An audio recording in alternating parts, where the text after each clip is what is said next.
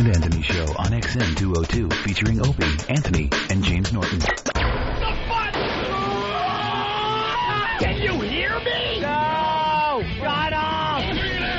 We're so excited to be back. Rabid radio retards. Wow, we're dummies. We're the only radio show that makes you want to hate us. We've been known to get our faces in the news. We're perverts. Stupid. We stink. We just love doing radio. This is a weird show. No one puts asses in the seat like Greg and Tony. Opie, I love the hitting and the fighting. Anthony, I'm a terrorist looking for other terrorists. James, I'm a speechless, worthless nothing. We all know that. I love women. I'm a slump, fat pig. and a crew of misfits. Hurricane Ben! Ben looks like a tall baby. His hair like Chucky. Martini Steve! Steve is a piece of garbage. Perfectly enunciating boobs that we paint him out to be. Right. E-Rock! Oh, please, going through a car wash with his mouth open. I bring nothing to the table. I don't care. Shut up. No. What's wrong, Aaron? My crotch is burning so bad. Sit down and put on your laughing hats. Just relax. Here comes the funny. Welcome to the Opie and Anthony. Shut up!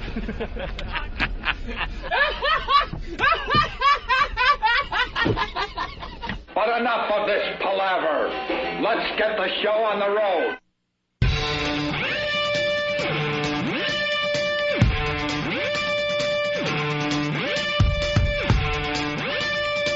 Pop, pop, pop. Wake up! That's what people want to hear Grr. first thing in the morning. Grr. Jimmy, Grr. give him a wake up. Grr. Nice. Grr. No. I bring nothing to the table. When I'm not here. Yeah, E-Rock is late. Stuck in traffic because there was a tractor trailer that overturned on a road he doesn't take. Is what I heard. Oh, really? That was last I heard. Unbelievable. I'll have to give him a little hell when he comes in. All right, good morning. Good morning. It's the Opie and Anthony Show. The O&A virus spreading across America. Our phone number is 1-866-313-FREE, 1-866-313-FREE. Want to thank Philly. A lot of people hearing us on WISP. The ratings came out yesterday for Philadelphia. Yes. The radio ratings for Philadelphia were great. Thank you, Philly. This show went way, way up. Way up. In only 60 days, we're in the second position. That's the headline. We're in the second position. Thank you, Philly. Behind Preston and Steve. They didn't forget about us. Preston and Steve, but they're getting a little nervous. The ratings are dropping just a bit for those boys. And we're going up. It's going to get interesting from here on in. Yeah. It's going to be fun. We only have one show in our way in Philly. That's it. One show. And we will start focusing on them soon. Oh, yes, we will. Oh, yeah, we will. Oh, yes, we will. And then Detroit, I don't know. I think we've been on for 10 days or something. Mm-hmm. The ratings for Detroit, very, very good. I think they liked that gunfire segment we did in Detroit. Apparently that's a popular hobby. Yeah, they want more shootouts in Detroit. More shooting. So Philadelphia, we did very, very good. Detroit, we did well. And there you have it. Boston's today. Oh, it is? Today is Boston. I was talking to the gang at WISP. I guess they got some surprise for us. Oh, really? And they know we're really, really tough to make happy. What's this weird tough? It's you and Jimmy. It's mostly Jimmy, actually. Mostly Jimmy. Hold on a minute. That's true. Okay. Hold I'll on. cut you slack on this one. On this one, they're all worried and paranoid about Jimmy. How about this? They just there was an actual email that says nothing makes him happy, and I just laughed and laughed. Did they mean just basically in life, or? But that's not true. What happened was this. I'm not greedy. I don't expect a lot. But when you have a relative comparison, when you send a bunch of sweatshirts and hockey jerseys, and I get socks with YSP on them, you go, why? Yeah, you say why. I understand. Okay. Yeah, they kind of blew it right out of the gate. Yeah, I didn't. Because they sent a lot of really cool Philly stuff up to us when we started back on WISP, and then And then Jimmy opened his. It was like an afterthought. They went, oh, my God, Jimmy, too. Oops. And they threw in socks or something, right? T-shirt. A T-shirt. It was a free FM T-shirt and a Starbucks card. Right, so they kind of started the whole thing. And I didn't even have to have the same stuff you guys have. They would just would have thrown me a sweatshirt. I'd be like, nice big thick sweatshirt. Right. That's lovely. They'll give it to you now that it's, 95 degrees out. You'll get the sweatshirts. So they're going to try again today to make you happy. Give it a whirl. They're going to try to make you happy because they're very excited about the ratings down there in Philly. Hey, look who's in. Hi, E-Rock. Hi, E-Rock. That's how you know someone is late, because here's what he did. He walked in and immediately started looking through filing things. Like he's working. Like, I'm here to work, damn it. Like he's been in the room working for the last few minutes, so he may have just missed it. I'm continuing a task. I was doing this out there. Now I'm doing it in here just in time. I was here exactly when I was supposed to be. What happened, E-Rock? Got stuck in traffic on the Belt Parkway. Yeah. Why are you on the Belt? Because that's where I live. You live on the Belt? You moved. No. But don't you just take the Gowanus? No. Yeah, we could all relate to that rush hour traffic at 4:30 in the morning. That's right. Seemed to be an overturned tractor trailer. Something. That's what Wins was saying. There was a traffic. Yeah, because there's no tractor trailers in the On the Belt Parkway, there's no tractor trailers. Whatever. It's that ramp that comes right out of Bay Ridge, right there. Well, you sure it wasn't a 777 landing at Teterboro? That's okay, E-Rock. A cruise ship, it tilted, and I'm late. Yeah, That's right. It tilted 15 degrees, and it held me up. But I'm sorry I'm late, guys. Why you late, Eric? I did. This doctor tried to kill himself in a building. It blew up. Whole thing's a I problem. don't know. You hear about him, Dr. Boom? All right. Did you oversleep? No. Where's our traffic reports that we get? I want to hear about this overturned tractor trailer on either the ramp to the Gowanus leading off of the Belt or the Gowanus or any combination thereof. Or the BQE, even though you don't even get near that. All right, well, he's here. Thank God. And we couldn't be happier. Now get my feedback up. These people want to talk to us. Get OBAN 2 camera up.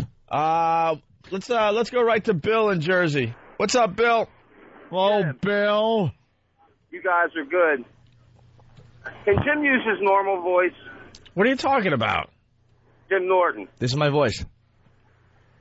Can he use a normal voice and not that, You can ask me, sir. I'm right here. I'm not a 75-year-old grandmother who you have to talk over her face while she's sitting in the living room. That's not a normal voice. Yeah, it is. That's a pretend voice. Oh, okay. So what would the... I don't get it. You should be like Anthony and not pretend.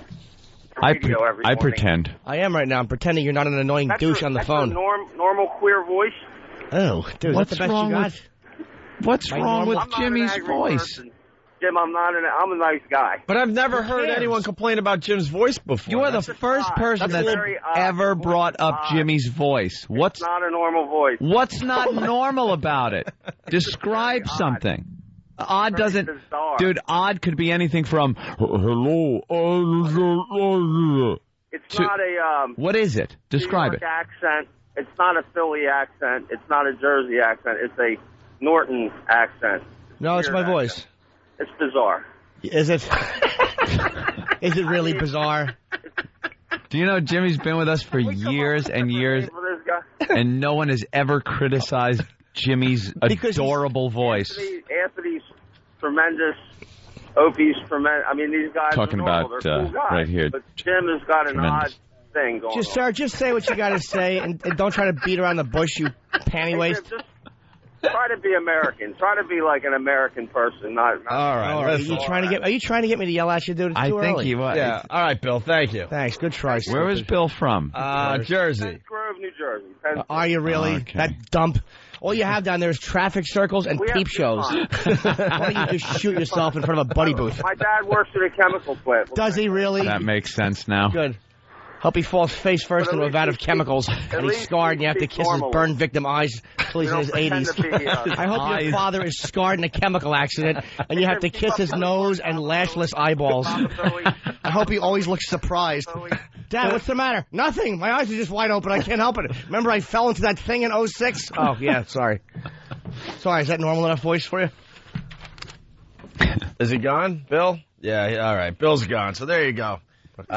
We learned early on the show that Jim Norton has a gay voice or a weird voice. No, he said strange or weird. Never really. On the phones, it said gay. That's what I was like, a gay voice. Did it? Yeah, well. But that's down by Philly. Here's the thing with Philadelphia. It's the same as Pittsburgh. All of Pennsylvania, if they don't like you, that's the insult. Like when Cordell Stewart wasn't doing well with the Steelers, dude, he's gay. He's a gay. That's what I like Norton's voice. It's gay. Everything's gay to them. That's the biggest insult you can have in Philly. A lot of guys pull that one off. Yeah, right. We do it with actors. Whenever your chick is into an actor or something, you go, "Oh, you didn't hear? The guy's gay." Oh yeah, he's a fag. Oh yeah, yeah. The guy only goes out with guys. I mean, that's where Tom Cruise rumor started. Just because every guy's so sick of his girl, like Tom Cruise. Yeah, we just all throw it out. Yeah, he's gay. Okay. All right. Any disaster I've ever dated is gonna hook up with Tom Cruise. Good luck, sisters. Disaster. Anyway, so that's it. There you go. So Philly's coming with some kind of surprise this morning. Can't wait. I want a surprise. We'll see what that's all about. I went to an acupuncturist yesterday for the first time. That's gay. You think? I got lower back problems. I don't buy into any of what I'll call mumbo jumbo. Yeah, but they've been doing it mumbo jumbo. But they've been doing it for thousands and thousands of years. Exactly. Something's How gotta right be going on with that? They got nothing right thousands of years ago. Everything they came up with at the same time someone thought up acupuncture was wrong. Science, astronomy, everything wrong. I'm sure they adjusted the thing. And then acupuncture, for some reason, that transcends time. I must disagree. I must say, I don't know what to think yet. Oh, stick a needle in your heel if you have a problem with your left eye. Why? It does work, though. Now a lot of MDs are doing it. It's like it's actually Western medicine didn't want to accept it. You know something? I'd believe you a lot more if you didn't do it in that voice. Well, you know, you're right. I'm talking my Philly accent. What's going on with you? What's going on? Well, I got I got 2 herniated discs from from many years of being an athlete and caddying and just a lot of wear and tear. Caddying. And they're winning that caddy tournament. That's important. Okay, Spalding. And it flares up from time to time. I've done physical therapy. I've had an MRI. I'll give you an MRI. I've gone to a chiropractor. So now and it's in general it's pretty good. Mm-hmm. But now I'm trying the acupuncture and went to this doctor's office on the east side after our meeting yesterday. Yeah. And walked into a room. Was he Asian? Yeah. All barely right. could speak. Gotta be. Barely could speak English, which I think is part of the gag. They gotta because you don't know what you can't ask him questions. He can't really ask you. All of a sudden he's just that's convenient. Yeah, so you can't even feel the guy out to see if this is mumbo jumbo or not. Excuse me, what's the science behind you putting a needle in my forearm if I have a problem with my back? Right. Yes, needle. Back hurt. Needle. Oh, that explains everything. Thank you, sir. Right. So, Jesus. I go in there for the first time, and they give you a whole list of stuff that might be a problem, like everything from, unfortunately, cancer crap to migraines. Cancer crap. Back pain, neck pain, shoulder pain, all that stuff. And you just check stuff off. High blood pressure. Are you losing your hair? So you just start checking all this stuff off, and you hand it in to them. Isn't that like a regular doctor's office, though, where they give you the thing beforehand, and you got to check off more your or less family history, anything you might have had? More or less, but it's a little wackier with its content? Yeah. Oh, yeah. Because one of them is constipation. So, man, I checked that one nice. Big check. Gave it a big check off on that one? I wanted to make sure the Chinese doctor understood that, constipation is one a problem. You wanted something that went past any language barrier. Yeah. Oh, yeah. So did you draw one of your problems? Circled it with a smiley face or a frown. Actually, 2 dots and a frown. A straining face.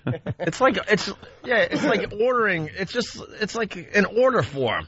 I'll take this. I need a gross of M80s. Right. That's what, so I'm like, all right, I'll go with the migraine headaches. I'll go with the constipation, the lower back pain, the neck pain, and a couple other things I checked off. I don't remember. Don't sleep well at night, and then you just hand it in, and then he gets his needles. And he knows from this sheet where he's got to stick pins to fix you. Yeah. So then he goes, back up or whatever. And then he goes, see needles?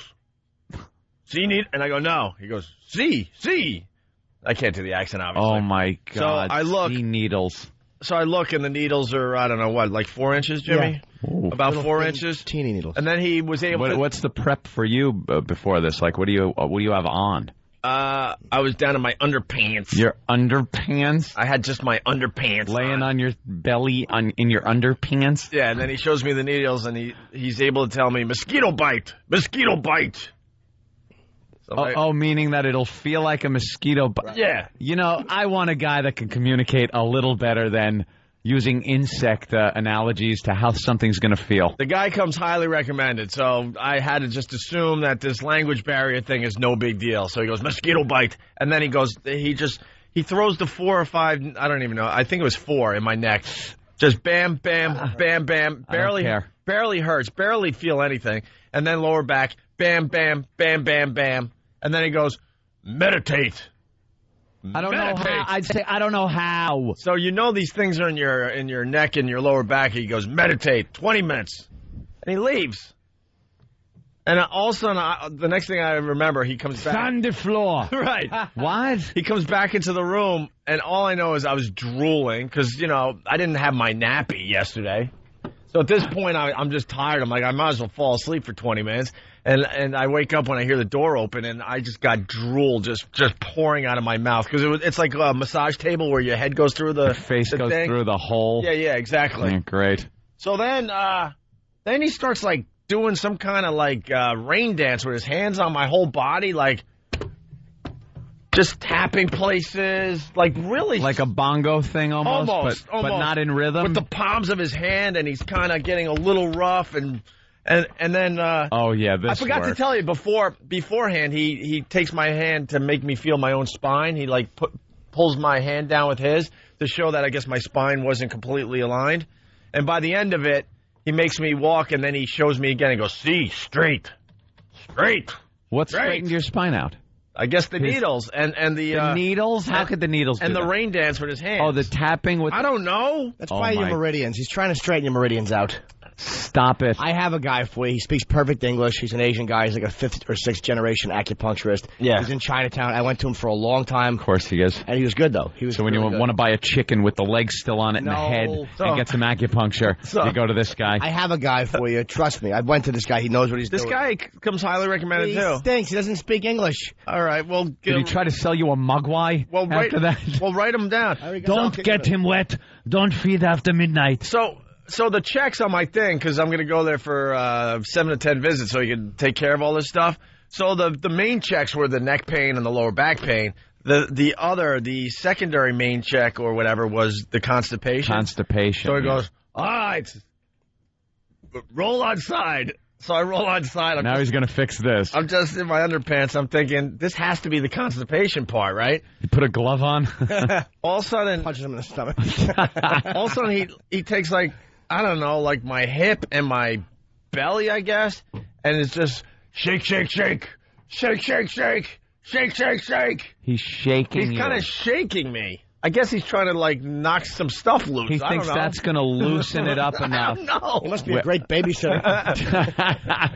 But I'm laughing at myself. Like, you got to be kidding. This is like this sounds like very juvenile way of thinking. Yeah, Chinese medicine that goes back, what do they say, 10, 20,000 years, whatever it is. And here's the doctor just kind of shaking me because I got a constipation problem. Well, did it work? That part, not yet. Not yet. Go to the doctor. I got. Why? You think it would have worked right away? No. But if you want yesterday afternoon, started this morning. Kevin Smith said Metamucil. Oh, I've been on that for a while. He goes, accept your age and start drinking Metamucil. Well, I ran out of that stuff, and I just got to get more of that because that works really good. Does it? So then he's just shaking me like I'm a cement mixer or something, and then he goes, all right, see you tomorrow. Tomorrow? And I don't even know if it worked. That's the point I'm making. I have no idea. You got to go back today? I know my lower back doesn't really hurt today. It was kind of hurting all week. You got to go back? Yeah, for 7 to 10 visits. In a row? No, but no. He wanted me like Friday or something, but I want to try to get out of town. So he goes, all right, tomorrow.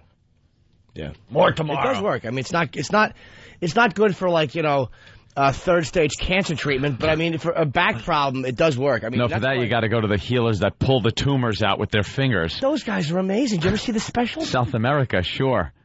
The Amazing Jonathan proved how bogus that crap was. Yeah. No, not the Amazing John. What was his name? The Amazing Randy. Randy, thank you. Yeah. I like the guy. He's always attacking. Who's he always attacking? Uri Geller.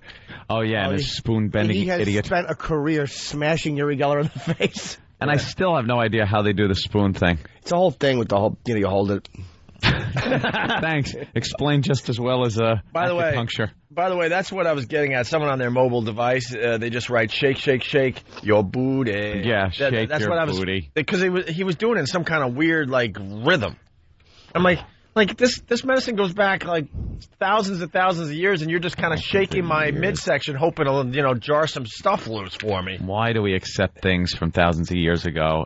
I got an open mind. Are pure poppycock. I got an open mind. We're going to see. It'll help you for that. The two I really, I want to see. I will know are stress and if I could sleep better, then I know Then I know without a doubt this stuff works. So we'll see. But we're not even up to that point yet. My guy would have given you these root things to drink, which taste awful. I used to have to make them myself for like root thing. Yeah, I mean, a lot of medicine is based on certain roots. Like ginseng and... Nothing that delicious.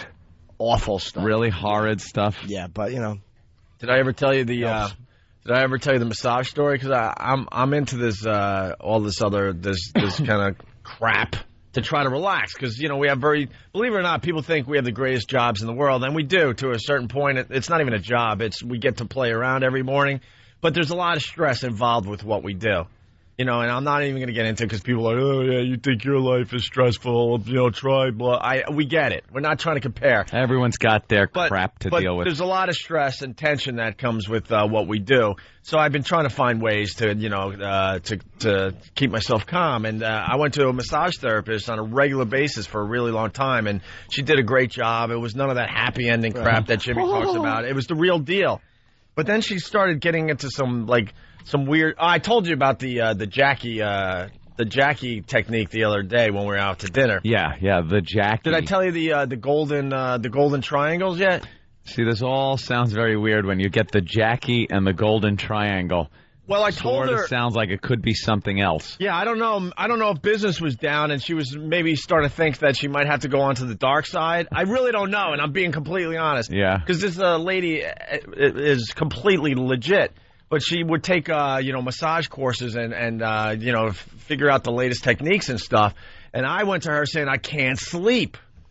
So she goes, well, I was just in upstate New York recently, and, there's a new technique. I think they called it either the Yaki or the Jackie. And basically... That'll make you tired. Basically, please don't dump out of this, but she would feel around, way down below. And well, but how far down? Pretty much almost ground zero. Okay. Right above ground zero, she would feel for the we could say this, right? The pubic bone? Yes. Okay. The pubis bone? Yeah. And then right above that. Where it gets softer? Yeah, right above that where it gets soft, she would massage that area really, really hard and deep. I'll tell you this much. I went home that night out cold. Really? Out cold, but it was a little awkward. It was a little weird. How did you not want more? Is she attractive? No. She's just a really nice Jimmy lady. still would have. Anytime, without a doubt. Anytime a hand enters a certain radius on Jimmy, it's got to be completion. It was definitely close enough where you're starting to think, all right, what's going on here? I would have tried to bump it on her hand. Like, you ever see in the when the Millennium Falcon lands on that monster's face and it flies out, how it just pops out and like tries to grab it flying away? Anything in that radius, if there's a hand around there, the knuckles are getting hit. You're just going to grab her hand. So then... no, I'm just going to tense my stomach and watch it belly flop onto her knuckle.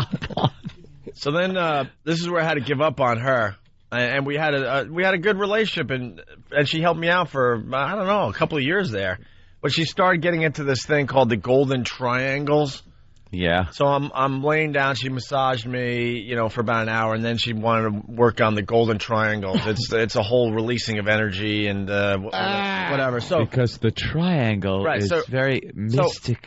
Basically, I'm on my back. She goes, "Close your eyes," and then she would touch my forehead very lightly, and then draw an imaginary line to my shoulder, and then across my chest to the other shoulder, back to the forehead, making a triangle. And she goes, "Let me know when you see the golden triangle."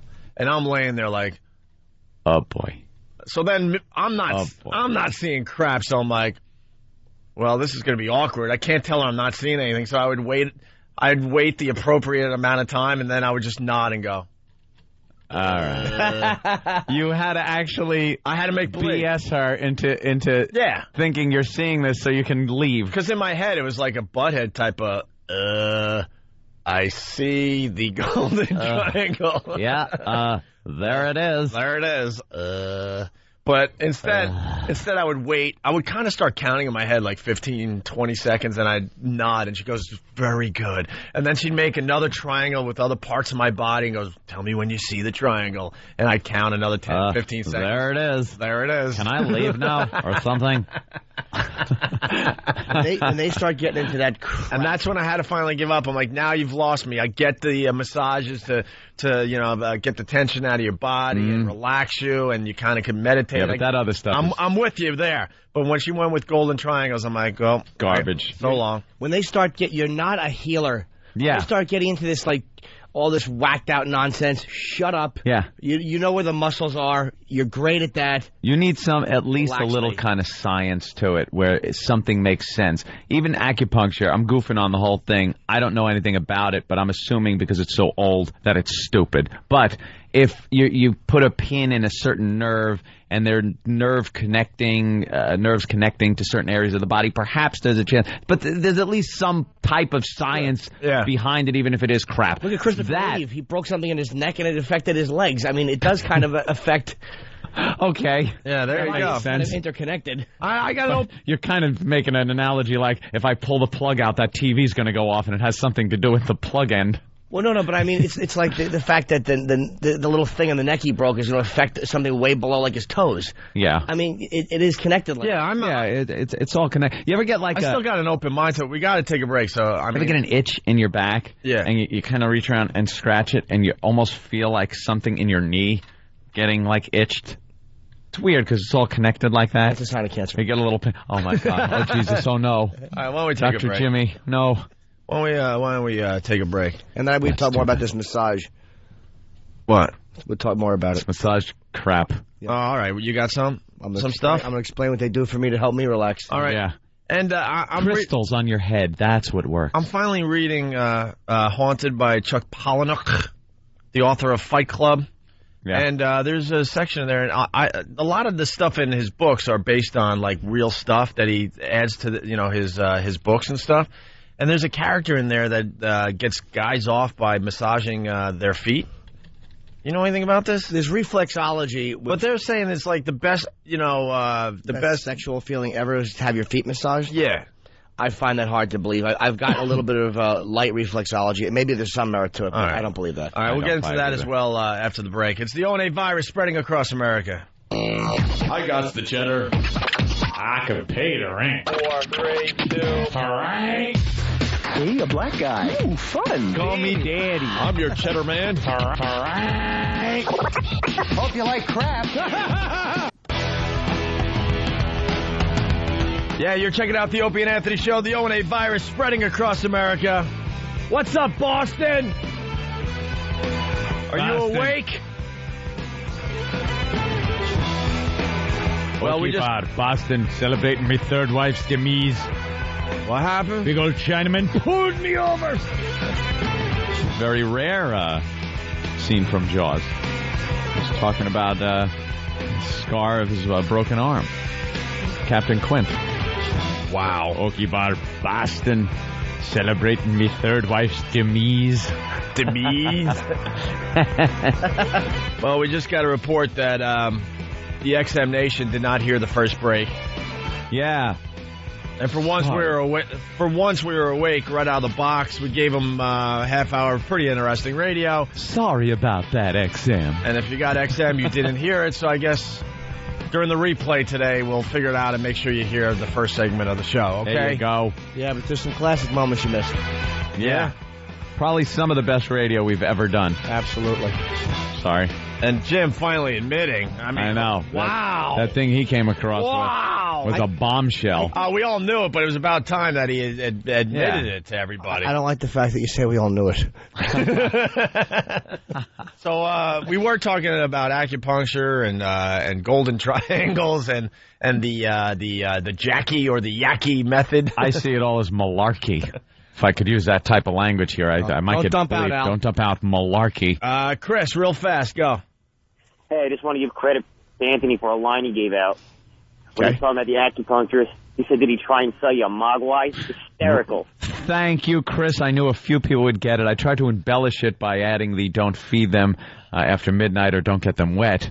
But, I don't know, not many Gremlin fans out there. But Chris is. Thank you, sir, for acknowledging a fine little joke. It was all right.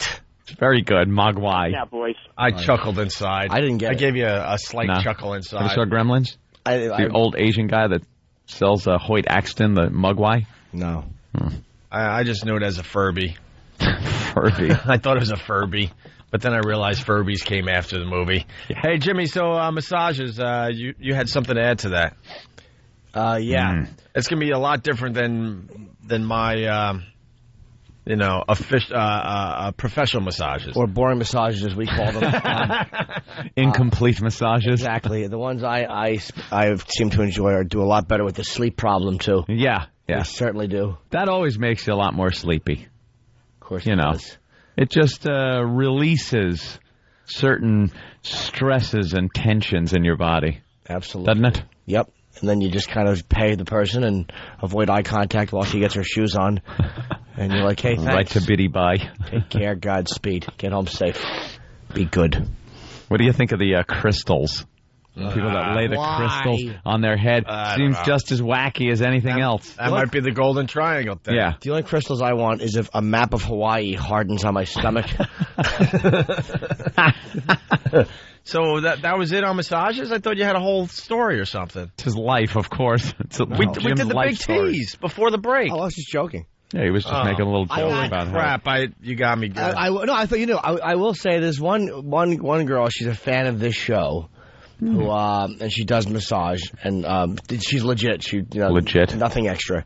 And she came to my place one night with a table. Whenever they show up with a table, you're finished. It's going to be real. A real one. But it was great. Take to the bed. Yeah. Is that where they do it when you pay for an illegitimate massage? Is it the bed or your couch? Or I've done bed, legitimate, like where they won't. This one Asian woman who comes over will do it on the bed, but she will not. There's nothing. It's completely at her place. She has a table. She just can't travel with it. Now is there a privacy issue where she'll put a towel over your intimate areas, or since you're home, will she just, even though it's legit, will you be nude? I've had both, but this one, I think she would cover you when you flip over on your back. She twists like a little towel over your waist. Yeah. But even if she didn't, there's don't call it a waist.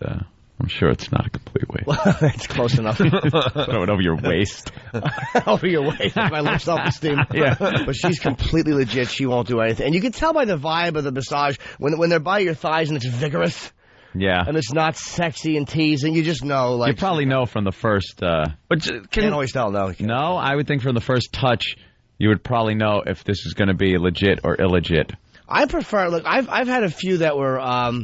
legitimate masseuses that kind of, again, they tiptoe into the dark side once in a while. Yeah. Yeah, and you know that it's only once in a while because like a couple times you're with them, like the first time, nothing.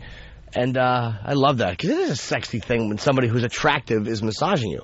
I got an old lady massaging one time. That was the best. And in Washington, this old Brazilian lady, because I didn't want anything. I wanted to be covered, and I was, because they were awful. They looked like the lady from Porky's who was yanking on the guy through the hole. Oh. That's who she was. Ball breaker? Yeah, that's exactly what I need to massage me, just an attractive older woman. All right, why don't we go to Bill in Pittsburgh. Bill, what's up? Hey, what's up, guys? Hello, Bill. What up, Bill? Hey, I can't stop laughing at the moment. I've been listening. You guys are cracking me up, man. As far as massages go, my wife and I both have degrees in it. The reason it works is because the body works on an electrochemical reaction. Mm-hmm. And when you're working on a person, that helps release hormones and other endorphins and stuff that allow the muscles to go back into a naturally relaxed state. Muscles they either flex or contract or relax. That's all they do. Mm-hmm. Do you and your wife do like these four-handed massages? That's called couples. Yeah, you can do it. It's tandem massaging. Are you guys legit? You have to be good at it. Tag team. Both people got to work in tandem, and you got to be like one person doing it. It's called a threesome, sir. Are you guys legit? Hey, with the needles, I mean, like the acupuncturist I went to yesterday, he put the needles in so fast. I'm like, how does he know where they're going? Years of practice. Yeah. Years of practice. Come on. Shouldn't you have to feel around for where you're sticking it? Dude, when I went to this guy whose number I got for you in Chinatown, he would put them, the only one that ever hurt was when he put them, like, I think in the skin between my toes. He had nice. There is nothing that should affect anything. But he told me that was one that actually really will. And that was to clear up an earache or something. Yeah, I'm sure it was something as far away from that area. Bloodshot eyes. All right. He would in between the toes. What's that, bro? Brought up reflexology. And you brought that up, and actually, if you go up along the insides of your feet, it's according to the teachings, it's the same as going up your spine, splitting your spine in half, left and right. The teaching. I don't know if all the nerve roots that come out on your spine are supposed to be duplicated along the inside of your foot. That's why when he put the needle in there, it could have hurt. Penn and Teller did a really good, their show on Showtime is great, where Penn did a great thing on reflexology and just kind of debunked and smashed it. Again, it may have some kind of merit, but I believe in acupuncture. I don't know if I buy reflexology. You know what the problem I have? I'd like to I'd like to accept all this, but I worry too much that the Earth is actually resting on a tortoise's back, and we are all at their mercy, at the tortoise's mercy. But thank God we are at the center of the galaxy. There you go. Well, we are all energy. Let's be honest here. Just don't walk all the way to the horizon. Don't walk. You're going to fall. You fall right off the edge of the earth. Fall off the edge. Because these are some of the same ideas they believed when they came up with acupuncture and the reflexology and the idea that your foot is half your spine. And I can't accept stuff that is thousands of years old. You can't. You just don't have an open mind when it comes to things. I have a hugely open mind. No, you don't. Yes, I do. No, you don't. Yes, I do. No, you don't. Yes, I do. No, you don't. You like World War II? No, I don't. You like World War II? Yes. Germ-free zones and video games. Those are three things. Three things I adore. There you go. All right, Bill, we got to let you go because we're boring the hell out of everybody. Bye, Bill. It was supposed to be a quick little 5-minute story, and it's like 45 minutes old now. Hey, the YSP surprise is here. Ooh, once again, now you're talking. The ratings for Philly came out yesterday for Philly. We shot right up to number 2 in 60 days. We're behind Preston and Steve. They're the only ones in our way, and we will be number 1 in Philly. Oh, yes, we will. Yeah, we definitely will. So YSP, very, very happy. Everyone that listens to us on YSP, very, very happy. Oh, boy. Here is the YSP surprise. For some reason, it's for Jim Norton. No, Yeah? Kenny, you want to introduce the YSP surprise? Ladies and gentlemen, courtesy of WYSP, here is Miss Carol Channing. Hello, Opie. Well, hello, Anthony. It's so nice to have you back where you belong.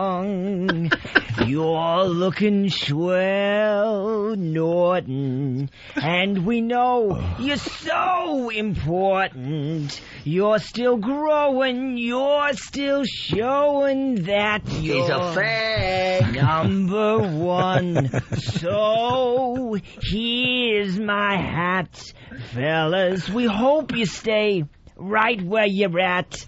fellas. He stinks, and I don't like him. Philadelphia, thanks you so much. Boring. Wonderful. Wow. Thank Fantabulous. All this for us, huh? This is terrific. Thank you, WISP. Wait. I wish I knew how to quit you. Wow, what do we say? Oh, you like that, don't you, faggot? This sucks. How about? I wonder what any colonels over in Vietnam might think about that. I was kind of wondering if there might be some old. Is that it?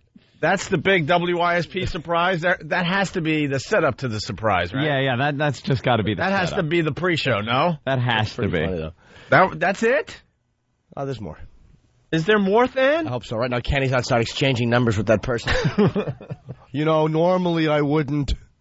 It said free. What? What's that supposed to be? Some kind of sick joke? E-Rock's giving me notes. I don't know what they mean. What did the notes say, E-Rock? What does it mean? Get to that mic before I kick you in the throat. This was coming from Philly, and the messenger here got the radio station wrong. It said Free FM 91. Free FM 91. What,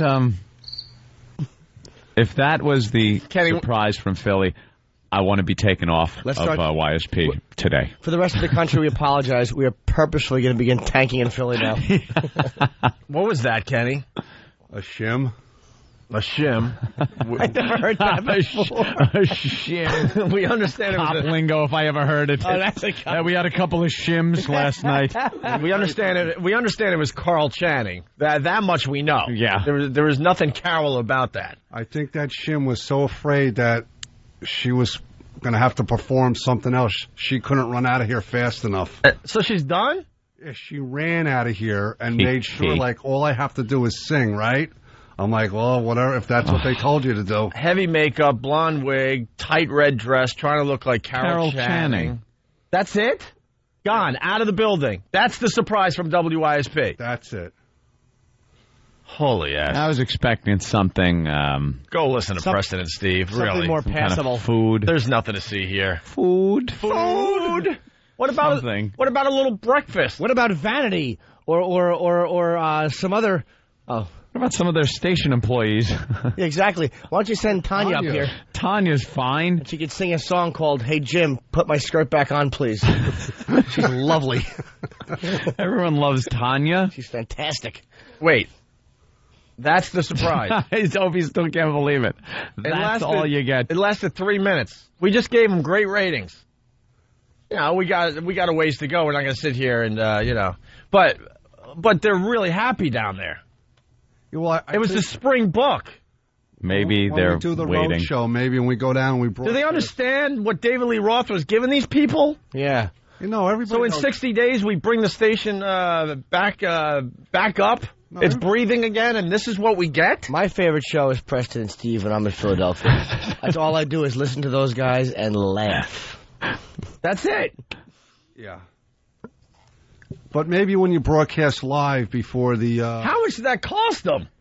I don't know, but they should. And where'd that come from? Back. Where'd that come from? Did it come from here? I don't know. I got an email late last night that... I got to meet that shim in the lobby. By the way, for the new listeners, Club Soda Kenny was a cop and a detective for many, many years, and boy, he blows away those stereotypes. Part of the lingo, yeah. I had to tune up a shim last night. What happened? Bunch of Canadians were being loud. Oh, were they? That's a good one. No one knows what you're talking about. Wow, Stephen from Bayshore better not make fun of that Carol Channing creature that was the GM down in Philly. Oh. So that's it. The shim sings a song and runs out for the great ratings we gave him. That's it. All right. Well, Boston, you're next. We'll see what they offer. We'll see what they offer up tomorrow. No pressure. No, none whatsoever. Really. Believe me. Worse. After that, all right. God, we were looking forward to that. I know. Yeah, because I got the email Philly's too. got something coming in. This is going to be fun and great and good. A shim for the boys. Not even Lousy a good-looking shim. one. Huh? Not even a good-looking one.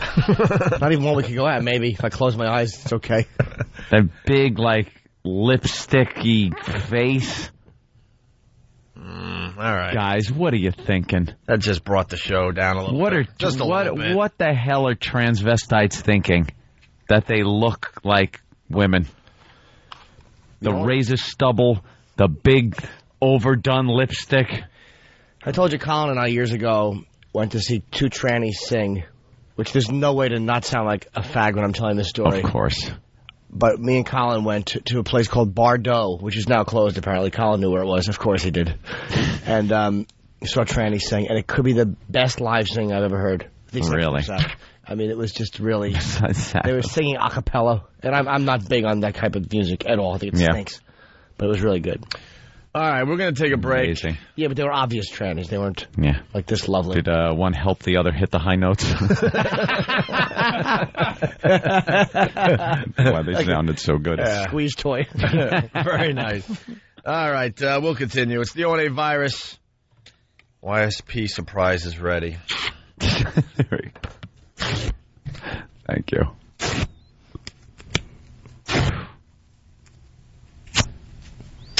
Thank you, YSP. They actually have another thing coming. They do? Yeah. What is it? It's a bucket of Robert Reed's blood. We all get to dip our faces in it and gargle.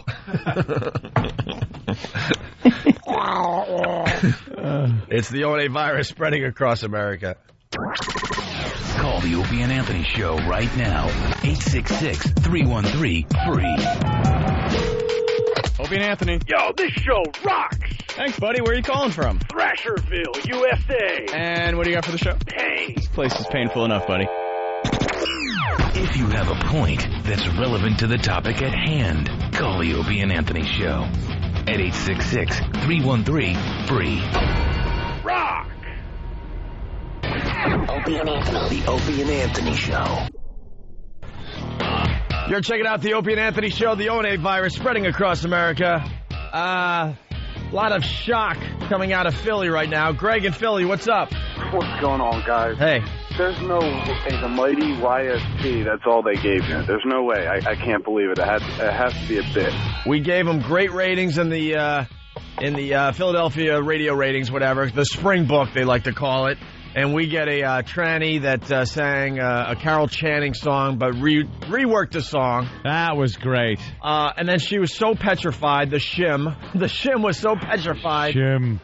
The shim ran out of here. Yeah. Because then we were trying to get her back to at least interview her and see what she was all about, or he, or it, or whatever. Bolted. Didn't want any part of this show. So I say this today. The O&A Pest, I want you all to call WISP all day long and thank them for the shim they gave us today. I think I'm... all day long. And why don't you send them gifts all day long? Yeah, why not?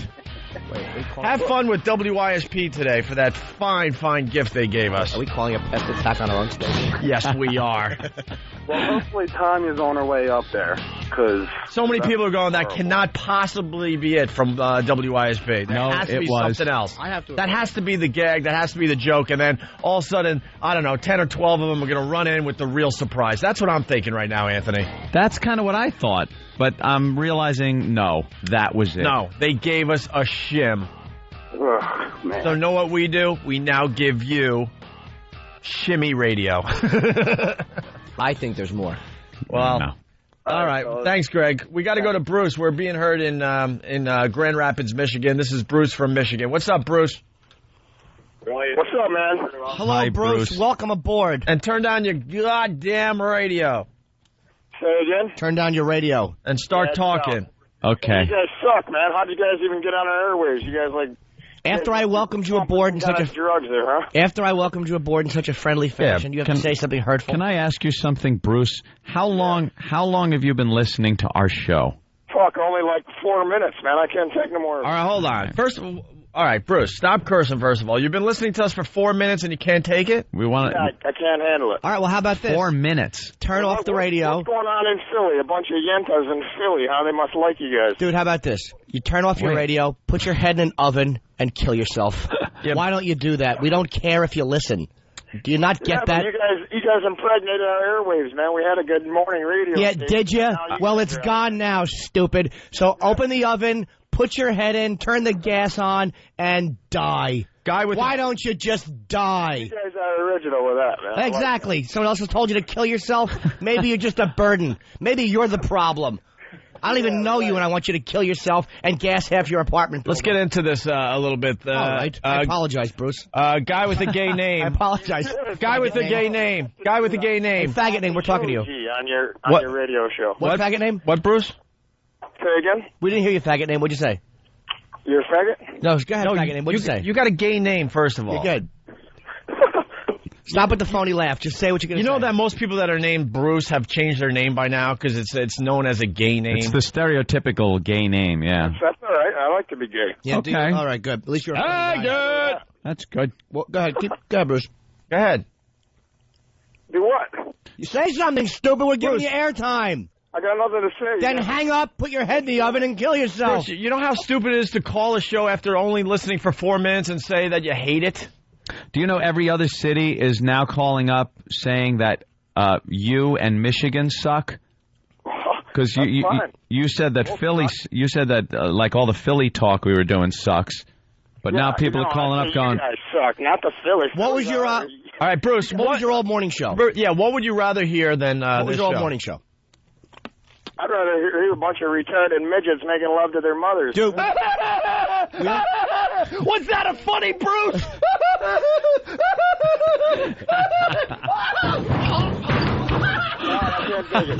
Bruce, don't go. We're just laughing. You're a funny dude, man. Obi fell out of his chair. Oh, Bruce, you knocked him clean out of his chair with that joke. God, Dude, that was funny. How great are you at work? The guys just come over to your desk and talk to you? He hung up. He hung up. Of course he was did. humiliated. You know what the problem is, Bruce? And now I hurt my elbow. I have to get more acupuncture. You thought you were a funny guy, and you're just a douche. You didn't expect to get airtime. That's the problem. Yeah, most of these guys expect us to pick up. They go, "You suck." We're talking about something else now. Hang up on him, and let's go to another caller. No, we'll let you on. Talk. Go ahead, because you know something? You always wind up hanging yourselves because you're stupid. You're a dope, and I meant what I said about the oven. I meant what I said. Just turn it on and let your stupid life wisp away. That'd be great if he has an electric oven and just burns himself really badly. Or he's stupid and he just puts his face on the top where the pot goes, and he has a stupid kind of a circular big scar swirl on his face. Stupid Midwestern face. And Bruce will be listening every day. Of course, every day. Our new listener, Bruce. Yeah, because if you're calling up the show after 4 minutes, that means you're obsessed, and you'll be listening every day. Something struck him after 4 minutes that compelled him to call the show, whether he liked it or hated it.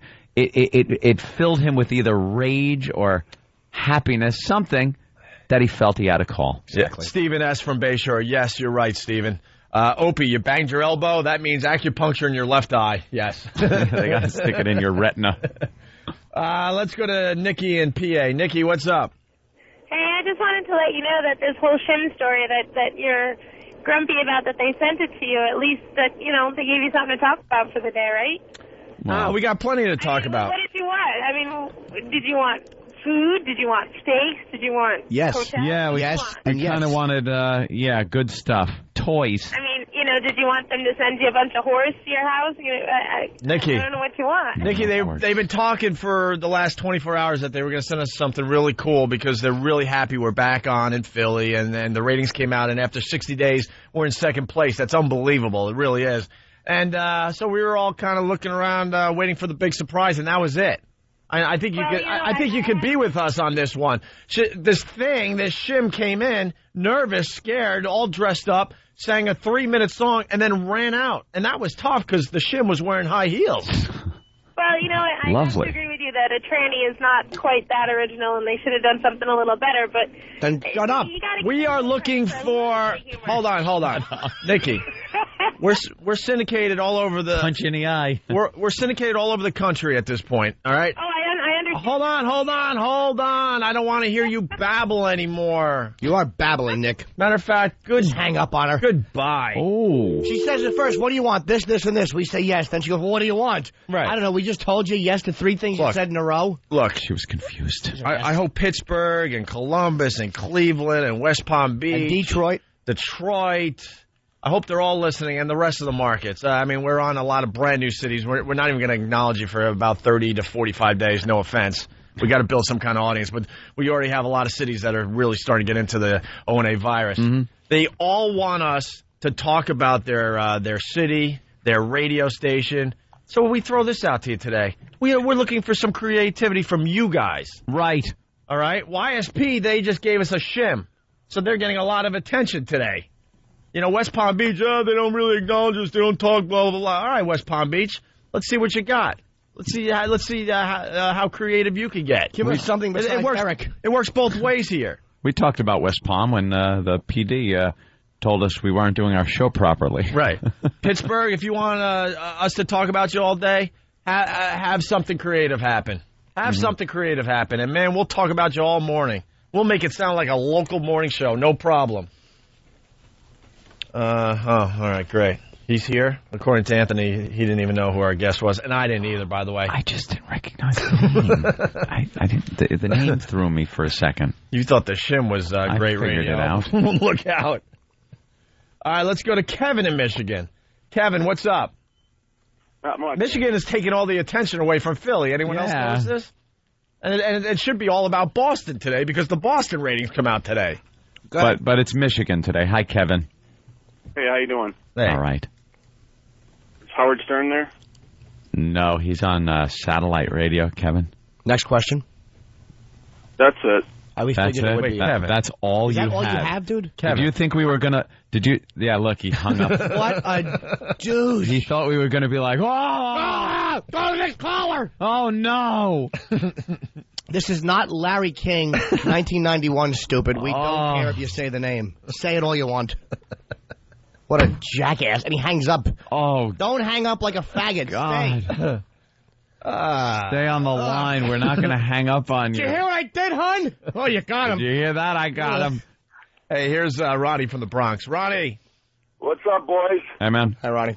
Listen, I can kind of sympathize with Bruce a little bit because I listened to him for 4 seconds and I hate him. And listen, to the other stations out there, anything with a penis equals bad gift. Yeah. The guy's got a point. Absolutely. You got a point, sir. Yes. Oh, by the way, I was there yesterday, and I was the guy asked Anthony to take a picture. He looked disgusted. No. He always looks that way. What? I didn't touch you, Ann. I know you're a gem freak, dude. Oh, no, wait a minute. That was during the walk. Yeah, and here's what it is. I'm on the air talking. We're in the middle of it. You see, the walk might seem like it's nothing. We do the walk over from our CBS and other affiliated stations here on FM radio, and then we go over to XM, but it's all done on mic. We actually walk a city block over to the other studios. So we're in the middle of it. I'm talking. I'm doing a break, and the guy goes, dude, take a picture? Dude, it's like, no, okay, but I'm on the air here. I'm a tool. You are a tool. I stink. Have a good day, guys. All right, let's say hi to Jimmy in Boston. Jimmy, what's up? What's up, fellas? Hey, Jimmy. How you doing? Is this the Jimmy? Yeah, why not? Now, there's a Jimmy up there that's a hardcore fan. Yeah, who will eventually end all our lives. Yeah. We're very scared of this. Jimmy, but I haven't been able to call in yet. All right, what's up, Jimmy? You know that director you guys had on yesterday? Kevin Smith. Kevin Smith from Clerks 2, opening tomorrow, yes. Yeah, you know how he was bagging on the... Joel Siegel from Good Morning America, the film critic, yes. Right. Yeah, and then he started talking about that guy, Fred Toucher. Right. We got him up in BCN. Oh, yeah, the new afternoons at BCN. Yeah, he played some audio from their interview, the one that that director there was talking about. Yeah. Kevin Smith. That guy's a bag of shit. Thank you, Jimmy, for cursing. Because people will only hear half of what you said. So he's a bag of crap. Why? Holy crap. All right, callers are being punished today. Callers have to be punished. Get the Banana Phone song and just play it over and over again. Callers must be punished. Here you go. Enjoy. Ring, ring, ring, ring, ring, ring, ring, banana phone. Ring, ring, ring, ring, ring, ring, ring, banana phone. I've got this feeling so appealing for us to get together and sing, sing. You stink. Ring, ring, ring, ring, ring, ring, ring, banana phone. Ding dong, ding dong, ding dong, ding, banana phone. It grows in bunches. I've got my hunches. It's the best, beat the rest. Cellular, modular, interactive, modular. Ring, ring, ring, ring, ring, ring, ring. Banana phone. Ping pong, ping pong, ping pong, ping. Banana phone. It's no baloney. It ain't a phony. My cellular, bananular phone. That won't get stuck in your head. Yeah, don't worry about that. You won't be hearing that all day. Yeah, you're not going to hear that in the middle of the night. You'll be whistling that at 11 p.m. when you're trying to sleep. Because you're jackasses. All right, here we go. We got the cruise ship update. Oh, yeah. I take a lot of cruises. How the hell did this happen? Nothing ever happens. Actually, they're trying to figure out how this happened, right? You could tell. It was a cruise ship coming back to New York from Florida, I think, and it tipped over on a 15-degree angle. 15 degrees is what the ship, the company that owns the ship is saying. Some of the passengers said it was like 40 degrees, but I think at that point you're over. It's flipping over at 40 degrees. And just out of nowhere, this happened, and the pool water was... it came out. Some people were in the pool and got thrown out of the pool onto the deck. And these cruise ships, we've talked about it. They're huge now. They're like malls. They're huge. Yeah, like a mall and a hotel and everything just floating like a big city block. Yeah. And something happened. They had a problem with the steering that they said before this happened, and then all of a sudden... it just rolled over about 15 degrees. And then while they were trying to straighten it out, people just flying around. People falling out of bed, flopping out of the pool. Knocking over mailboxes. Driving through people's backyards. Got a girl in the car. That's the man act. All right, well, here's the update on the cruise ship tipping over. A vacation cruise suddenly changing course to fear and frustration. This morning, the feds are trying to figure out why. Horrible. Suddenly changing course to fear and frustration. From happiness and good times. Oh, I see. Changing course because it's a ship story. Oh. So they have to give the like news. If this woman said, here's the whole story. Right. The whole story. Right. Isn't there a way for the news to just report the goddamn news anymore? No. Without having to have clever little puns and things thrown in that everyone find annoying and stupid? No. A vacation cruise suddenly changing course to fear and frustration. This morning, the feds are trying to figure out why the Crown Princess tilted at sea, sending passengers and crew members flying. Here's Fox 5's Ernie Anastas. This amateur video taken by a passenger on board the cruise ship gives us our first glimpse at the damage. Floodwaters cover the deck and the ship's hallways. Stunned passengers slosh through the mess. Debris and overturned chairs everywhere. A woman suffering from a minor head injury, one of hundreds hurt too critically. And the lady went flying by glass bottles. And the chairs, everything went on her. And I couldn't help. The chairs. What a tragedy that life might have been lost. If you go on a cruise, you realize that some of the people that go on cruises are younger people having fun, hanging out, families, things like that. But a lot of them are older people that just can't take that kind of thing. That was a waterhead, though. Yeah, she was a little weird. She wasn't old or young. And they're trying to make more other of it issues than it is. I'm sure it's something. What it is, it's something out of the ordinary. When your ship lists 15 degrees, it's going to be a little scary. And stuff gets thrown around, and the water came out of the pool. But the way Ernie Anastas is talking about people sloshing through hallways, the carpeting was wet. Yeah. It wasn't like the ship is sinking. It's not like Jack trying to get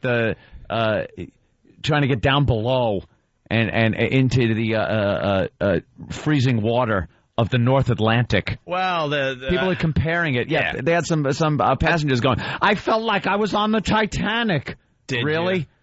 Were you freezing cold for 3 minutes until you died? Do you hear the audio of that woman? I think who did the ship turning was her husband trying to knock her off the deck. What an irritant. Shut up. She had a little bag of ice on her head. She cracked her head on something. Well, I think we got more eyewitnesses here.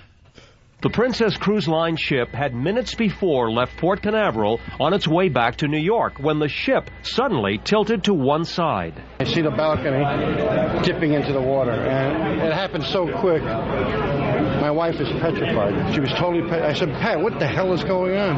Then all the glass, books, everything just fell off the shelves, and we thought we were going down. That passenger, one of hundreds from the tri-state area on board the near disastrous cruise. Their harrowing ordeal behind them, many flew back to New York this afternoon with stories of fright. The boat just rocked about 40 degrees.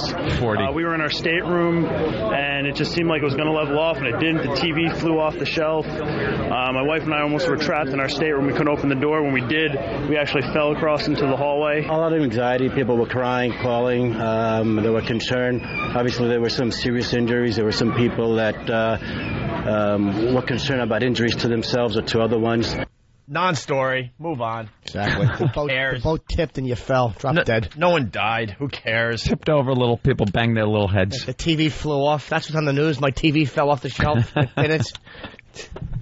I banged my head. Whatever. They wanted it to be a little bigger than it was, and it wasn't. It was a near miss. It could have been a great story, but you needed someone to be flung from the cruise ship and eaten by a shark. Then you got a good story. There you go. No one even fell off the boat. It didn't tip over enough to throw one person overboard. An upside-down boat would have been great. Yeah. But the pictures in the paper were great because people were, like, fleeing the pool.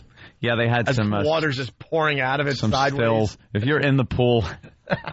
and I've been on a cruise and in the pool when the seas have been a little rough. Yeah. And you get thrown around in the pool. It's pretty cool. It's fun. That seems like something out of the ordinary. That now you got a story to tell your children. Yeah. And your relatives. I was on that boat. Were you? How was it? How was it, Nana Klinghoffer? Well, me and Leon were on the deck. All right, we got to take a break. We got Tony Collette here. Any other phone calls? People that hate us? Love those. It's not even the people that hate us. Like everybody. Everybody just is horrible calls today. We're getting horrid calls. They're fun, though. You just kind of go with it. They're all off the mark. No one's completing a thought. Let's see. I've had enough of M. Night. Shamalama Ding Dong. Yeah. Oh, that's what I call him. I love Sixth Sense, and I didn't like anything else he did. Yeah. Yeah. You didn't like The Village. I just didn't like Joaquin Phoenix. Well, look, I'm not only going to whisper through this movie, I'm going to ruin Johnny Cash's legacy. Well, Toni Collette was the mom in Sixth Sense. I know. That's why I thought.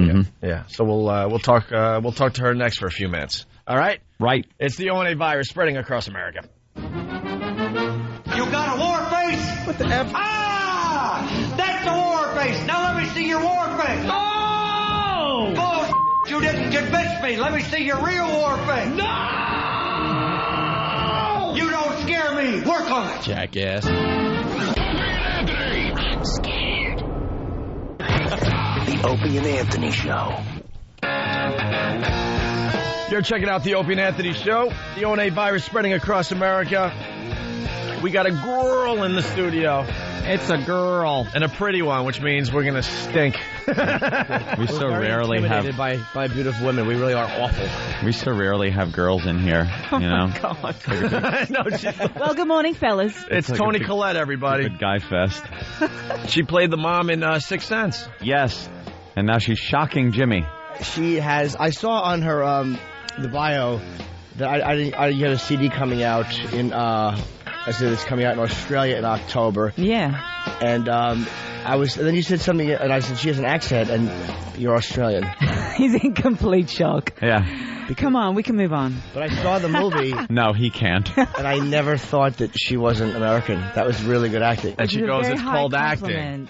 Yeah, the only guy that's ever pulled it off that I've seen was Oldman. I didn't know Gary Oldman was British till I heard him talk. So it's him and you. He is? Wow. Yeah, exactly. I'm in good company then. Yes. Yeah. And that's it. Well, how long did you train to get the American accent for Sixth Sense? I don't really work with anyone. I figure if I'm sitting there thinking about it, then I'm thinking about the wrong things. And I think it's because I grew up watching too much American television. That there you go. Very easy. It's not an unfamiliar So you didn't need sound. a voice coach or anything? No. Wow. I was hanging out with the Teamsters. Nice. I like that. Oh, yeah, the guys that are hauling all the movie equipment that take Yes, way too long to do it so they can get overtime. So you learned some bad words, too.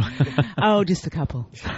But no dialogue coach or anything like that? No, never in the movie? have. Wow. No. Those are the ones when you see in the credits dialogue coach, you realize there's going to be a problem. Because that's the person, like Jimmy was saying, like Keanu, who has trouble with accents. I liked Keanu Reeves in Devil's Advocate with Pacino, but he was doing like a southern accent, and there were certain times he just kept wavering in and out of it. It's like funny to watch an actor kind of popping. Like you watch Brando, and he never came out of an accent. Like I'm saying, I'm really breaking like the stereotypes by saying Brando is good. That's right, you heard it here first. Zero. But it's funny to watch people kind of waver in and out. Yeah, the longer the dialogue, like the chunk of dialogue, the harder I guess it would be. Except for you, obviously. It's easy for you. But the longer the chunk of dialogue you hear, I'm kind of lose it. Yeah. I'll do the same thing It if I does try make to you do an uncomfortable when you're watching it. Like you can hear the twang. And yeah, you're like, oh, I heard that word. Yeah. I heard that one. John Malkovich lost it in whatever the movie was where he played the vampire. There's something with the vampire. Oh, Interview with it? Yeah, he played like the other one. In the Nosferatu movie. Yeah. Does anybody know what that is? I have In the Shadow of the no idea. Vampire. In the Shadow We of the Vampire. suck of trying to come up with the movie No, we name. got it. We got it. It just took a little while. He kept coming out of this German accent. I was like, ugh, dude. I mean, I know I'm a I didn't mediocre, know he'd awful ever actor. played a vampire. Yeah. I would think he would make a great vampire. Yeah, Nosferatu style, you know. Yeah, he's just creepy enough. So Australia, huh? It's freezing there at the moment. Yeah, and it's freezing in here. I know. Winter there. Oddest thing, isn't it? Yeah, it's summer here, winter there. It's that whole Earth tilted thing, I guess. I have no idea. But you still live there? Yeah, I live in Sydney. Yeah, in Sydney, the big city of Sydney. That's all, big. But that's all anyone really knows of here is like Sydney and the Great Barrier Reef.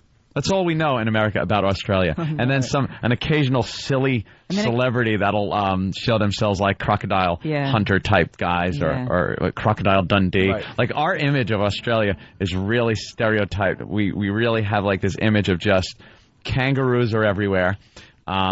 And guys with the cowboy hats wrestling alligators. I know you're taking the piss out of yourself. I swear, that's really like what most of America thinks of it. When we had the Olympics, apparently there were some Americans calling up radio stations asking, do they have fresh milk there? Like the most ridiculous question about what exists there. Yeah. I just picture a bunch of guys hanging out at some old dusty bar in the outback somewhere. Yeah, it's all red dirt everywhere. Just that, no big buildings. It's unbelievable. No. Bunch of real The Expanse just goes on and on. The Expanse. It is huge, by the way. It's a very large a lot of it unused. Exactly. I learned that in perimeters. The Road Warrior. Oh. Where I got most of my Australian history. Yeah, we learn our history from movies. Isn't that silly? We're terrific, This is aren't the we? second show in a row I'm going to mention Breaker Morant. I mentioned it yesterday. Oh, that's a great film. Yeah, of course it is. Yeah. It's a very good movie. Why are we talking about it yesterday? Kevin Smith was in the studio, and I forget why we were talking about something, and I just said Breaker Morant because I wanted What's to the say movie it. about? I have no idea. You want to? No, I'm not doing it. Jimmy. Oh, really? He just knows the title. No, I saw it. It was a great movie, and at the end, I think the guys die. But it was. I don't want to spoil it. You have to see it. Ransets. Is it military? Australian military? I don't remember. It was just a good movie. Is it amazing you how big Haley Joel has gotten? It amazed me because I haven't seen him recently. They had an interview. He doesn't come over my house or anything or call me or anything. So I'm looking through this one of these magazines, and there's a picture of him from like The Sixth Sense, and then I see now, and he's like a guy. He's 17 or 18. Now he's like a man guy. I haven't seen him in a while either. But really? Abigail Breslin, who plays the young girl in Little Miss Sunshine, is represented by the same manager. So I was passing some messages back and forth, and she said he's rocking out. He's the front man of a band. He's tall, and he has long hair, and his voice is like way down here. Yeah, like he's got this deep voice. He's really tall. He's filled out, and he's like a guy. People grow. Isn't that awful? Life goes on. There should be little shots you could give little child actors so they don't grow up and you could just keep them in that role. Because he was so good. Horrible thought. It is horrible, but there's something to it because he plays such a great, cute little kid, and then they got to grow up. Damn it. I know. When you think of Shirley Temple, when you know. I know, Shirley Temple. Wouldn't you like if we could give her the shot and she'd still be, with the little curls? She was dancing around. She was 8. You would just done. You're out of the business. See ya. That, and then there's Lil Dakota Fanning now. Give her the shot. Keep her a little kid. I think they did, actually, because you hear her talk. Well, she talks like she's 30. Jesus Christ. Yeah. I hear her carry on conversations. It's by me, over my head. How creepy was Sixth Sense to work on, or not at all? No, it was amazing. It was great fun. Really good group of people. And, I think when you're working on something and you know the script is good, everyone kind of appreciates it and gets right into it. Were you scared, though, about, the ending being such a twist and a trick ending like that if it got out, it would ruin it? I guess there was that element, yeah. When we were doing press for it, you kind of couldn't talk about what was really going on. Yeah, because that was like the biggest thing. I mean, people tried to ruin that for everybody. I know we were on the air. Why are you looking at him so pointedly? Because we had fun with that movie. I can't tell you how many times out of his mouth came, he's dead the whole movie. No, hold on a minute. Oh, no. Hold on a minute. No, Tony. No, listen. No excuses here, buddy. Step back. This was 4 months after the movie was out, so we're like, oh, well, he was dead the whole movie. People were going back to see it 3 and 4 times. No, people would call. People would call really mad, like, I haven't seen the movie yet. I'm like, it's been 4 months. Yeah, get out. But that Get out and see the movie. Yeah, I know they have a life, other things to do, but I don't know. I think when you said it, that was the only movie, by the way, I actually stood up in my seat and went, no way! Really? I freaked out when, the big twist at the end. It was done so well that you really like. I was blown away. I felt like that when I read it. And I read it late at night, and it was like, whoa, this is intense. Yeah. It was amazing. In hindsight, you're kind of like, how did I not see that? Yeah. How did I not notice that? But it still made sense, though. You didn't feel like you got cheated, like you watched it. You didn't feel like the script cheated at all. It still worked. Like, okay, I could kind of see that kind of work. Like, when you go back and watch it again, it's not like, oh, that's stupid. It's to me, that's the brilliance of the filmmaking, because then you go and see the movie again, you're like, oh, wow, that was so obvious that she was just talking to nobody. I know, it did make you go see it even though Bruce Willis was sitting at the table with her. Yeah. It had to be done just right. It made you see it a couple of times. And I'm sure you're sick of talking about The Sixth Sense. That's why you're just nodding like, yeah, I know. I've heard all this before. Yeah, I was in that one. Yeah. Can we move on to the 2 movies I'm promoting today, please? What are we doing now? Great scene in the car at the end, a very emotional scene. I thought that was one of the best scenes in the movie. Yeah, after that creepy bike riding lady with the cracked skull looks in. You and him had that. Wow, it's a very clear image. It's still with you. Yeah, it's really good. Yeah, that kind of, because it kind of came over at you. You cried. That's not easy to do in film. Most actors try to cry like this, like move their head. No tears come out. Jimmy's an actor, by the way. He's in Lucky Louie on HBO. It's a series. Yeah. Oh, cool. And he's constantly in acting classes and stuff and trying to better his craft. But what do you do with your hands? I never know what to do with my hands when I have to stand and act. I'm a master at a table. Believe me, if you got a table I can lean on and hold something, I'm unbeatable. But when I have to stand, I just turn into like a statue. What do you do? A 10. Yeah, I'm awful. Just speak to wardrobe and make sure that you have pockets. Yes, straight in. Some kind of pockets, or fold your arms, or just kind of like I'm doing right now. Hand on hip. When you're thinking about it, you just don't know. Like, I never know what to do with my hands. And now that I said that, everybody who watches Lucky Louie looks for my hands. Like, and sees what he's doing with his hands. Good hand movement in that one. But when you're in basic conversation with people at home, you know what you do with your hands until you think about it, and then you look stupid. Yeah, it's like you're working a marionette. That's phony. I don't talk like that. It's kind of. So I'm really impressed when I watch people do stuff like cry like that on a. I had to get very sad in the scene once, and I was in front of an audience and I couldn't cry, so I tried. Let's go to the phones real fast because Brian has a really good observation. Brian in North Carolina. Well, you stole my thunder a little bit, but I don't know if you guys realize that she's actually done movies in the last 8 years. Yes. Thank you. And I just wanted to say I'm kind of a fan. I really liked About a Boy, and I really liked In Her Shoes. Very good movies. Oh, thank you. Oh, you're welcome. She was nominated for Sixth Sense. It was a huge role. Who beat you, by the way, in that year? Who won for... Who beat you? Well, Who beat you? Wait, you were nominated? I can't believe you look at it like that. Yeah. But Angelina Jolie did. For what? What's that movie with Winona Ryder based on that fantastic book, Girl Interrupted? Oh, that's right. I didn't see that. That was the year of that movie. Oh, wow, that goes back. I feel like Sixth Sense was out only a couple of years ago. Yeah. It's been 8 years, really? Look at Haley Joel. You'll realize. Right. It's classic. We really are asking dumb questions. So is Bruce Willis nice? We idiots. That's a compliment to you. You're beautiful, and we just stink. We get all choked We up. finally admitted it, though, because, we would have these really beautiful women come in, and it would just be awkward. And we finally admitted to our audience that when a beautiful woman's in here, we just Oh my God! we clam It's up. a wonder you're out of your parents' garage doing this. I know, it turns into junior high. It really does. We're like, so you want to go out? What are you doing after 3? You want to go to the movie? Yeah, you don't want to make the Chris Farley reference, but we do turn into Chris Farley in interviews. Yeah. That was awesome. But you're promoting Little Miss Sunshine? Little Miss Sunshine's coming out July 26th, and also The Night Listener is coming out the 4th of August. The Night Listener, that's with Robin Williams, Yeah, right? exactly. There's a buzz on that movie.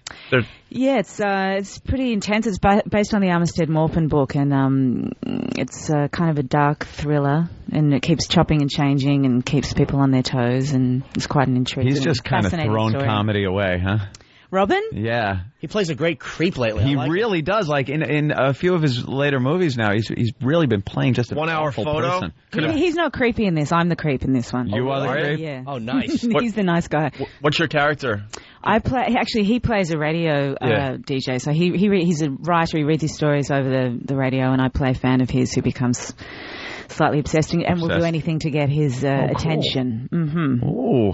Watch out, guys. That might be a little too real. Had a couple of those. That might be a little too. Do you have that kind of? Yeah, but they never look like support? you. No. They're always 400 pounds. Tony, guys with big beer bellies. We have a Man boobs. Yeah.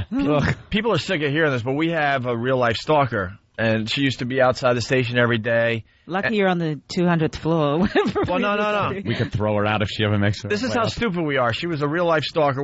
She's not. You're serious? Yeah, she's not stable. We don't. She's not stable. We've known her for many years now. Instead of calling the police, we invited her to just come and hang out in the environment. And then she became homeless, and she was living under the stairs at the old station we worked at. She was living on a couch under the stairs with her stuffed rabbit. Yeah, stuffed bunny rabbit. Well, we got her thrown out of her apartment. She was paying a really weird rent, and there was a problem with the landlord. But you got to stand up to him, and she stood up to him, and he tossed her out that day. So she was homeless because we give really bad advice. Yeah. You guys are horrible. I know we are terrible. Well, it got to the point I used to commute to Long Island, and she would be on my trains. I'm like, what are you doing, Patty? Stop. This is for real. Yeah, I swear to God. Yeah. Do you know something? My character in The Night Listener has a velveteen rabbit. Really? Whoa, yeah. Maybe it's a thing. It's the rabbit connection. See, now we got to see the movie. Our furry friends. What is it about rabbits and insanity? That's the thing she kills in... That's some homework for you. And figure that out. Basic Instinct? Yeah. No. Boiling Bunny. Yeah. That wasn't basic. No, it's with Michael Douglas. The other one. Anyone? Fatal Attraction. Fatal Attraction. Thank you. Yes. We're all snappy throwing out 800 movie titles. I know. That's one right. shot. By the way, I'm very impressed. You put on. I read it said you put on 40 pounds in 7 weeks. No, it was more than that. How much you was have it? to count every pound when you do it. I think Really? it was about 43, actually. For what? Not much more. For which movie? Muriel's Wedding. That was for Muriel's Wedding. Oh, okay. Holy Jesus Christ, that's you! Oh my You God! are joking right now, aren't you? No, I swear to you. Really? Because you don't look like her. Oh, acting. That's a great Oh, compliment, though. When God. people It is. I know. recognize you. Yes, I do appreciate that. I knew you kind of looked familiar a little bit. 40 pounds. We'll have 43 Oh, pounds. man. Wow, that you did a great job in that movie. Thank you. Unbelievable. Yeah. Played such a sorry girl. Yeah. How'd you take the weight off? Because I'm working on it. I hit the heavy bag a lot, but I keep hurting my knuckles. What do you eat? Well, for breakfast, I have blueberries and oatmeal. I eat pretty healthy. That's good. Yeah, I exercise. Oh, well, But I'm you're just on trying the to- right And then he track. shoves huge pieces of cheesecake in his mouth at dinner dessert. No, I don't. I had one piece of cheesecake recently because I was treating myself. Yeah, moderation is the key. They always say you got to treat yourself. I've been doing that for 35 years. Listen, so The Night Listener, and then you're also promoting Little Miss Sunshine. What's that one about? Oh, that's a beautiful movie.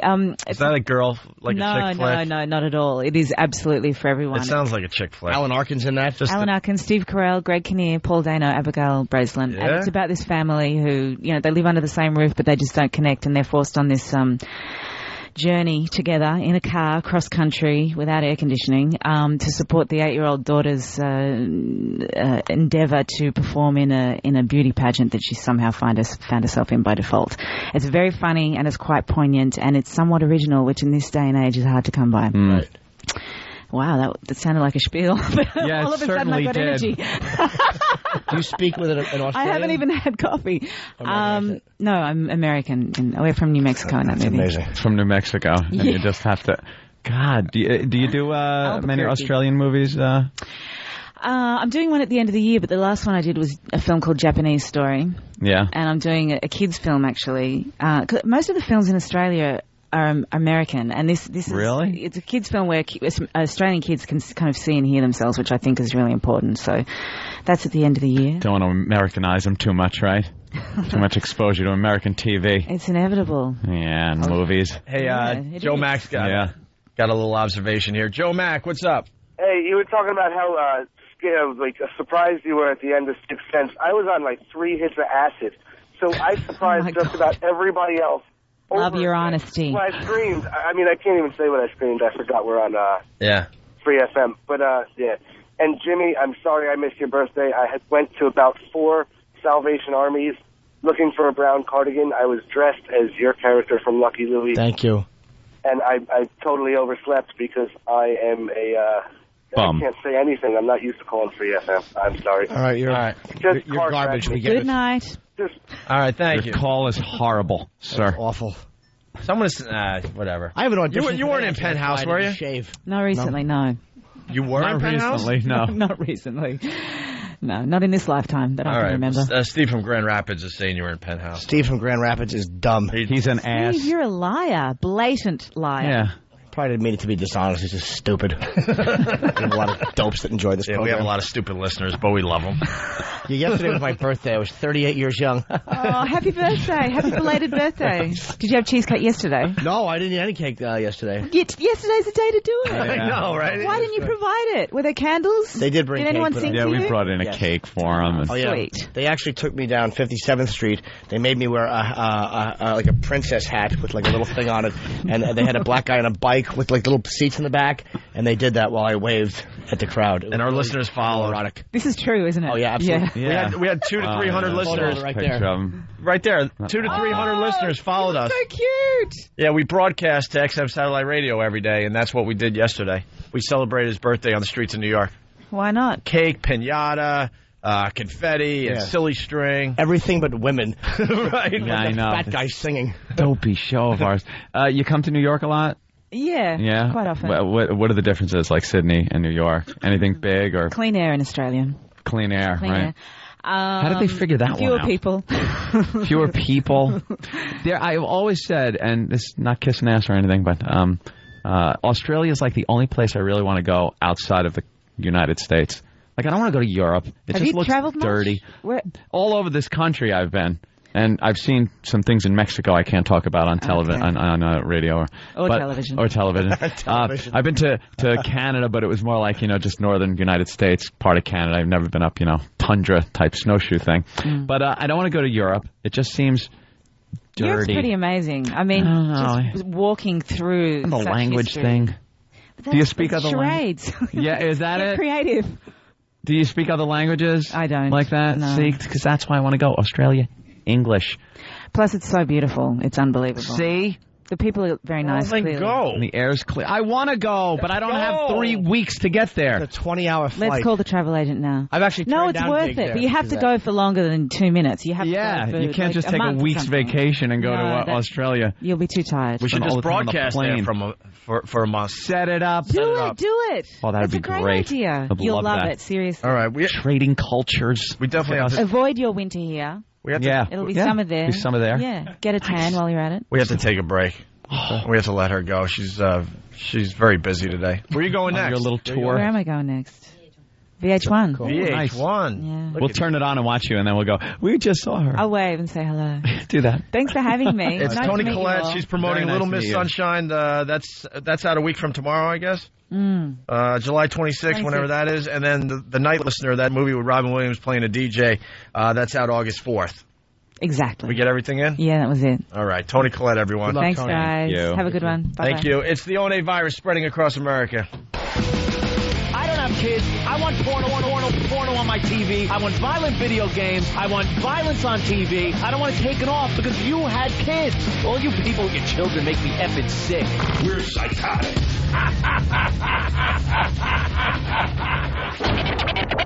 Opie and Anthony. Hear what everyone else is talking about. O&A Uncut and Live, continuing the show on XM Satellite Radio starting at 9 a.m. Eastern. Visit xmradio.com to subscribe. It's the Opie and Anthony Show.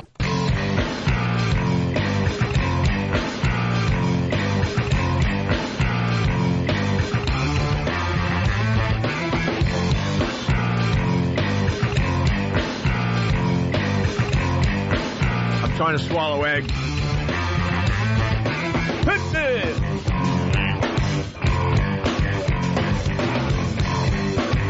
All right.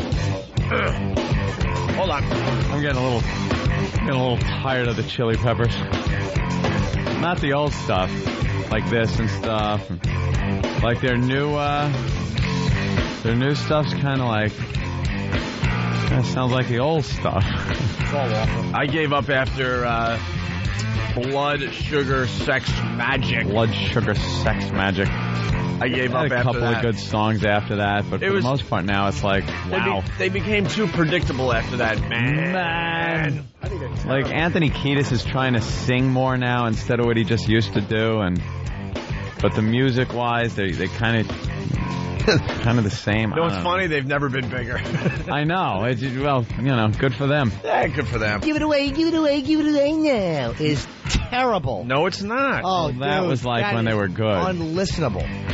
I tried to enjoy it. Remember, most mother effers don't go downstairs. No, or give a damn. Give it away now. Ugh. Now we talked about that. Actually, the lyric is most mother effers don't give a damn. No, have a cold ass stare. That's another line in it. Oh, okay. Yeah. I used to think they were talking about not going downstairs. I was stupid, and I was singing at the top of my lungs with my buddies as we were cruising for chicks, man. Nothing better than the guy singing the wrong words, guy. Well, we got Jim in West Palm Beach checking in. Jim, what's up? Hey, good morning, guys. Just wanted to tell you, I've been listening to you for like 600,000 minutes, and you guys really suck. I can't take anymore. 600,000 minutes? You finally had it, right? I've had it, man. At least he gave it some time. All right. Yeah, And also, I want to tell Jimmy, hey, Jimmy, that commercial for Zanies, that's got to be the new worst 30 seconds in radio. Thank you, buddy. All right. I love you, Jimmy. Thank you. Yeah, I heard. Thanks. Really. I read like what the commercial is, the dialogue for Zanies. Didn't we read that? And it was like, oh, that was the no. He probably means my commercial, the one I cut over at XM. Oh, I love those. Stop it. Yeah, they're a lot of fun. They're a hoot.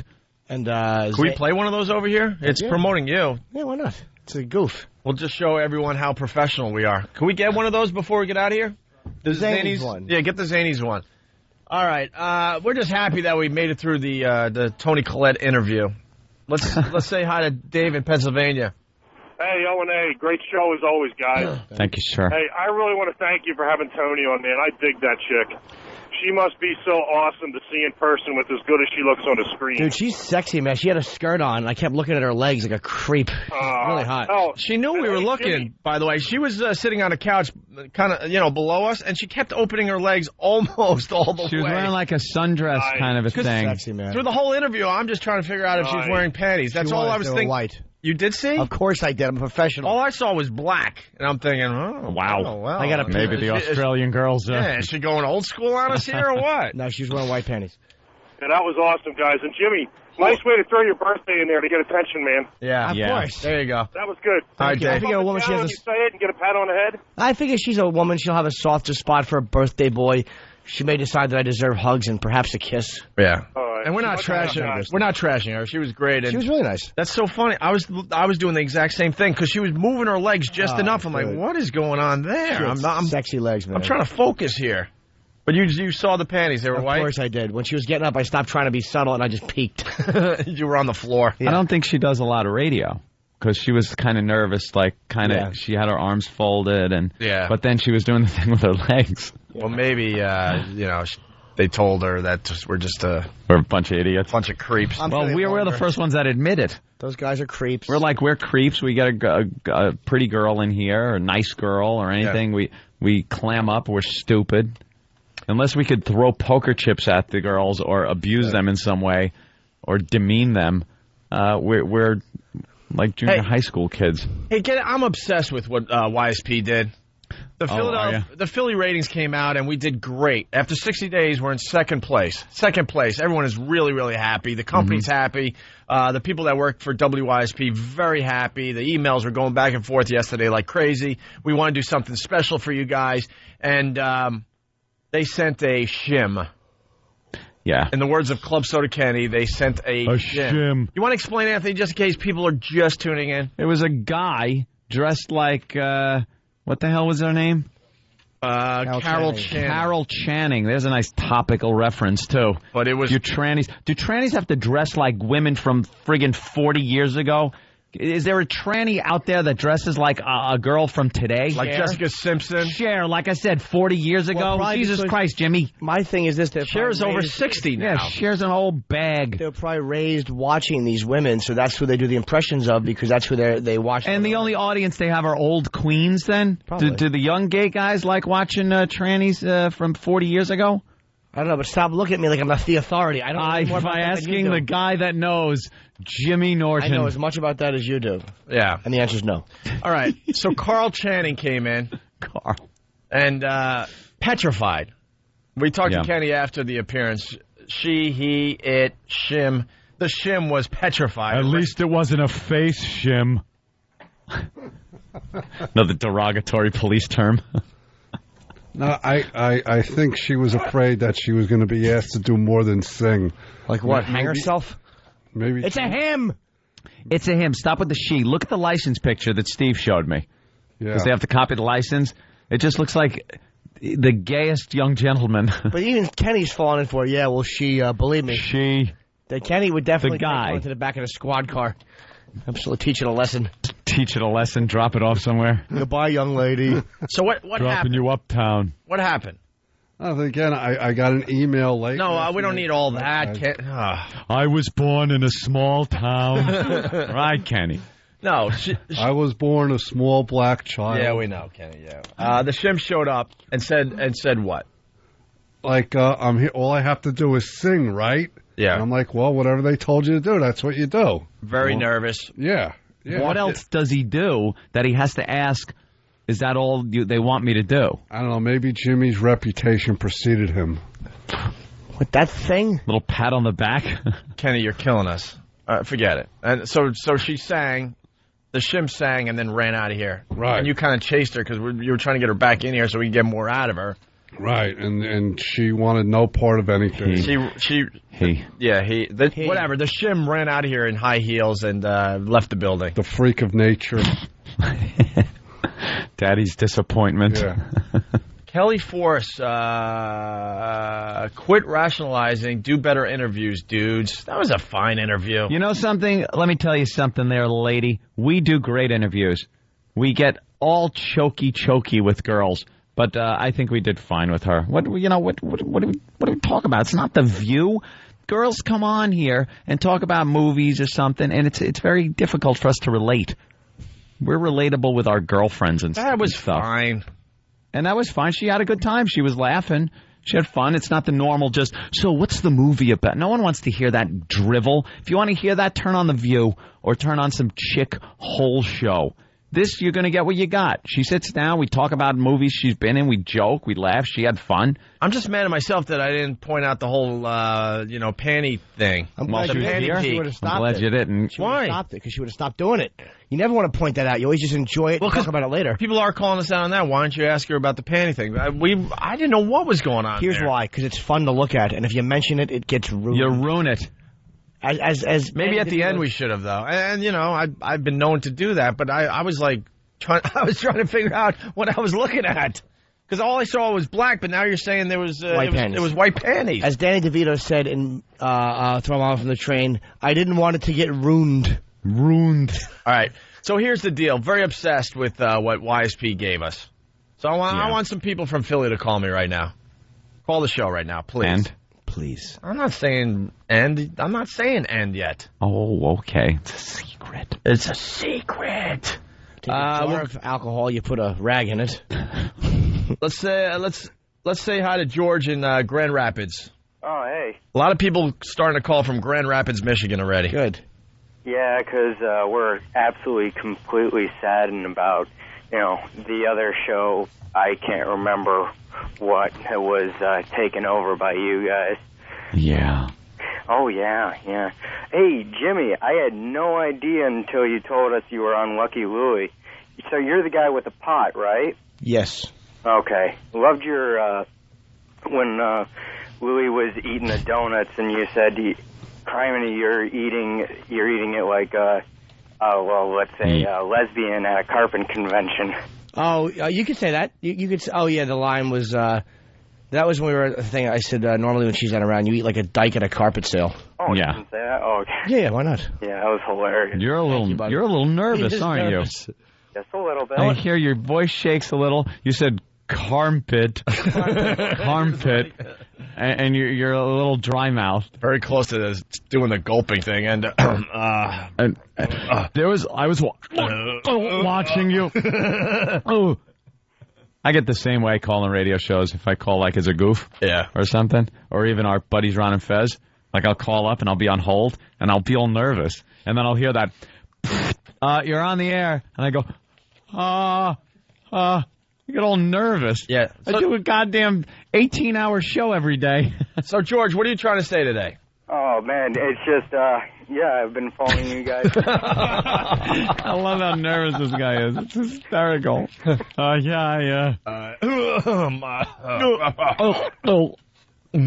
all right. Just say what you want to say. Well, yeah. Unlike Bruce and everything. Hey, George, I got to explain something to you. Oh, yeah. You're really nervous, obviously. It's the first time you've talked to us. You've listened to us for years, it looks like, through Napster or something, right? Mm-hmm. Just don't even worry about the couple of million people listening to you right now. A lot of people in a lot of states. And we're heard all over Canada, thanks to XM Canada. So the internet worldwide, so there are people in Iraq listening. It's amazing. We actually got some calls from Israel yesterday. Yep. Because of all the crap going on over there. You got to just got to clear all that out of your mind and just try to not imagine you're talking to most of the world right now. Go ahead. All right, go ahead, George. That works perfectly, man. Thank you. All right. No, it doesn't. But, hey, thanks for being here and stuff. Jeez, I'm freaking crow. Wait, what was the old morning show, by the way, in Grand Rapids? Oh, crap. Yeah. Honestly, no, man. I couldn't remember. All right, George, we're going to let you off the hook. Yeah. Thanks, George. It went from funny to tune out. Very tragic. To just caress your hair. Yeah, all right. Let's go to Roger in Boston. I'm looking for someone from Philly to call, but we'll go to Boston first. Roger, what's up? Hey, man, what's going on? Welcome aboard, Raj. Hey. Hey, I think they should top your Philadelphia gift here in Boston by sending Anthony 3 strippers and Nazi paraphernalia and an easy bake oven.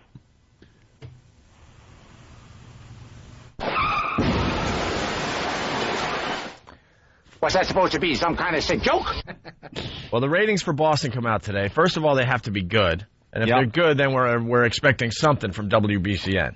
Yeah. So one step at a time. We'll find out the ratings later on this morning. Then we'll talk about it over here tomorrow morning, and we'll see what happens. Let's go to Kristen in Massachusetts. Kristen. Hey, what's going on? Hey, Kristen. All right, I've got to give that guy a little bit of credit. What was he, from Michigan or something? Yes. Yeah. I've never been on the radio before either, and I'm absolutely petrified. Oh, did you hear the little, go ahead. Yeah. Oh, and then it gets you all nervous. All right, so... Oh, yeah, butterflies, the whole bit. So far, so good. All right, so what do you want to say? Hey, I was just calling to let you guys know that I absolutely love you guys. I know you've been getting some crappy callers lately, and I just wanted to give you a little credit. You're doing pretty good. Hey, Kristen, what do you like about the Opie and Anthony show? I love you. Oh, Opie, you know something? We finally get somebody, and a girl to boot, that is liking the show. She wants to tell us what she likes. Yeah. And you hang up on her. Here come the Philly calls. Rich. Yeah, Opie. What do you think of YSP's gift to the Opie and Anthony show, the shim? It stunk. I think you should blow up YSP. You're not happy, right? Not at all. You think that in my city. Yeah, you think that YSP should have done something a little better than that, right? Oh God, anything would have been better than that. I got to tell you, man, the Philly people, they get the Opie and Anthony show. I was expecting a little more creativity from WYSP, to be quite honest. Anything would have been better. Send up. Well, I got nothing. Send up something. All right, hold on a minute. Just stay there. Chuck in Philly, what's up? Hello? Oh, yeah. Cell phone, bad cell phone. You guys are awesome. Thank you for being here, and I really apologize for everything they have done to you. Thank you, Cuddles. You didn't like the gift that YSP sent us, right? Not at all. They should have sent you Tanya or something. I mean, they can come up with something better than some guy in a dress. Yeah. All right, hold on, one more, and then we'll decide here. Jay in Philly, what's up? Hey, what's going on, guys? What do you think of the gift that YSP gave us? I don't know. I'm new to Philly in the last couple of years. There's not a lot of selection down here, so it was either a shim or a 300-pound black woman. All right, you're new. You're pretty safe with what you got. All right, you're out. New to Philly isn't going to help me here. Chuck in Philly. Thank you very much, guys. Wait, how long you been living in Philly? All my life. How long have you been listening to the Opie and Anthony show? I listened to you guys before when you were on NEW, after work, and now, luckily, I get to listen to you guys while I'm working. I'm one of the local paper guys, and my God, thank you for giving us something to listen to in the morning. How much money you make a year? Not a lot. How much? Roughly. Maybe 25 grand, 30 grand, not counting... All right, hold on a minute. Rich. Yeah. How long have you been in Philly? All my life. How long have you been listening to the show? Since you guys were on in NEW and you came on in Philly in, 2001 or something. How much money you make a year? Like 27 grand, something like that. What do you do for a living? I'm a truck driver. And what's the other guy? He lives paper. All right. Paper guy. Thanks, Rich. You lose. Chuck. Yes. In honor of WYSP's awful gift of the shim, Opie and Anthony and everyone from this show gives you $1,000 today. You're kidding. $1,000. You're getting $1,000, my friend. You just won $1,000 courtesy of Clerks 2, written and directed by Kevin Smith. It's what the film critics are calling the funniest movie since Wedding Crashers. A lot of us saw the movie. We really liked it. It starts tomorrow in theaters everywhere. Well, I'm definitely going to see it now. I have the money. That's what we do. Thanks to WYSP and their awful gift of the shim, we turn around and give you, Chuck, $1,000. Thank you. Seriously, thank you. You have no idea how much this will help. Because, see, that's what we do. We appreciate our listeners in Philly. We give them something real. Right. This guy's been a fan for a while. He's got a job that could be better. And he gets $1,000. What do we get? A tranny dressed like a celebrity from 50 years ago. We get a shim. Chuck, hold on the line. This is no joke. You just won $1,000. Thank you. Thank you very much. It wasn't even you won it. You're just being given it. That's right. That's great. We appreciate you very much down here. Thank you, sweet angel. All right, keep listening on WYSP, Chuck. Thank you. Godspeed, Chuck. Hold on the line. Travis is going to get all your info for the $1,000. I was wondering where you were going with that, because you're like, you lose, what do you do, how much you make? I was really like, what's Speaking of a shim, Travis will take your info. Absolutely. All right, before we go to break, we've been trying to get to this for a while. We talk about the customer service people. And how they're from India now. Now they're from India. It used to be you get a regular old American guy on the phone. You could discuss a problem. It's not worked with a flow chart in front of the person. What's the problem? But used to be able to just talk. Hey, Hank. Hey, Hank, I'm having a problem with this. Well, did you try turning that screw there? Let me turn it. Hey, it worked, Hank. Hey, God bless. Did you try to go to the start menu? I did that process already. I did that. I need to go beyond that. Okay, go to the start menu. I did that.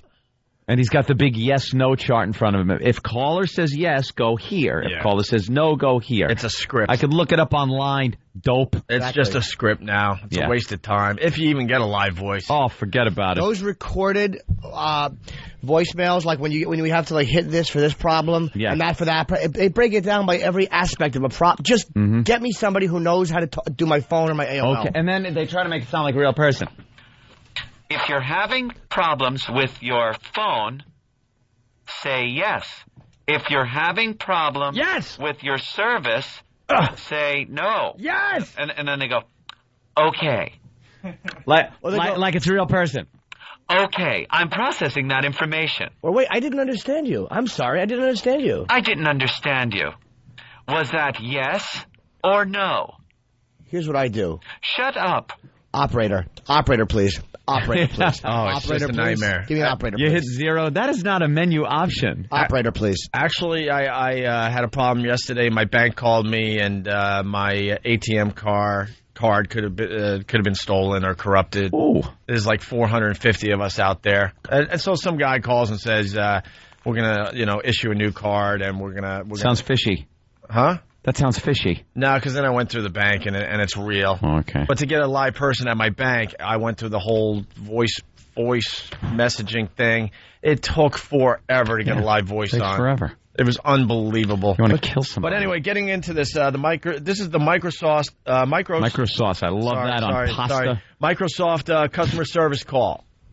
All right, actual message left by a Microsoft rep. Indian service rep, impossible to understand. So obviously someone had a problem, called Microsoft, got the customer service on the line, and now this guy is calling back with some info for this poor sap. Okay. Listen to this. Hi, Chris. This is Tapesh calling from Microsoft Support Center. This is regarding case which we're working on. I just wanted to know what's the status of that case. Are you still facing the same problem, or after my suggestion or changes what you made, is it problem is resolved or not? Because in application logs, I'm not able to see any further error who promoting me to oh my dear sweet Jesus. To replication problem. I just wanted to know, what's the status right now? If you are able to send a mail from both sides, or the data is replicated on both sides or not. Please feel free to call me or send me an email. Okay? Thanks. Thank you very much. Bye-bye. You bumbling incompetent. I understood most of that. You did not. Oh, yes, I did. No. You did not. I absolutely You did not. I'm calling to, he was following up. He wanted to know if the problem that was being addressed now was a continuation of the problem that he had helped solve, or if it was something else. I did understand that. And you hear all the other babbling nonsense. nonsense in the background. I've had to deal with it through Dell. When I had my problem with Dell, and it was just a nightmare. I'd called them so many times and gotten we'll get right on the problem, and nothing. But what always entertains me, and I've said it before, is that they have these centers over there that they train these people. They train Indian people to try to sound American, use American terminology and names. Because you don't want to, this is, Haji, Hadbib, what is your problem? So it's always like, hello, I'm Jack. May I help you? Are you? And this is Philip. May I help you? No, it's not. I want to find out how to record calls because I have to call Time Warner. I have to make a few. I called Amex to try to get an American Express card. They never called me back. You have to leave your number and they call you back. Jackasses. You don't have an Amex? No, I want to get one. Silly goose, you got to get one. But whenever you do something online, like you send your number in, we'll get in touch with you. And they don't.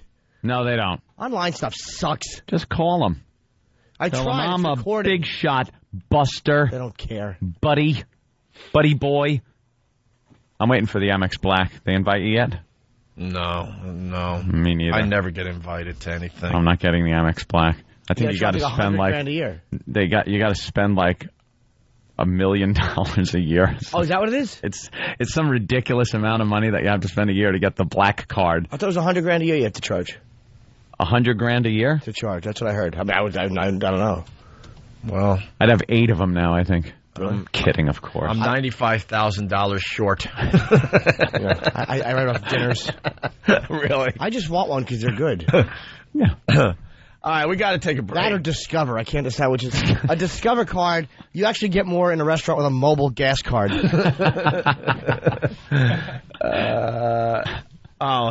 is Darren talking about? Darren in Queens, what's up? Hey, what's up, guys? Love the show. All right, Darren. Listen, that recording that you guys played is the exact reason why people are racial, okay? That's why racial. we ain't talking to anybody from those damn countries. Well, I don't fault... Mumbo-jumbo. Dude, it's not their fault. They're Indians. That's how they talk. It's the fault is the company, the scumbag companies that don't want to pay people here to do it. That's not the Indians' fault. It's called outsourcing. Everyone over in India, they make $8 a week, and half the people they know have AIDS. I mean, they're just trying to make a living.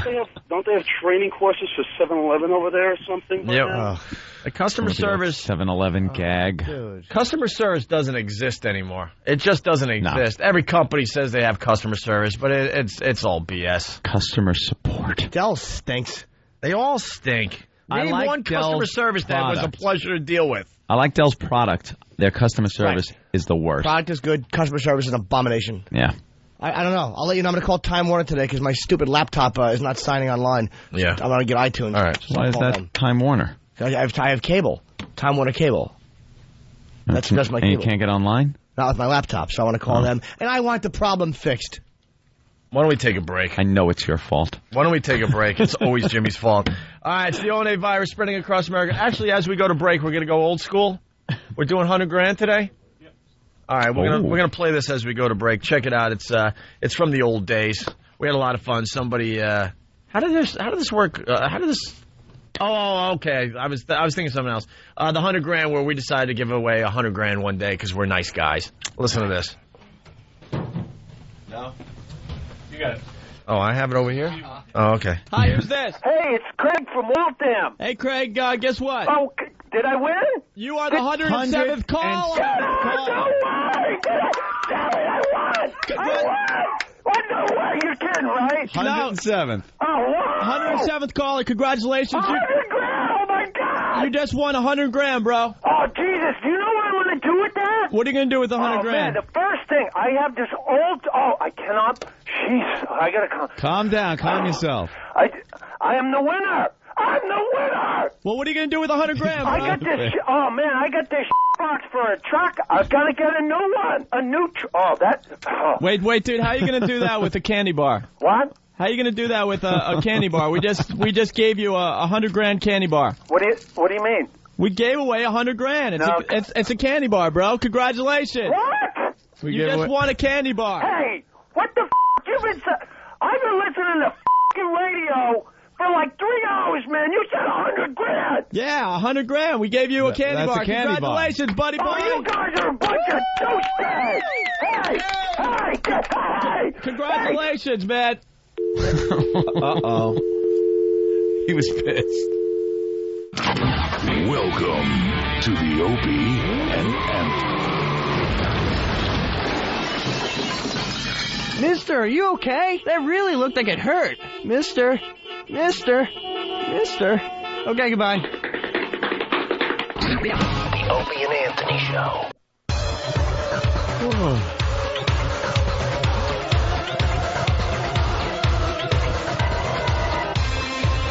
You're checking out the Opie and Anthony Show, the ONA virus spreading across America. What happened to little Haley Joel? Little Haley Joel, we were just talking about him. He's alive. No, don't worry. Haley Joel Osment in car crash. Overnight, right? Yeah, actor in hospital after one car crash. I'm starting to think we might have to start show prepping for the radio show. Yeah? Yeah, we had the mom for 6 Sense. We didn't bother to read about Haley. Did this just come out over the wire? I think it just came out. I was just joking because I go to Google News every morning. I think the publicist knew something, though, right? Is that what I'm getting? because when we brought up Haley Joel, the publicist started making some kind of hand motions to Tony. Like ixnay? Like, yeah, don't mention the car accident thing. Well, the Haley Joel Osment was hospitalized early Thursday after he apparently lost control of his car while heading to Los Angeles, to his Los Angeles area home, authorities said. Osment, who was nominated for an Academy Award for his role as a boy who could see dead people in The Sixth Sense, that's going to be like his big thing. Like, we got to deal with the church rap every time, no matter what we do. It's like always going to be St. Pat's. His is Sixth Sense. He was driving his 1995 Saturn. What? Hello. What? Was there a tranny in it? Haley Joel Osment was driving a 1995 Saturn. What happened to that righteous Sixth Sense money? What happened to that AI money? Looks like mommy and daddy have it. What happened to that pay it forward money? Yeah, okay. All right, I picked 2 out of 3. How to turn a dime. Maybe he couldn't get paid forward out of his mind and decided to crash his car. It's going so well there. And then I had to make pay it forward. Yeah. The 18-year-old actor was awake and talking following the crash.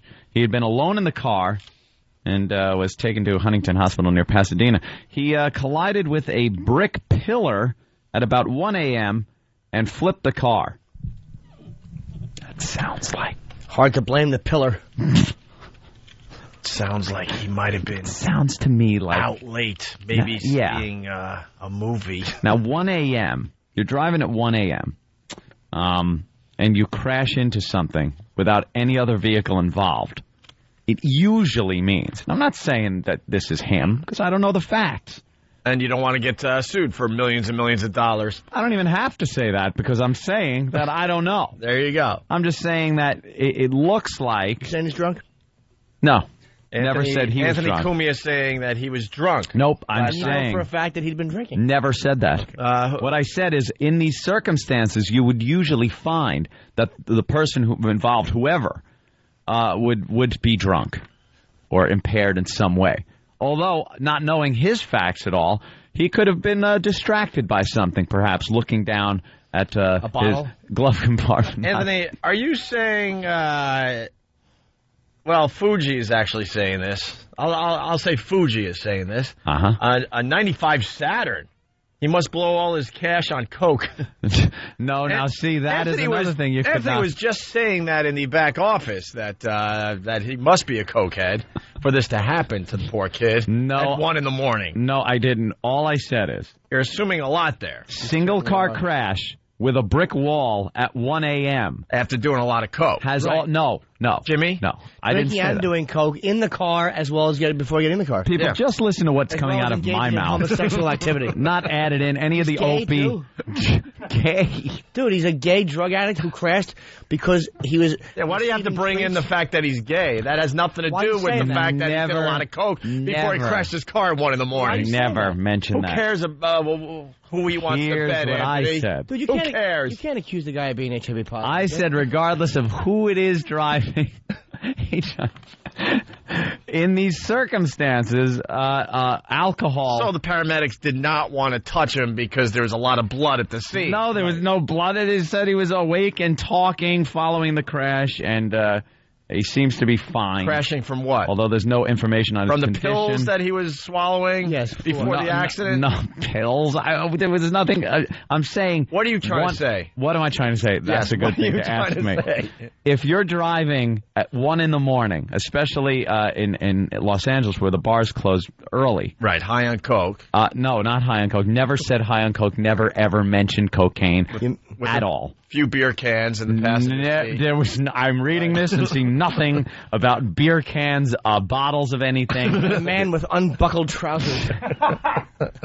Nothing like that even in this sheet of paper I'm reading. Only speculation I am making is that if anybody is driving at 1 a.m. in L.A. and a faggot? something... Why would you say that? I said, I don't even know what I'm saying. Okay. Hey, we interviewed you. Sorry. Gay guy, booze, drugs. everything. WB11 has the Sixth Sense mom on. Oh, cool. We just interviewed her. Oh, they do? I bet you they're having a normal interview. Sure thing for me. All right, so he's all right, though?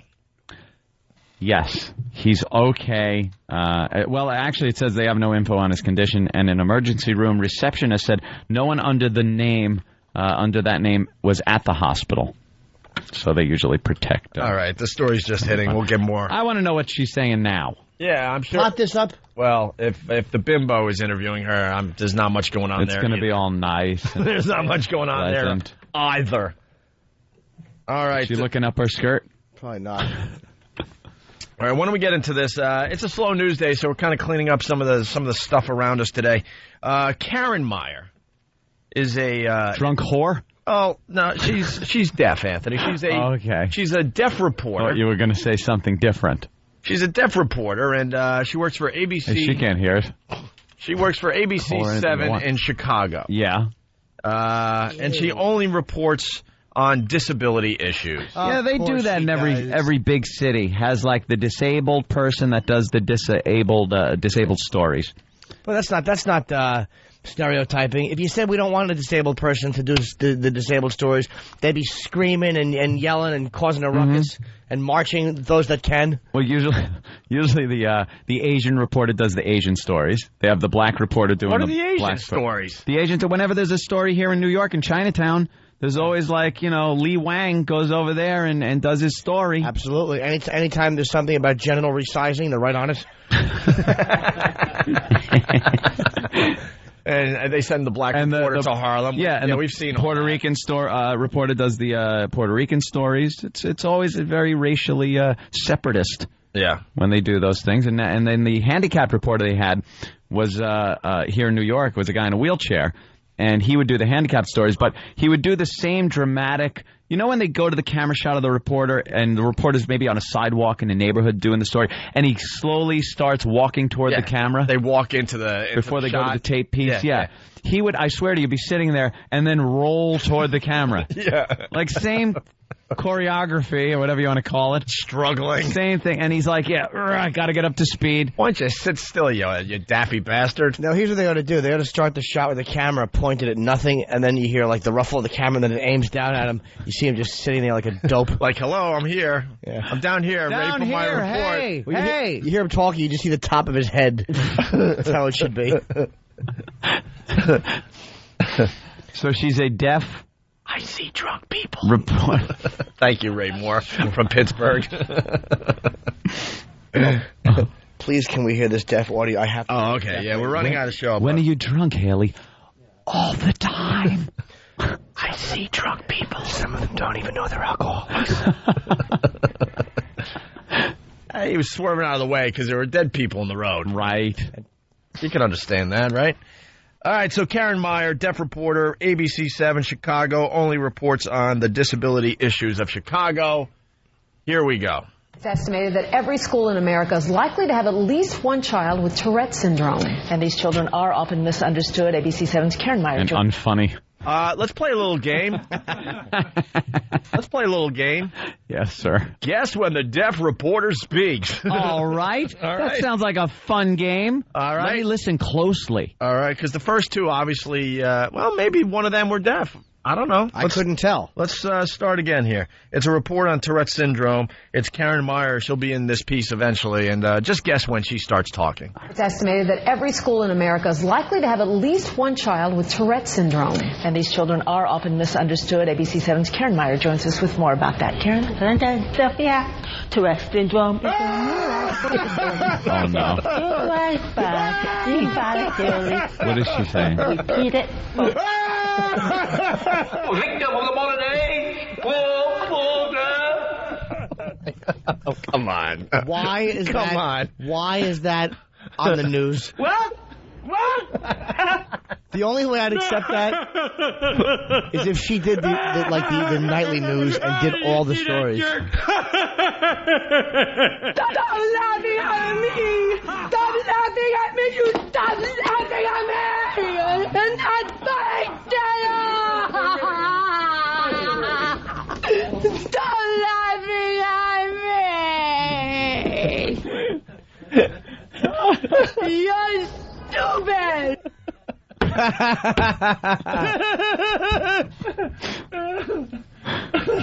Oh, brother. Hey, can we hear more of old tar ears?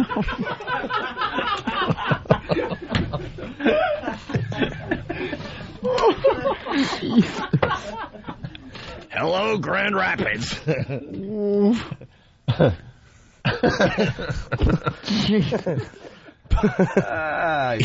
Wow. Hello. This thing on. Hello. Can you please hear more of her? Please let me hear her again. I know. We must hear her now uninterrupted because I want to try to see if I want to hear. I want to see if I can understand one word this bird is saying. What the hell is she saying?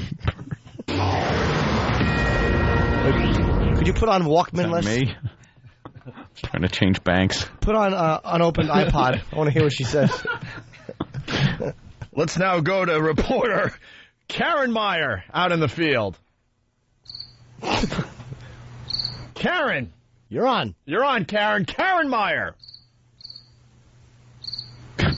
Karen! Karen, someone cue Karen. Yeah. Poke her with a pin. Yeah. That's the signal. They just wave in front of her, clap in front of her dumb face. We're going to have to tease this because we're running out of show. All right, well, let's try this again. It's estimated that every school in America is likely to have at least one child with Tourette syndrome. And these children are often misunderstood. ABC 7's Karen Meyer joins us with more about that. Karen? Tourette syndrome is a neurological disorder that is characterized by involuntarily tics and repeated vocalization. The onset of the disability occurs before the age of 18. Does it? Hello, exactly. He does these impersonations. I swear, you would think it was the real people. Wow. Hello, exactly. Shut up. Wow. Come on. Who's not enjoying that? On. Who's not? I would make her sing the report. It almost sounds like she's doing she's doing a little sing thing. That's terrible. I'm sorry. What's she saying, Iraq? I don't know. Wow. Well, we really have to continue talking about it. I need to hear it 20 times. Can I tell you how great it would be to see her doing the report on a train tracks with that little white light showing up behind her? Ah, damn, we're going to have to continue that. Bring that audio. Must hear again. Please bring that audio. Muffled voice, radio show busting on, just updated, hold on. Wow. A lot of people with instant feedback today. Radio show busting on deaf people. What a tough target, guys. Yeah. Faggot. I know. I'm an easy target. An instant message. We're tough targets, too. All right, someone remind us that tomorrow on this side of the show, we'll continue with this bit. Because everyone has to hear this bit. All right, because she does a story on Tourette's. She does a story on animals with disabilities. I'm standing here on the side of the freeway, and I just want to report that I'm here in the middle of the road, and there's something about double yellow lines. Karen, get out of the way. Karen, we're concerned for your safety.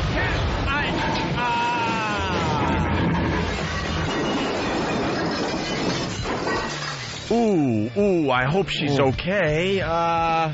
Here's Todd with sports. All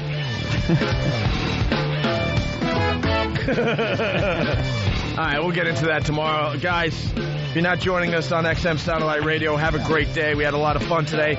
Billy, thanks again, man. Thanks to everyone listening to us on WISB. Boston, we're going to be paying attention to you for the rest of the morning. And tomorrow, we'll see how the ratings are in Boston, all right? Yeah. Have a great day. Yeah, bye.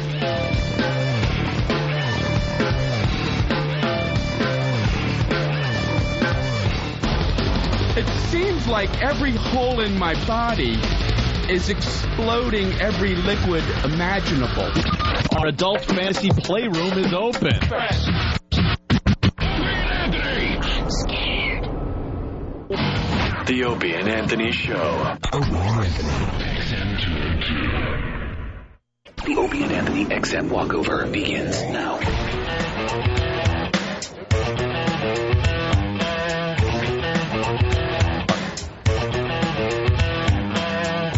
Hello? Are we on the radio? Yes. Am I being heard on the radio? Yes, on the Jimmy, radio. you're on the radio. Ooh, I like You're Jimmy Norton, and you're on the radio. This lady in the business is just sexy. What a difference a day makes. Yesterday there were hundreds of people out here for Jimmy's birthday. Today we got 5 slobs. Yeah, But I'm hoping for they're lovable slobs. I'm hoping for the one day we walk out and nobody is out there. I really want to see if one day that'll happen. This guy's out every day.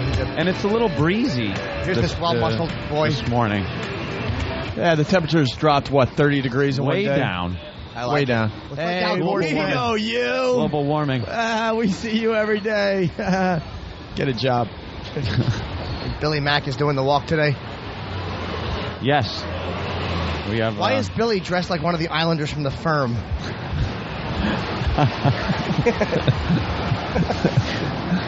He didn't hear that, did he? No, of course not. Don't He'd turn be around. Beating your head into the cement. Yeah, don't turn around.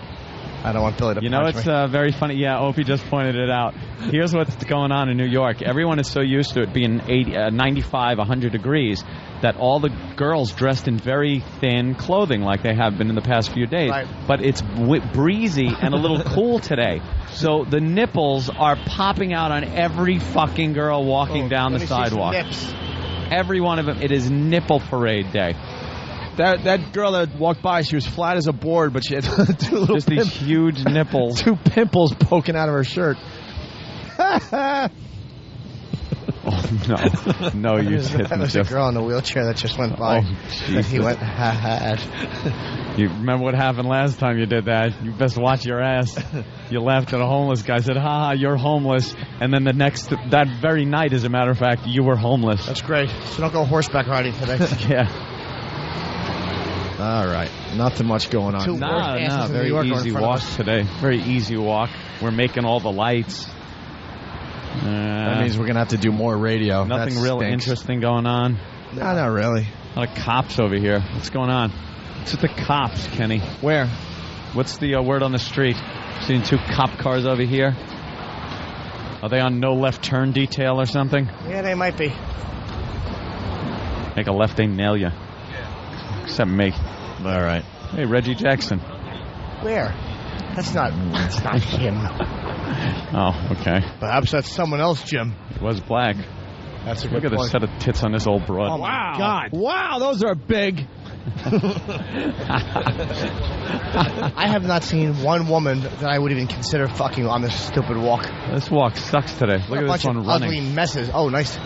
These tits bouncing, I wouldn't mind. Bouncing. We got. Oh, she's cute. Ooh, this crotchety old guy. Get out of my way. Not happy, that guy. He was not happy. It's just breezy in New York and chilly. He must have XM stock. I thought it was going to be nice to get out of the freezing cold studio and into some heat. And no. It's breezy and cold. Look at this faggot walking. Look at this dog with AIDS. Dog. It's a little whippet or something. Ugh. Ew, your dog stinks. Dog's cock is thicker than his body. Okay, sweetie. Thank you. We'll do a picture. Come here, fella with the army shorts. There you go. Who's taking this shot? Oh, I hope he's standing in front of that picture. A little shot photo. Jimmy looks scared. Thanks, honey. Hey, there goes the bus with our pictures on the side of it. Where? Look on at the the back. fucking fat head on this guy with the glasses. Oof. Wow. Jesus. All right, an 80-pound head. I think we're going right in today, huh? Yeah, then nothing happened. The excitement is mounting. We might as well before it peters. Yeah.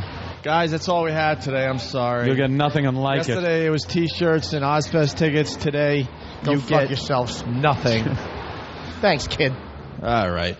And, the beauty of doing a radio show. Every day it's different. That's right. Some days it sucks, and then there are the days when we're worse. With that, we'll see you upstairs. It's the Opie and Anthony Show on XM 202. Opie and Anthony. Most people come to St. Patrick's Cathedral to pray. One couple allegedly came to the New York City landmark to have sex. Good morning! Based on a dare from radio hosts here in New York. Hello. They fired these two guys for orchestrating an obscene stunt in New York's most famous Catholic cathedral. Shock jocks Opie and Anthony had encouraged the couple to have sex at locations where a producer was waiting to call in the play-by-play. Opie and Anthony were fired and their nationally syndicated show canceled. Did these shock jocks simply go too far? When they crossed the line. This is outrageous. Oh, dear. What are you, stupid? Huh? Just when everything was going good. Greg Opie Hughes. I like yam bags on the tool. And Anthony Cumia. I'm hoping for a big, fiery rear ender. Broadcast an outrageous live account of a couple allegedly having sex right in New York St. Patrick's Cathedral on a holy day of obligation. Presided over the slaughter of a wild pig. Closed down San Francisco's Bay Bridge, encouraged teenage girls to run naked, and invited listeners to compare the taste of eggnog and urine. You're screwing everything up. Shock jocks. Not only does it involve obscenity in the most extreme form, the nerve of these people to actually have it as a setup. No crap, Sherlock. Die. But enough of this palaver. Let's get the show on the road.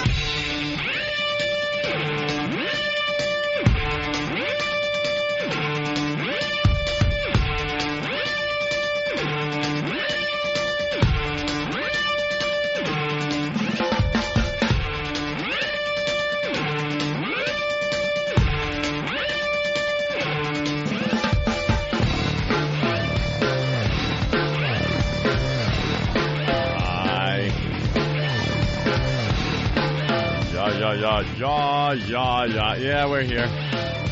Phase 2. O&A show. XM Satellite Radio.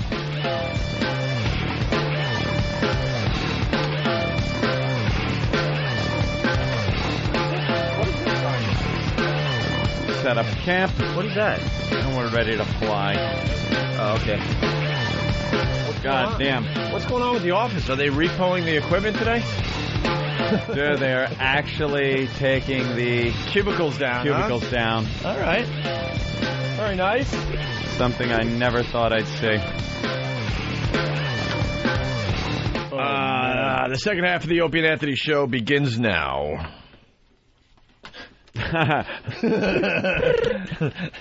Yes, it does, as we eagerly look, we were just discussing something for about 5 or 10 minutes right after the first half of the show ended.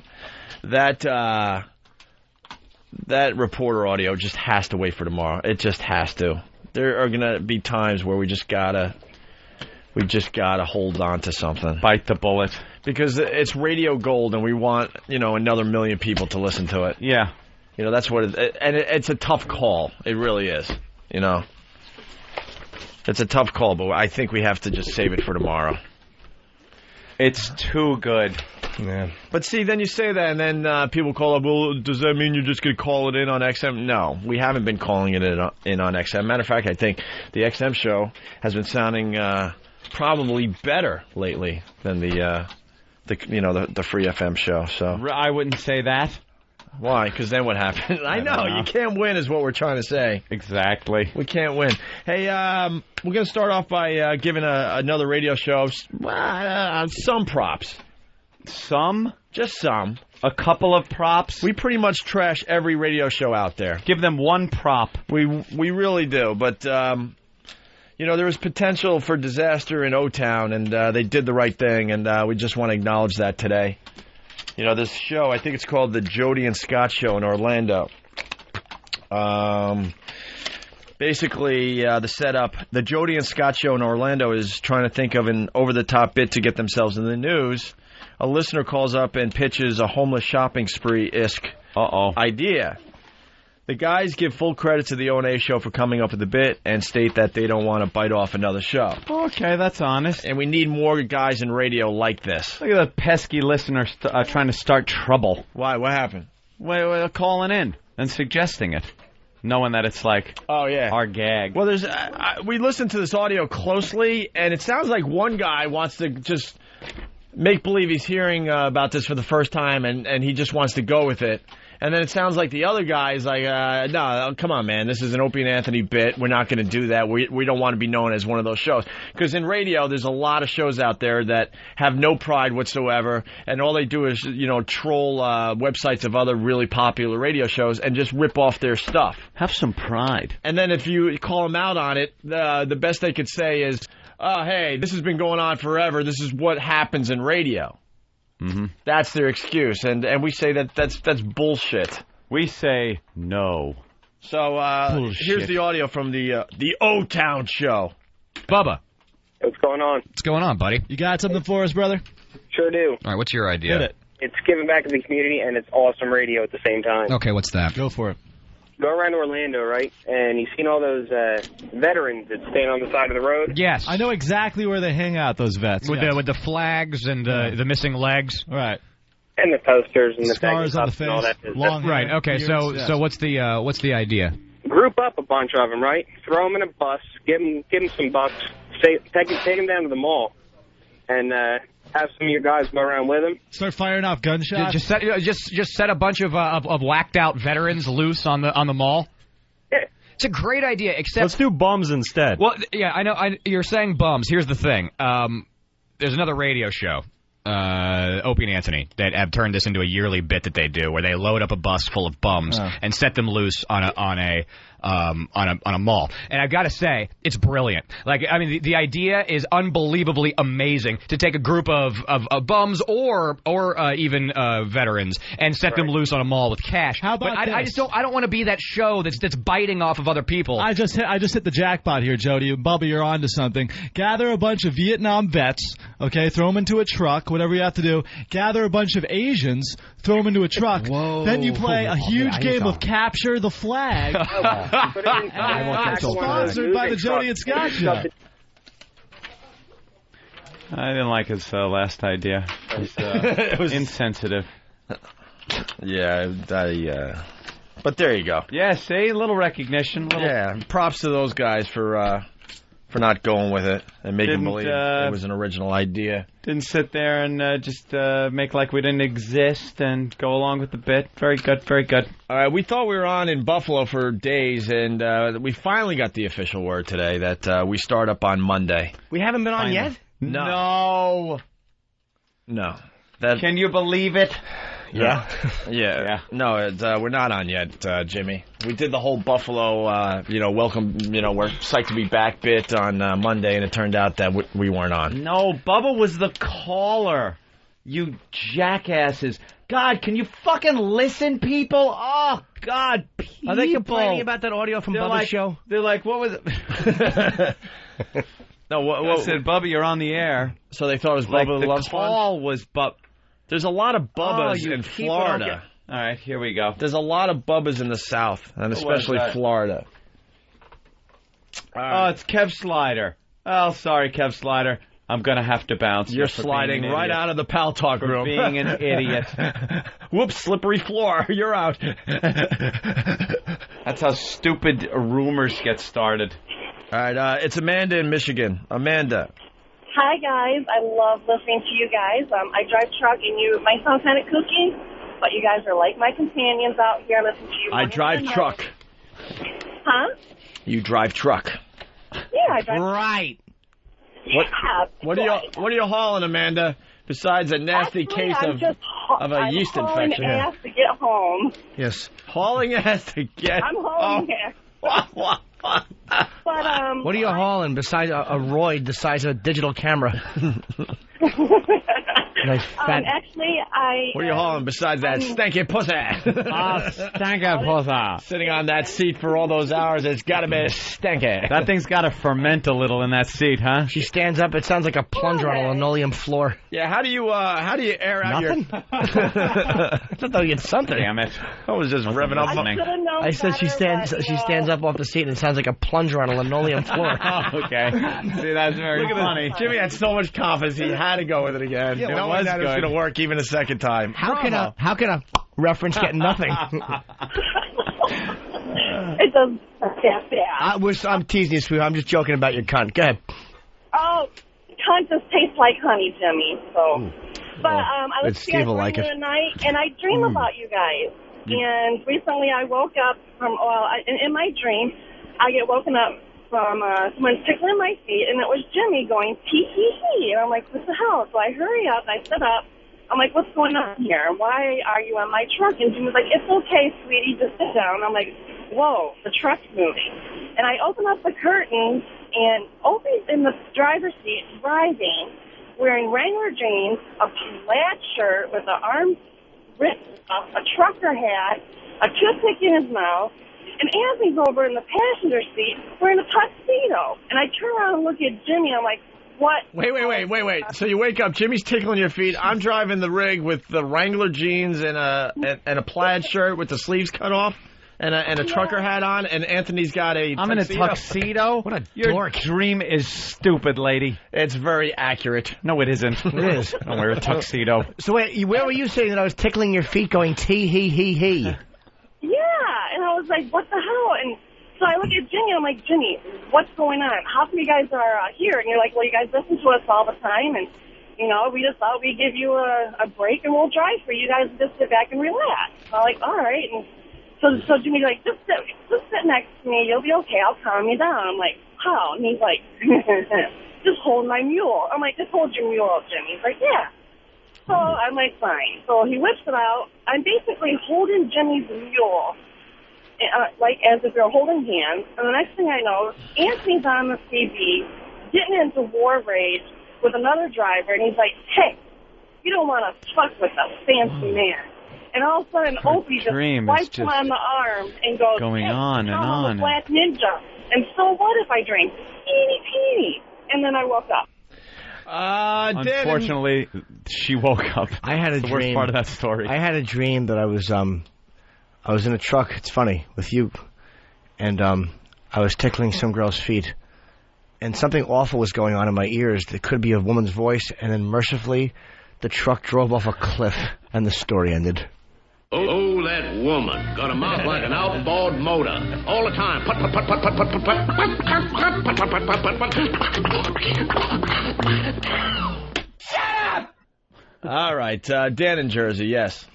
What's going on, guys? Hey. That's why I woke up today with the hiccups. Is that going to be cancerous? Do I have to wait till 11 to find out? We interrupt this program to bring you the Ozone Midget sighting of the day. Hey, who saw this coming? BJ in Virginia, what's up?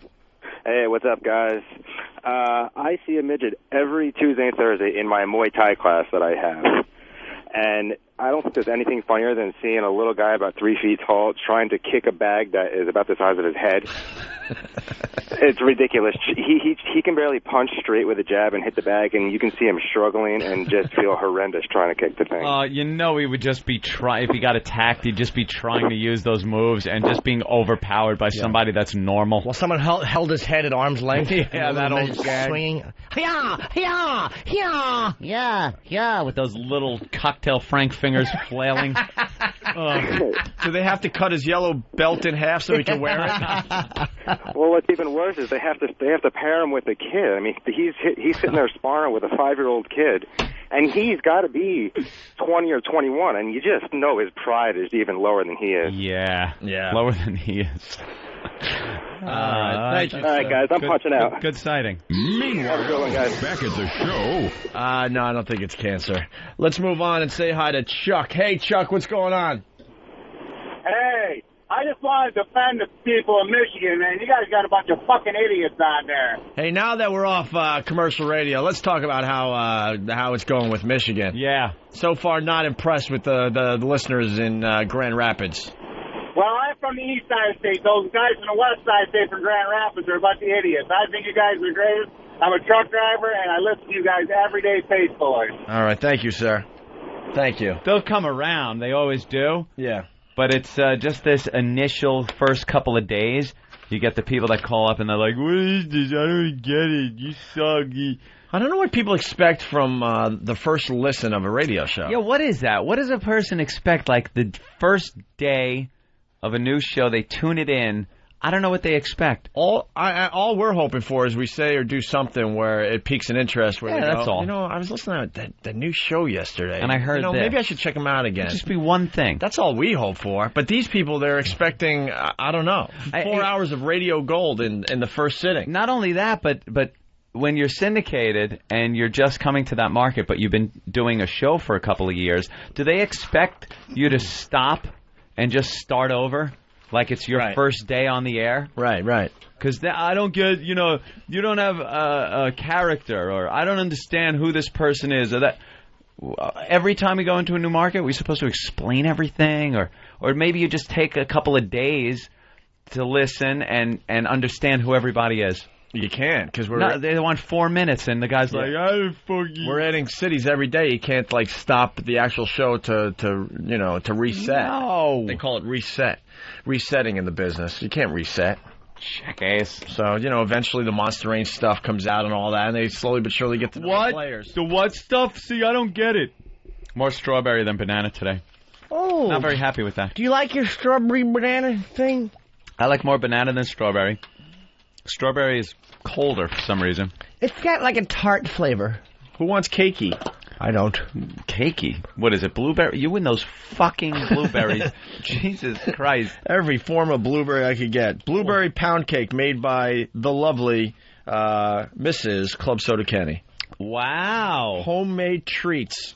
Ooh. Would you like one, Jimmy? I'll have a half of one. All right, here. This one, I'm not going to touch it. Here you go. Thank you.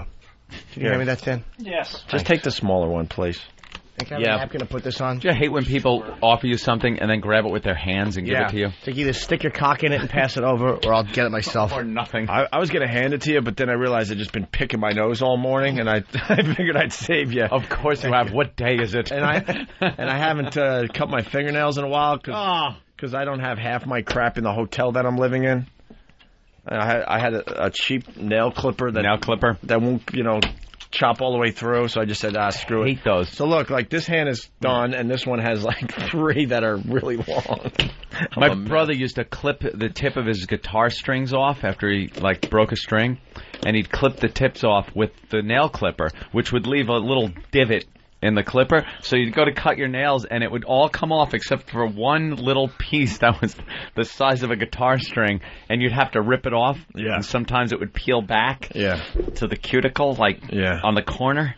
Oh, that hurts. I like when you think you could get away with just taking the side and ripping it, and then you're ripping, and it's just a long, thin red strip down to your knuckle, all the way down to your second knuckle, and you just keep pulling and pulling, going, I know it's going to give eventually. Then you start to unravel like a mummy.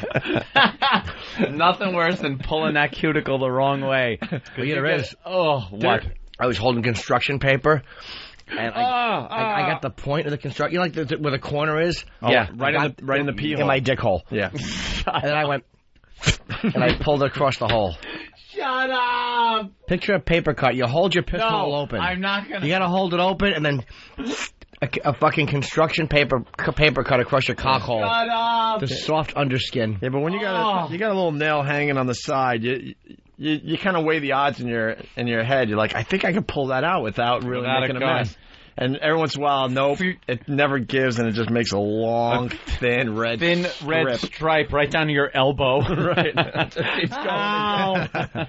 Hey, we got a really tall guy sighting. Carmen in New York, what's up? How's it going? I know you guys have midget sightings. I had a T-Rex sighting. Yeah. I pulled into a gas station on a thruway, and this guy beeps his horn as I put my car in truck and park to get gas. Beeps his horn. I look, and he's leaning forward, banging on the steering wheel with his chest. Gets out of the car, and he leans his head out of the car and says, "Can you move the car forward?" I said, "No problem." So I pulled it forward. He gets out. He's about 6'2", and both of his arms are about 12 inches long. Oh my God! Yeah. What did you do besides laugh? Well, it was funny because to watch him pull his credit card out of his front pocket to put it in the gas pump, and then pull it back, and then take the actual gas nozzle and put it in the truck, bending over. And of course, I get out of my truck, I put the nozzle on the side and have a little clamp because you're supposed to hold it, but I just clamp mine, and I'm standing there watching. And of course, he walks over and, "Hey, what do you got there?" And I was kind of like, something probably you couldn't use. Yeah, exactly. But that's illegal, sir, to use that clamp, sir. Tailored shirt right to his little 1-foot arms, both sides. Normal body, but just 2 12-inch arms on each side. All right. I'd share that with That's the thing I hate the most about fucking self-serve gas.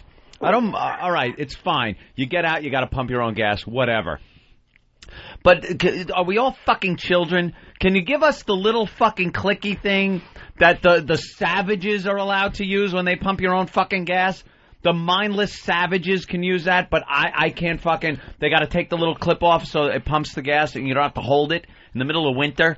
You're just trying to fucking fill your tank up. I just Why shove whatever can't they I can. let everybody use that? I shove whatever I can in that space. It shuts off automatically. Right. When it fills up. It's not like unless you're watching a gas is going to pour out of the fucking thing. Let us use the clip. Here's why. Why, Jimmy? Because people would put it in there and then bitch that they didn't want that much gas. I only wanted $5, and I didn't know this thing would... Fuck you. I pay me. I'm just saying that's what they would do. So the gas that's their stations- problem. Well, you know what it is, Ant? It's all about the bottom dollar. The little guy gets screwed. You know something? They got you by the purse strings. Got you by the short and curlies. You want to hurt a company up? Hit them in their pocketbooks. Let's go to Belgium. Belgium. Belgium? Hi. Hi. This is Pamela. Oh, my God. I can't believe I'm talking to you guys. This is my first day listening to you. And we're just as excited, trust And me. you're on in Belgium?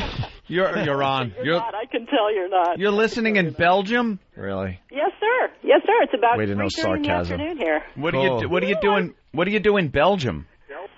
Well, I'll tell you what. It's not the most exciting place to be. It's not like Paris or some of the other places, but the other it's places very that's- livable.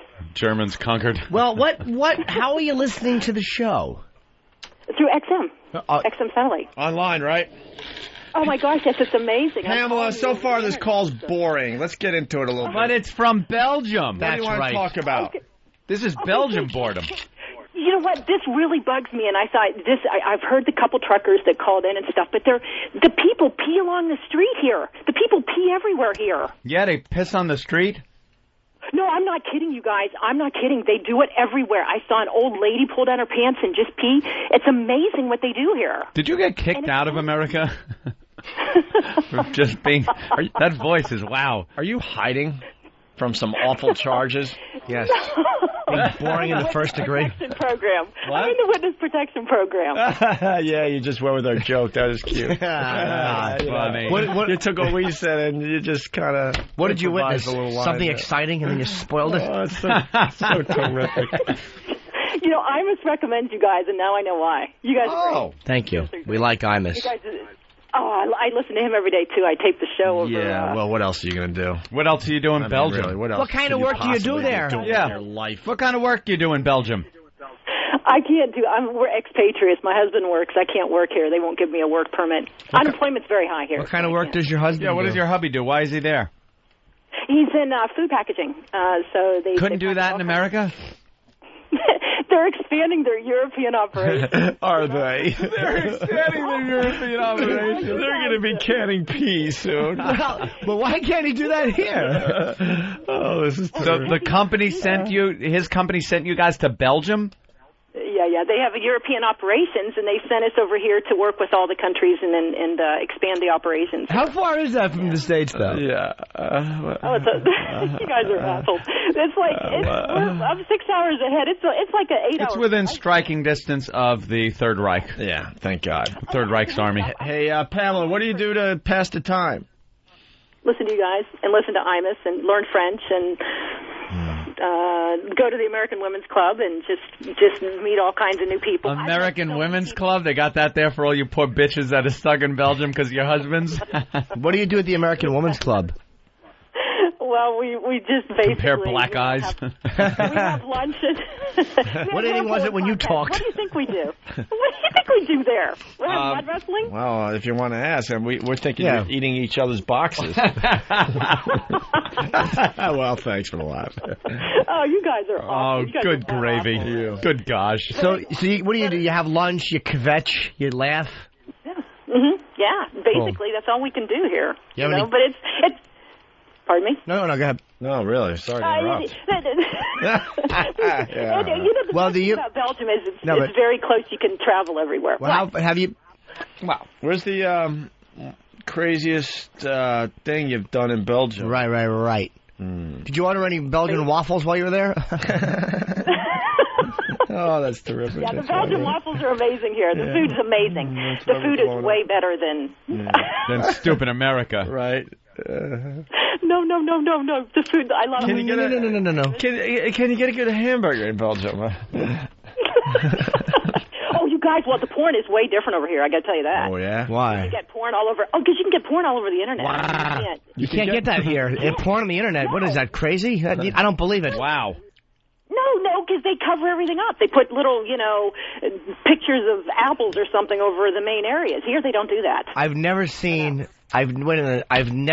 an apple over a pussy. Never. Ever. Oh, that's terrific. Listen to her. Hey, Pamela, she's having a ball. She's having a ball since she left America. Hey, Pamela, when was the last time you sucked cock? Well, my husband's been gone this past week, so actually last Thursday. Thursday, yeah. Come on, aren't there any Belgians that you're interested in? Are you a size queen, are you? No, they're butt ugly over here. The people are not good looking like they are in the States. Yeah, No. Are you a size queen?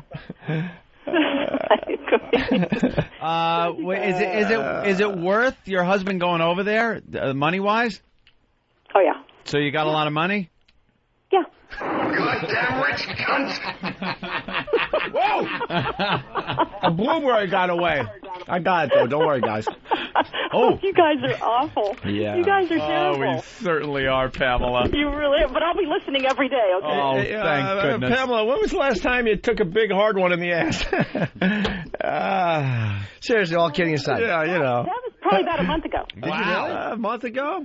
Probably about a month ago. You like an unclipped one in the shitter, do you? I have to say. Hey, and that's another thing. They don't circumcision. Oh, my God, there's a guy that works in Finland, and the girls are all over him because they don't get circumcised here. So what, they all want to lick his I'm not kidding. cut delight? I am not kidding. The girls are all over him. Really? Would I lie? Wow. No, you wouldn't lie. No, we've That known would you for imply 10 minutes. Trust me, we know you're not a liar. I LOL. do everything else, yes, but I don't do that. Yeah. What do you mean the plan's off? What is off? They're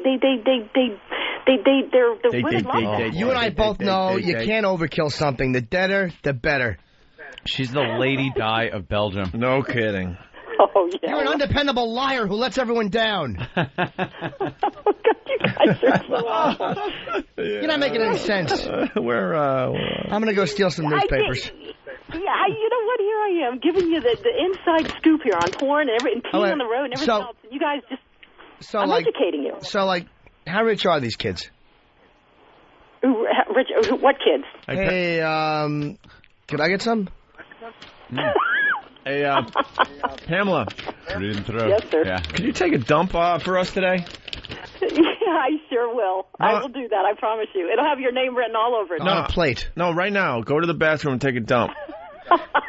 We want you to take a dump on a paper plate in the kitchen. I don't have to go. I'm sorry. Just concentrate. I don't... Get her off the air. Are you sure this hole isn't in radio? Please hang up now. End the pain. Pamela? Can we stop with annoying bitch day on the Opie and Anthony show? You sure can. Sounds like Robin's stupid hole. Oh my God, this whore is awful. Die, cunt, die. This is all. I'm just reading instant feedback. Yes, coming from everyone's subconscious. Yeah, Pamela, don't worry about it. It was about a guest we had on earlier. Don't you worry. How quickly they turn. I move over. Oh, yeah, real quick. Guys, I'm going to have to say, you got to stop. Yeah.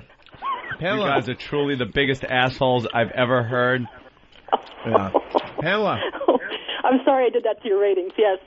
Can you shove something up your pussy today for us? Oh, yeah, that reminds me. I got to go do that. No. Yeah, thanks for reminding me. Could you do it on the show, though?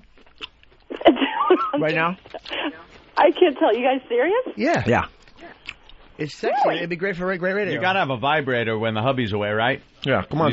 You said he's away for a couple of days? Are you kidding me? Of course. How does any woman live without one? Let's go listen to your vibrator. Go get it. Yeah, go get it, and let's hear it in the phone. You're kidding me. No, we're not kidding. We're not kidding. No more laughing and no more kidding. Yeah, just we're actually gonna now obey orders. We actually might turn this into Radio Gold. I'm sure it's gonna be. Okay, you ready? Yeah. All right, let's hear it. Actually, it's one of those low sound ones, but... All right, just turn the fucking thing on, will you? All right. Yeah, that's a vibrator. You hear it? That's a vibrator. All right, what are you wearing? That's not my loudest one, though. Well, get the loud one. Get the black one. All right. Get the... Okay, hold on. All right, let's hear. All right, that's good. That one Try an goes pretty electric good. toothbrush. All Yeah, right. that's better. Maybe that one needs new batteries. I could do something about that. Yeah. All right, now we got to get a little background info on you. This could ruin No everything. way. All right, how old a gal are you? 44. All right. Yeah, that could be a problem. All right. I know, And too old for you guys. Well, you're in that cougar category. yeah, you've entered the cougar category there. No, I guarantee I haven't. I guarantee you. No, you have. What do you? No, I haven't. All right, now what do you look like? Not that it matters. I'm just curious. Is there a celebrity that people tell you kind of look like, or you think you look like? Brooke Shields. Yeah, that's who it is. Brooke Shields, huh? Okay. Yeah. Brooke yeah, Shields after she was in a car accident. Brooke Shields. Now, body type. Body type. Oh, gee. Body I hope type. she's okay. Yeah, she's all right. What do you think? No, your body type, is it big boned or thin or what? Oh, Anthony. I'm thin. I'm real thinny. Yeah, You're real skinny. Yeah. And how tall? 5'7". All right. All right, tall. can you shove the thing up your pussy, please? I'm not doing that on the air. No way. Why? No one's... Oh, my God. You're in Belgium. What do you think? Someone's going to knock on your door? These aren't mine. These are my friends. These aren't even mine. Let's cut our losses because I want to address this fucking food I just got brought. Bye. Have a good day. Wow. Hold on a minute. Fuzzy in Connecticut, real fast, go.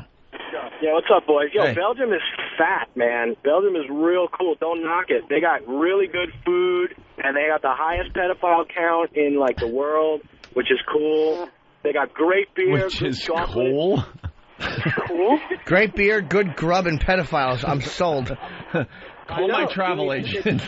They're also right on the border of Holland, so you can just, like, hop on a train and get way lit up and then just cruise right back. I went there, I got busted with a bunch of weed in my sock, and they stuck their hands in my ass. It was really a pleasure. Did you go to jail? There you go. I did go to jail. 2 seconds. His stories are better than fucking Yeah. Pamela. Thank you, Fuzzy. Pamela, drop dead. Yes, sir, I will. Let's say hi to Luke in Los Angeles. Luke. Hey, what's up, boys? What's up? I have an awful Pat from Moonaki line caller. Okay. What do they call Belgian waffles there? Cheer waffles? I love you guys! Thank you. All right. What's wrong, Jimmy? Nothing. Who got my food today? Jeff. Of course he did. Who's problem? Jeff? I don't know. I wanted a banana. I wanted egg whites from the Brooklyn boy. Diner. There's no ketchup with them because, who would want delicious ketchup on eggs? I hate ketchup with eggs. I know, but most of America doesn't. And I asked for a banana, and look at this. Wow. It's just a little green. A little green. It's like a fucking.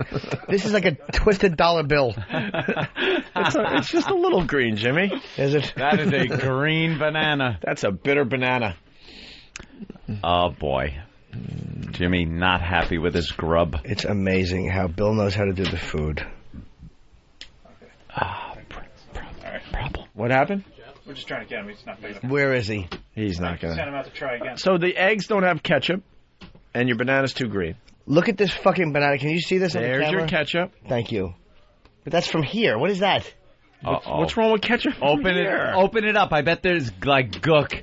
No. Open up the flip lid. You gook? No gook? Brand new. Brand new, Jimmy.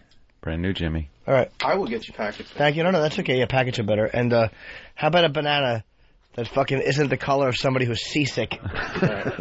Did he go out for another one? Yeah. I blame Kenny. Why? Why would you blame Kenny? No, See, he'll tell you. I must, I don't pass the buck. I accept responsibility. It's not your fault. No, I asked Jimmy if he wanted something. I delegated the task to an incompetent person, and I must suffer the consequences. Like a good lieutenant. That's right. I don't rat. I don't tattletale. I don't pass the buck. Oh, God. There you go. Oh, There's your new banana. Oh, shit. Oh, Wait, my what's God, wrong with no. that banana? Look at it. What's wrong with this? It's like an infant's penis. God, you're tough. What's wrong with that banana, really? Nothing if you're 3 years old. That color and that size would be fine. No. Black and giant. Yes. No. Yes. That is too much sugar in that banana. Which one? Get at what? It's a tiny banana. The color of that banana is fine, but it's too small. That one, the green one, good size, but... Have you ever seen like a big healthy banana? Oh my God! What? Sorry. Oh, he's pissed at you. I'm detecting some shit. I think Jimmy, he just gave you shit with that. What's going on? Like he's. I think it's almost impossible to pick out a good banana. No, it's not. I detect attitude in a second, and he just gave you some shit. Look at that banana. Perfect. Look at this. Look at my banana. Who can look at my big juicy banana? Did you notice that was how green? Perfect my I banana did. That was is. the best one that they had. And did you think it would ripen on the elevator ride up? Maybe. Hopefully. Where'd you get that? Where did you get this? That one was from one of the fruit vendors, and that one was from downstairs. A street cart? Yeah. Okay, so a street cart and the fucking dirty fucking savages that run the deli. Oh, boy. And to the guy who took the ketchup out, can you bring it back in? The fucking idiot brings in the ketchup, he shows it to me, and then takes it out. You didn't even use it. No, I didn't use it yet. He just showed it to me. This is what could have been. Everyone is just very nervous around here. No one can think straight. Wow. Did you get a knife and fork for your eggs? Yes, I did. Banana diva. Dude, I don't need a fucking huge banana. I just want one that's not fucking green. I want a banana that's not green. Yeah. All right, well. I apologize. I will get you a good banana. It's not your fault. It is. It's this juicy-lipped lad. All right, why don't we get Jimmy more bananas? And I just want a big yellow banana. Oh, that's all I want. Like Ope Scott, that's a fucking banana. That's a banana. Well, thank you, Jimmy. This. Oh, Jimmy. Good. It's just you got Kenny. A little shrapnel, banana shrapnel. Jimmy, banana juice. Would you like my banana? Banana juice. No, I can't take your I'm banana. not gonna, all over the place. I'm not going to eat it. Here you go. I can't take your banana. Why? Because it's creepy. No, it's your banana. One man to hand another man a banana and go, here, take mine. Grab the back of your head and start pushing it onto his banana. Yeah, why don't you unpeel it and I'll eat it through a zipper and we'll all laugh. Did you try the blueberry thing yet? Because I'll never hear the end of it. It was actually very good. Yeah, it was terrific. Jimmy's going to have the I'll little banana. her. How's the little one? Very nice. All right. We're gonna take a break. We're gonna do some fun things when we get back. And then what we're gonna do is we're gonna ask Private Pile if he can please bring back the ketchup. All right, listen. We got something called Goddamn Rich Voss. Oh, that's funny. Playing off the clip you guys know and love. What clip? And also Subway Survivor speaks. Oh. We've been on that story for, off and on for a couple weeks. Yeah. The guy that got attacked with the electric saws. The saws were running, and he was just getting sliced to death. Well, he's now talking, and we got his little interview, or parts of that interview, and we'll get into that next. The Opie and Anthony Show Award for Most Disturbing Phone Call goes to Donkey Sausage. What the? Do me one favor. What, Cuddles? Why don't you get some pork into your studio and have her shit on a plate and put it in the microwave, and then have her roll around in there screaming donkey sausage, donkey sausage. Raquel? That would be me. You want to shit on a plate for us? Okay. And then run around saying what? Donkey sausage? Donkey sausage. Dude, Jimmy Dean's donkey sausage. I can do that. Donkey sausage! Donkey sausage! Donkey sausage! I like it. There's something oddly attractive about that. That's got to be a promo. The Opie and Anthony Show. Nice.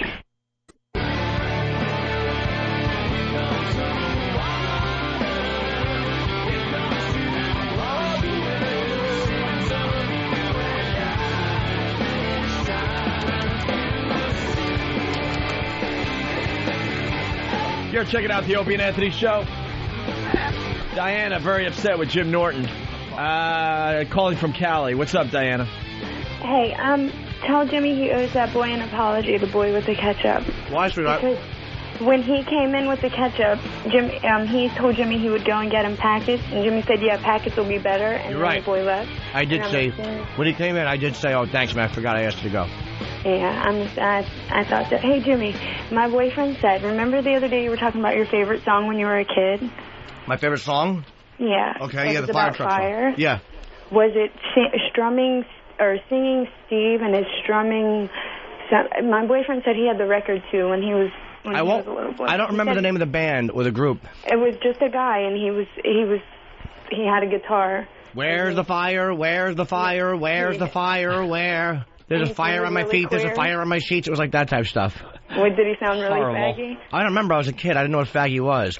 Obviously. We should call D. Why doesn't anyone care? D, who used to work for XM Kids. She doesn't work there anymore? Or does she? I don't know.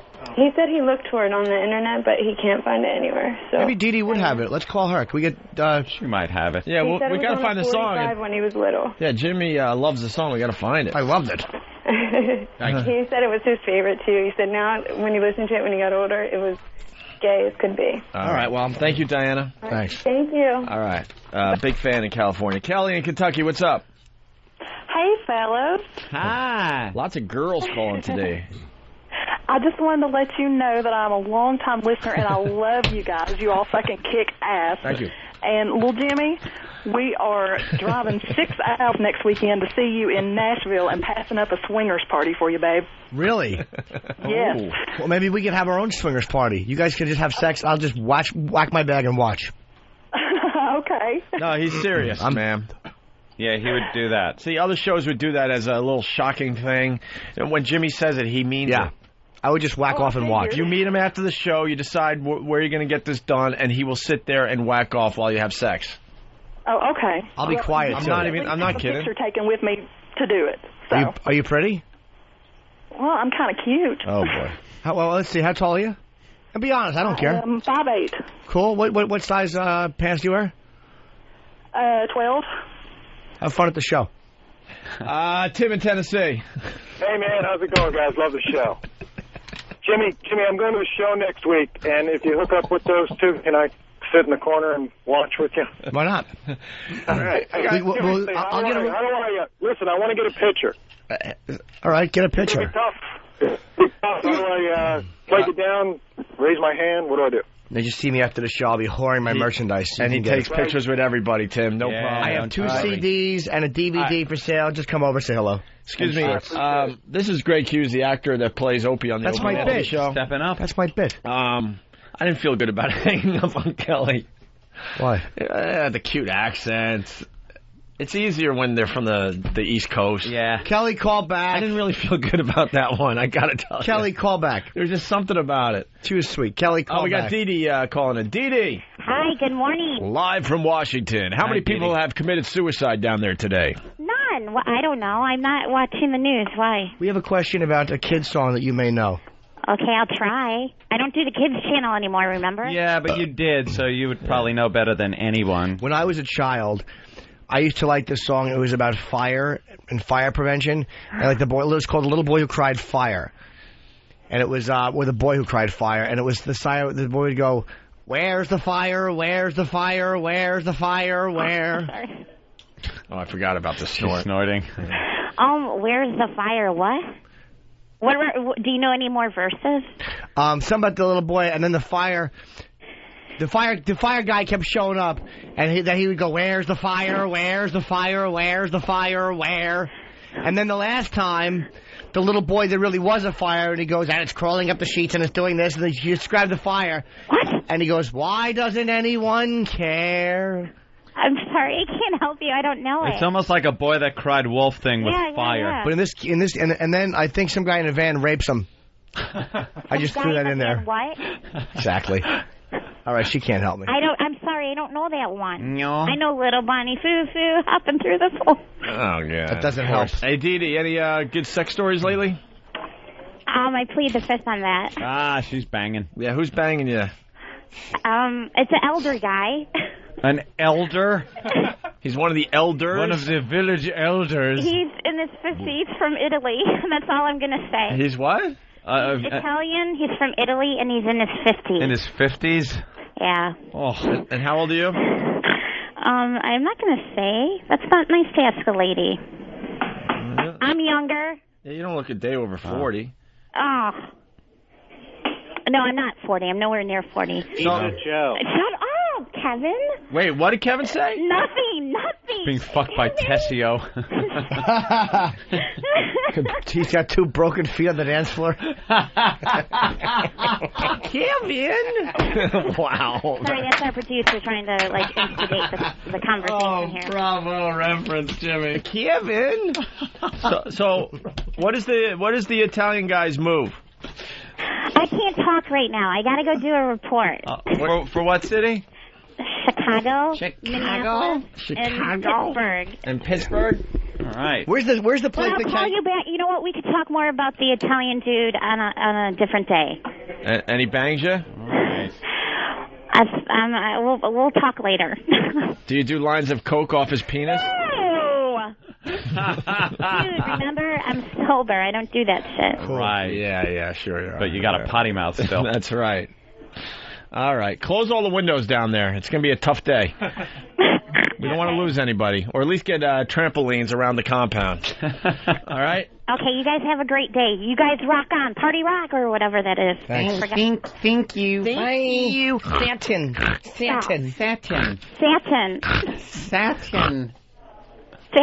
Yes. And it stings. I remember you. Right. Yeah, that old guy. It stings. Those are the moments, huh?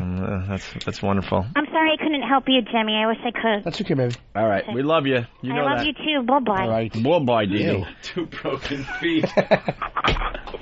Jake and Philly. God, is that fucking funny, man? Oh, God. The RSP show that comes on after you guys on YSP, they're talking about the big meeting they had about your present this morning. They said they actually wanted to send a chimp in for Jimmy. A chimp? That would have been cute. That would have been adorable. A chimp would have been adorable. We love chimps. So I just want to let you know they're talking about you guys. Oh, that's cool. And they have the biggest hole in all of radio on that show. I haven't heard this show. I heard Barsky did well in the ratings down there as well. So, all right, yeah, but they sent us a shim instead of a chimp. So. Yeah. All right, thanks for the update, Jake. Chimp would have been sexier. All right, thank you. All right, let's go to Connor in California. Connor. Yeah, Jimmy, I know the rest of your fire song. Okay. It's something about a fire, and something about a dress in the mall, and then you're wearing a dress, and then you're doing something about fire.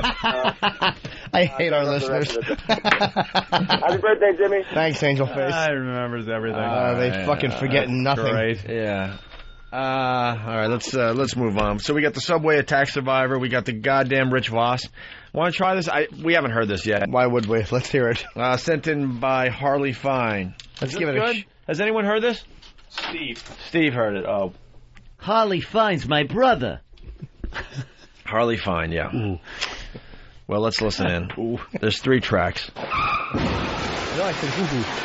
This is goddamn Rich Voss. Is that? Am I giving away the whole thing? I have no idea what this is. Probably. This is probably all it is, right? This is because they own it. Goddamn Rich Voss. I kill Rich Voss. Wow. There you go. Let's bring that to CBS, please. Please, can we use that at CBS? Fuck them if they don't get it. Goddamn Rich Voss. It's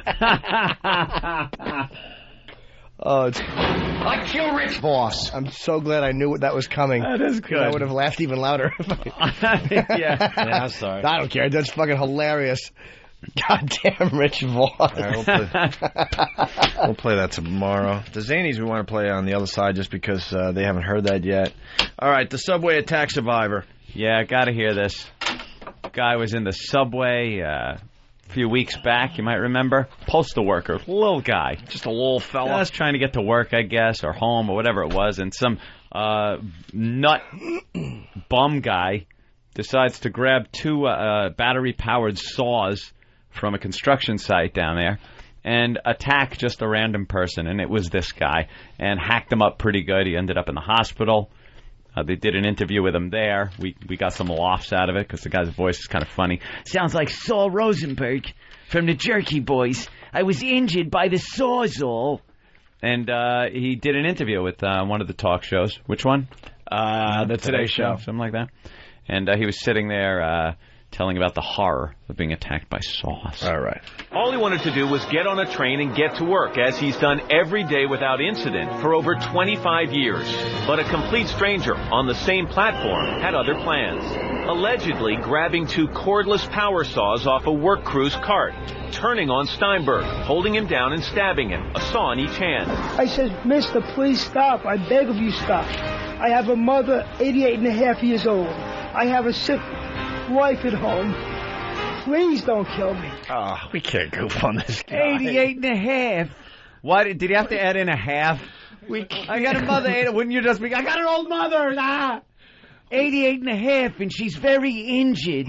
Oh, I gotta buy her things, and she wears a diaper.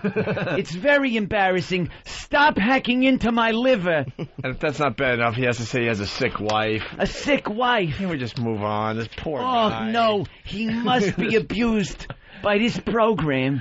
My conscience decided to say no hi conscience. today. No way. Hello. This guy's Hello, gold. I'm here. Yeah, what's This with guy's you? gold. You feel bad about hanging up on the lady? This guy, what do you have, the doctor's appointment today? I think it might have been the acupuncture. Yeah, it's changed. Mr. Torrance from Whackbag, I wonder if he saw it coming. Guy was a comic, he was a hack. All right. Let's continue. Victim explains how it all went down.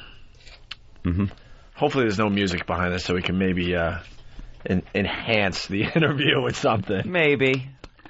I heard a commotion on the platform. I was not yet on the platform. I did not yet put in my Metro card. And I heard a commotion on the platform. I saw a lot of transit employees running in the opposite direction.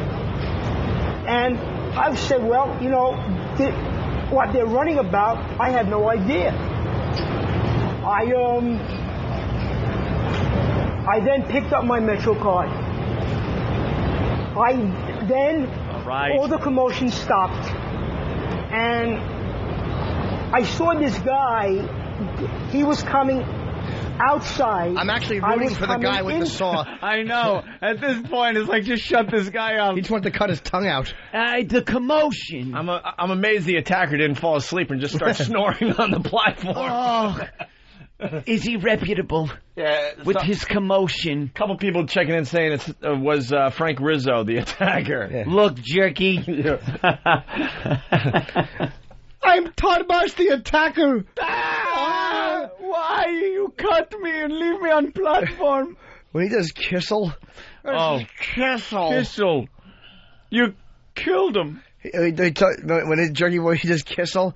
And he says, I'm trying to join the Glee Club because I'm full of glee. And then he just sings, won't you be my melancholy baby? It's so fucking awful and funny. My melancholy baby. That makes me laugh. He was coming outside. I was coming inside. Were you? And before I could put in my Metro card to get inside, Metro card again. He looked at me. At first I thought he might have been a transit employee. I had no idea. And then with 2 saws. We looked at each other. He didn't speak. And then he started to power saw me. He didn't open his mouth. We never said words to each other. He just started to power saw me. And he continued to power saw me and power saw me and power saw me. How long did this last, Michael? I thought, in my opinion, it lasted a good 10 to 15 minutes. No, it didn't. In his opinion. You know, it was like 2 seconds, but it was horrific, I'm sure. Mike from New Hampshire. Yeah, I wonder when he gets better if he's going to hunt him down and reciprocate. Reciprocate? People that know it's a reciprocating saw is a sawzall. You know what? People Very funny. People are setting up their stuff now on the phone lines with Pat from Menaki joke. Yeah, so you know it's going to be one of those. Wow, there you go. The victim explains how it all went down. He power sawed me. He power sawed me and power sawed me. and it was a commotion, and I couldn't get my Metro card. I thought he was a transit employee because he was a colored gentleman. Enough about the Metro card. Yeah, no, enough about power sword me. Oh, here's more. Very injured. Here's more from the victim, talking about the people on the platform. What do you think the people on the platform did? Rush to help? Yeah, they had to. Yeah, of course they rushing did. to his Sure aid. they did. Well, I got news for you. If I see Sure someone they being did. attacked with a power saw, I'm not fucking running over there. Hell no.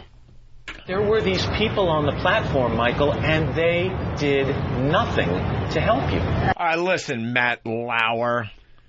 Yeah. You don't even take subways anymore, but I'm sure if you were seeing this horrific scene in front of you, you're not running Matt's to gonna help run. this guy. What would Matt and his Down syndrome hairdo do about it? Everyone thinks they would be the guy. Guess what? Most people would not rush to his aid. By the time you realize what's even happening, it's too late. There are certain people that have a talent for it, that know something's going on and have the bravery to jump in and do something. They're very rare. Yes, they're called dead people. Yeah, dead people most of the time. Other time, Superman. We missed an obvious one here. Spooky. How can this guy's name not be Edmund Fitzgerald? With a story like this, it goes on and on and on. Fuck. Punch it out, boys. Went to the subway with my Metro card. I swiped it and swiped it and swiped it. I couldn't get through the turnstile, so I swiped again, and swiped again. Oh, we looked at each other, and he didn't say nothing, and neither did I. Then I realized I forgot something I needed for work, so I turned back around and went home. And my wife said, "What are you doing home?" And I said, because she's sick, that I came home again and gave her medicine. Back at the subway, my Metro card, and I saw a commotion. A commotion.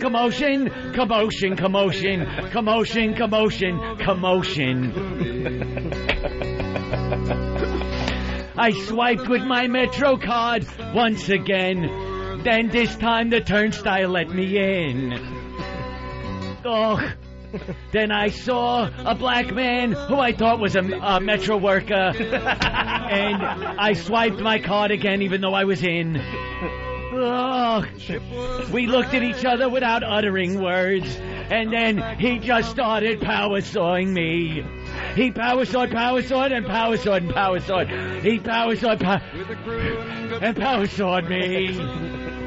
I said, help me, and no one came to my aid. Oh, it hurt very much. I said, stop, I got an 85 and a half and 3/4. Her birthday might be next week. Mother, she's very old, and a sick wife. Oh, I knew she was sick because we went to the doctor, and she said she had a lump somewhere, and the doctor felt it. But it wasn't cancer, thank God. But I drove her home, and we got the prescription from Rite Aid, because she's sick. Did I tell you she's sick? Did I get to the part where I swiped my Metro card? I swiped, and I swiped, and I swiped, and re-swiped. Once more, I swiped it. All right, enough. Oh, song is ponderous. You don't love that song? I love that song. Here we go. It just goes forever. People on the platform did nothing. There were these people on the platform, Michael, and they did nothing to help you. Where were you, Matt? What was your reaction when you heard that? That's the worst part. It's despicable. It really is terrible that people could just let somebody die, because he was going to kill me. I thought I was dead. I said to myself as I'm dying, any minute I'm going to lose consciousness, because I was conscious during this whole thing. Conscious. I said to myself, I'm going to lose consciousness and I'm going to die. Who's going to take care of my 88-year-old mother that lives by herself and is completely independent? Who's going to take care of my sick wife? Completely independent? Well, she doesn't need that. She lives by herself and independent. Who's going to take care of her every day? Guess what? You could go die because she'll be just fine. Wow. This guy is a winner. I was going to lose conscience. What? Were you the little guy on his shoulder? Go ahead. Power saw him. No, don't. It's me. All right, well, let's... Jeff from Pennsylvania saying, I bet the attacker was a real cut-up. the Pat jokes. Well, here's the question you got to ask the guy. Will he go back on the subway? You got to know. Could be some psychological damage. I'm thinking he's going to say, I think he's going to say yes. Yeah, I think he's going to try to be brave. And then Matt Lauer is going to have something very inspirational to tell him. Very good. I'm with you on this one. Can you ever go back on the subway? No! I haven't gone back yet. Well, it's only been 2 weeks. It's going to be emotional for me to... Jeez, Matt, thanks. It's only been 2 weeks. It's only been 2 weeks since some guy tried to hack you apart. Right. 2 weeks. It's only been 2 weeks. Can you ever go back on the subway? I haven't gone back yet. Well, it's only been 2 weeks. It's going to be emotional for me to... By the way, I do want to go back to work. I'm getting bored staying at home. How I'm going to get down that subway the first time at 1 o'clock in the morning, because that's when I usually go, at 1 o'clock. I was late that day, by the way. I can tell you there's a God involved. You'll never be late again. It's because of God is why I'm sitting here right now. Oh, really? And maybe Elsie, too. And maybe Elsie, and maybe my mother that's at home watching me. I'm glad you're all right. Matt, thank you very much. Yeah. God was involved. I officially hate that fucking guy, and I wish that the guy would have killed him with the sword. Oh, something. It had to be where said. Just hacked one arm off. I'm with the guy, though. You know, God has to weight things. You know, it's like, should I get involved in the Middle East, or should I help Subway guy? I better step in a Subway guy over here. Right. Oh. The Middle East will take care of itself. I'll make sure a Subway guy doesn't die. And I saw only one set of workbook prints. And I said, God, why, when the black man was power sawing me, did you leave me? And he said, no, that was when I was holding you down for power saw guy. Ugh.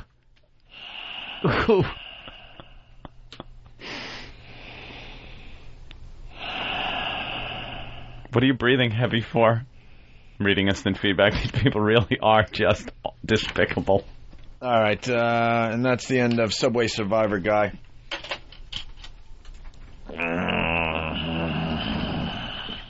You want the tears to come out of my eyes?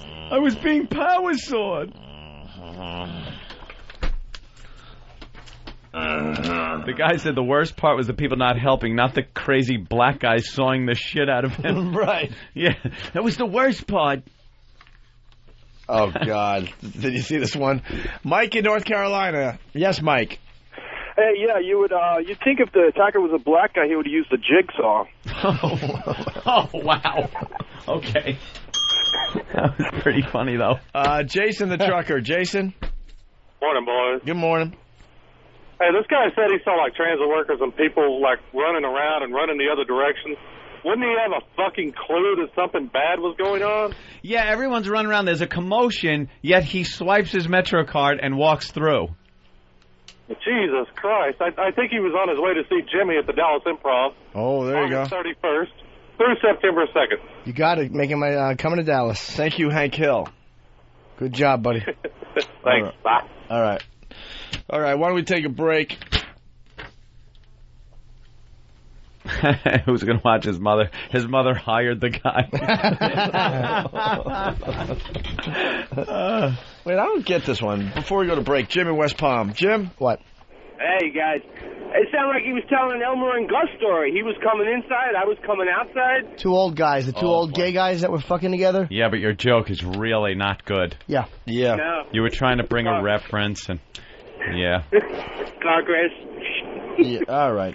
All right, guys, I'm laughing so hard I'm crying. I got to pull over. All right, thank you, sir. Yes, dear. All right, we'll take a quick break. We'll continue in just a bit. You're listening to the soothing sounds of Opie and Anthony. So sit back, relax, have yourself some herbal tea, close your eyes, and drift away with O&A. Hey, ass cock. Hi. This is great. You dick. Bye. Shut up. Fuck all y'all. Horrific and tasteless. It's called sarcasm. I've never heard anything as offensive and gross as you are. And that's why I'm signing up. The Opie and Anthony Show.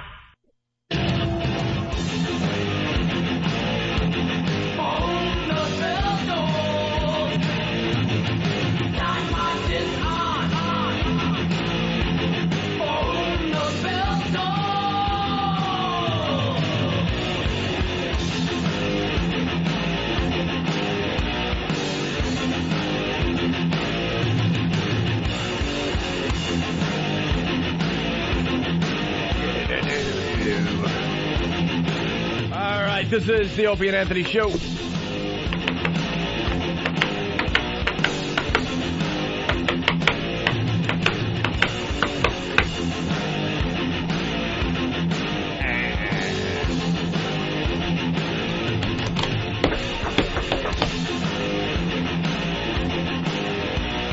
Happy birthday to you.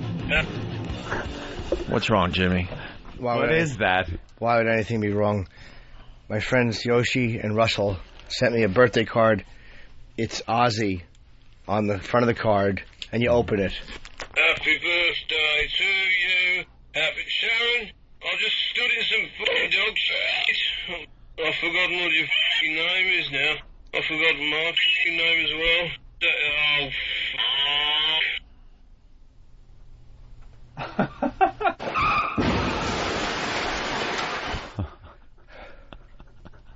Wow, that's Yeah. Yeah. Whenever I'm sad, all you need do. happy birthday to you. Happy Sharon. I just stood in some fucking dog shit. I've forgotten what your fucking name is now. I've forgotten my fucking name as well.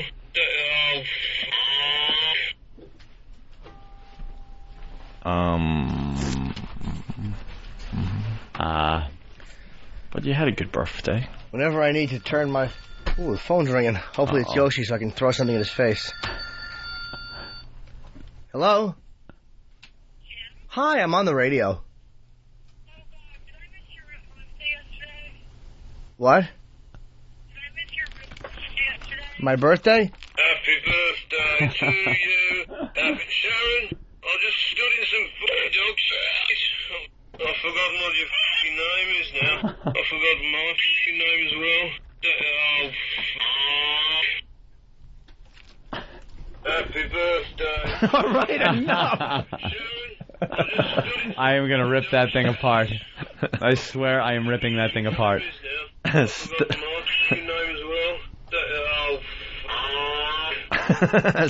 Sounds just like him. Happy birthday to you. That sounds like Ozzy Harriet's husband. All right. Moving on. What do you got there? A Cliff Bar. Cool. That said clit on it. I have a clit bar. All right. Shut up. Jimmy, please. Quiet. Quiet. Yes. All right. Let's say hi to Bob in Texas. Bob, what's going on today? Hey, Bob. Hey, boys. Hey there, Bob. I was calling to say little Jimmy Norton on Lucky Louie helped spread the virus this weekend, so he deserves a little props. Ooh. I'm watching HBO on demand with my buddy, and I always try and tell him about XM, how good it is, and him and I are catching up on like the 5 episodes of Lucky Louie, and he keeps saying, who the fuck is this guy? He's hilarious. I said, that's Jimmy Norton. He's on Opie and Anthony. So he went out next day and bought it just to listen to you, so he's listening today. Oh, thank you. And you get all the good lines on that show. It's fucking great, man. Thanks. Yeah, they do give me a lot of lovely ones. Thanks, buddy. Especially when you're listening to that chick have an orgasm up against the door. That's some fucking funny shit, Jimmy. It was classic you, man. Punching out. Thank you, doll. All right. There you go. I think I forget what happens in this upcoming one. I think the kid insults me and it really hurts. Really? Yeah. I like this one. If it's the one. Oh yeah, this is where the kid's acting like a complete douchebag. This is actually a really good one this week. Cool. Oh.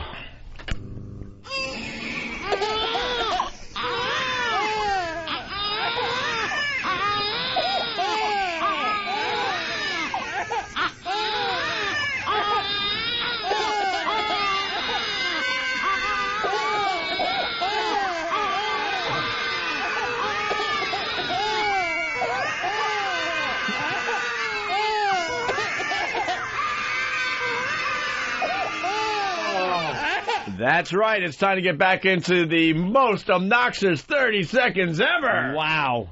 That is the worst. That is nails on chalkboard bad.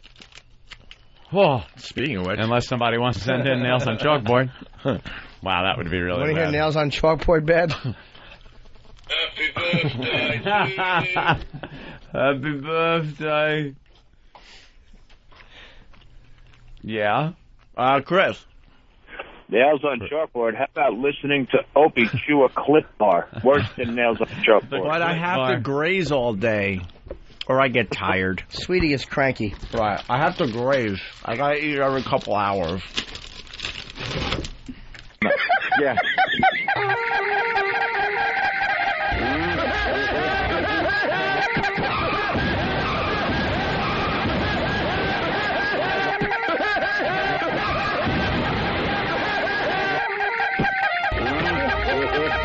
Shut up!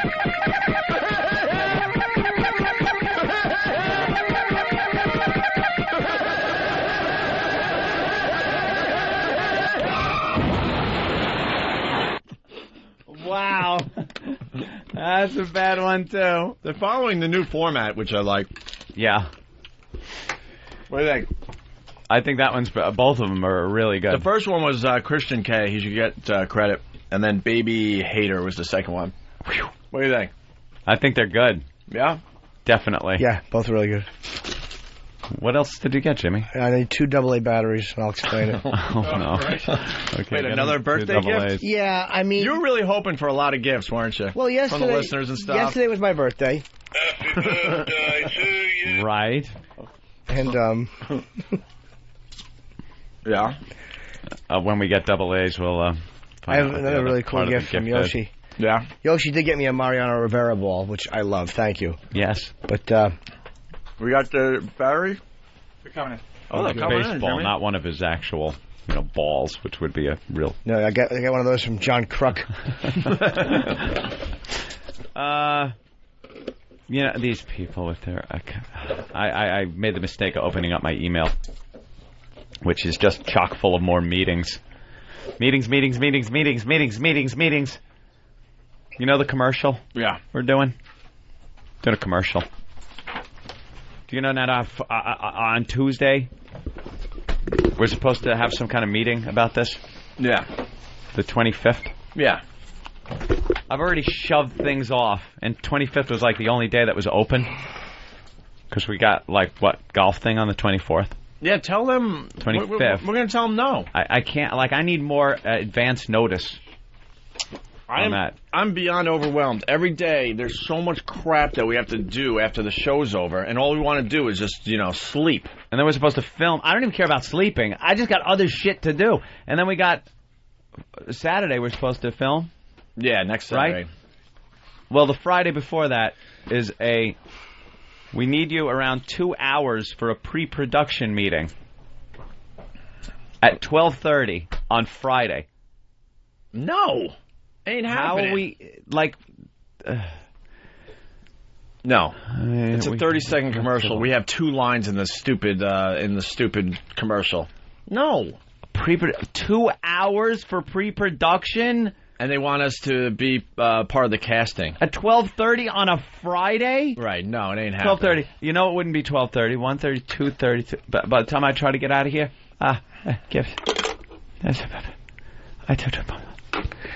got some good copy, though, that just came in. Oh, yeah? And this problem's been solved. I got one?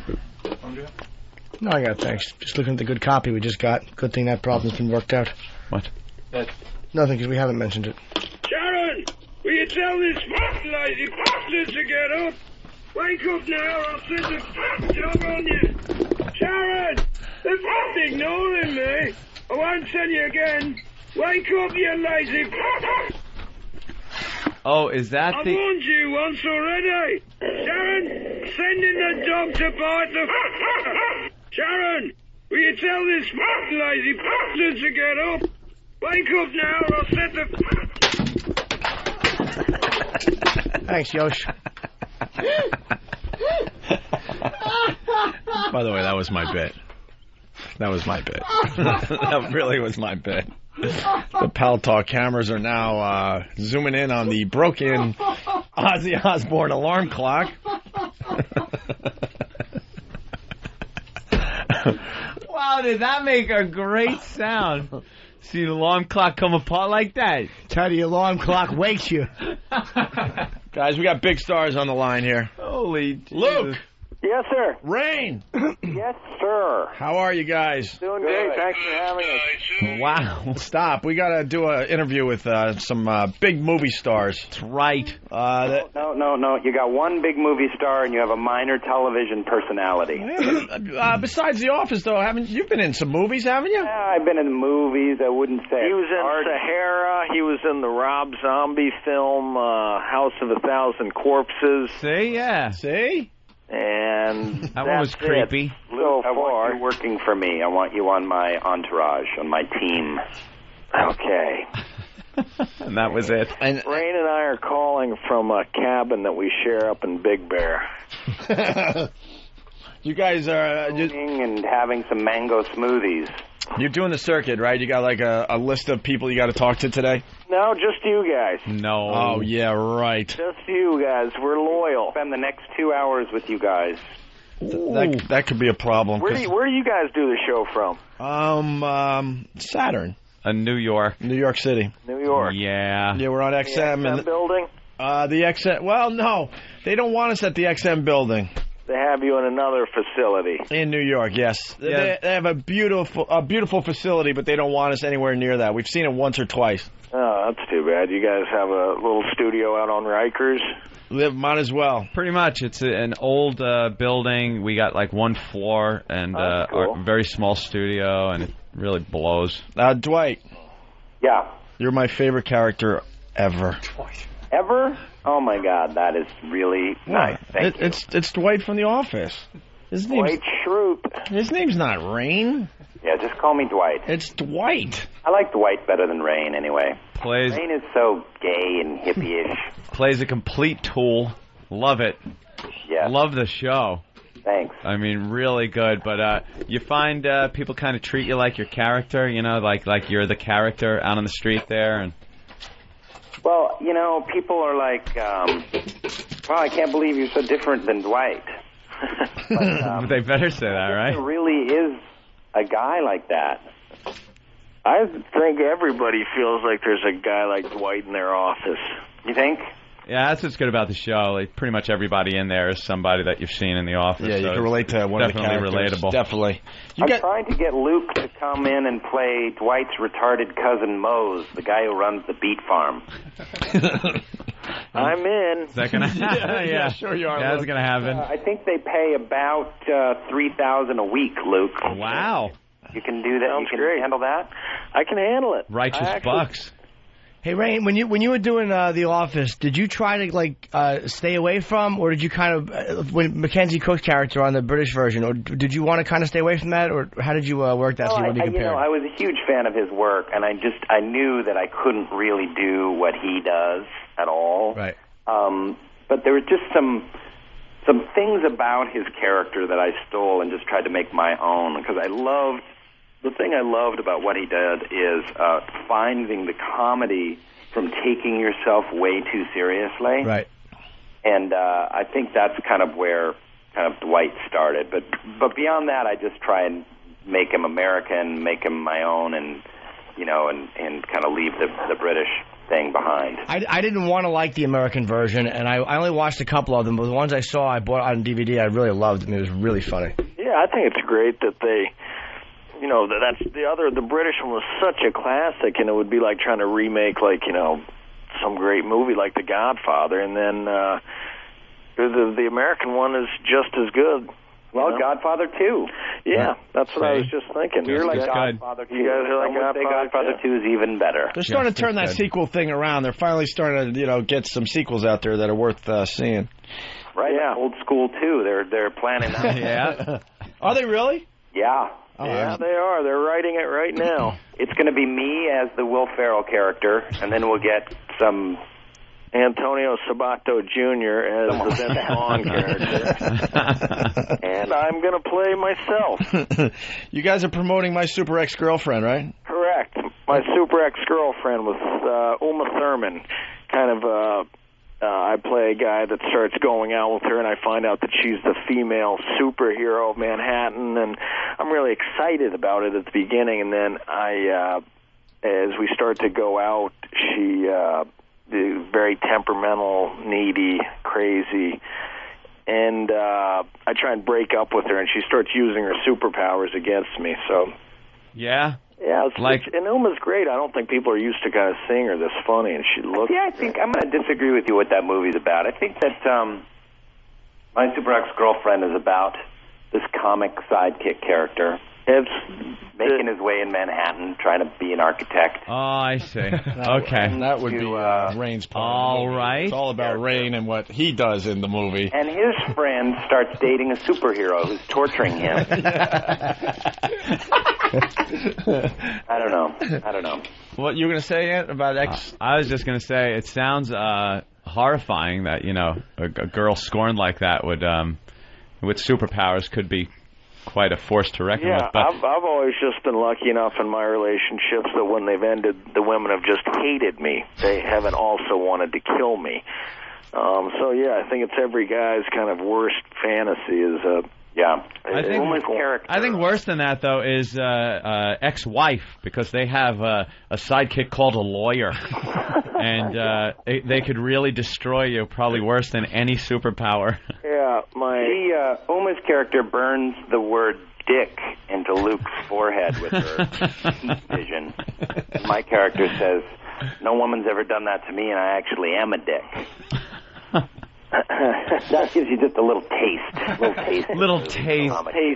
Hey, Luke. Yo. Got to ask you about Owen, of course. A lot of competition there? I mean, we are competitive, when it comes to, like, ping pong or something like that. Something like that not work, though? You just kind of want the other guy's movie to do well. I mean, people don't seem to want to hear that. I need to kind of come up.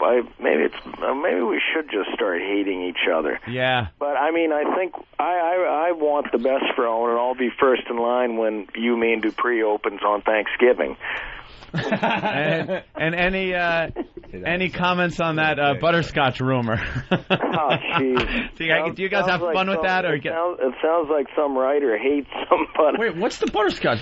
You know the butterscotch rumor. He's got a nickname. What is it? Butterscotch Stallion. Yeah, Butterscotch Stallion. Yeah. Which, like, I don't know, is that because of his hair color? Or, like, where did that even come from? I don't know.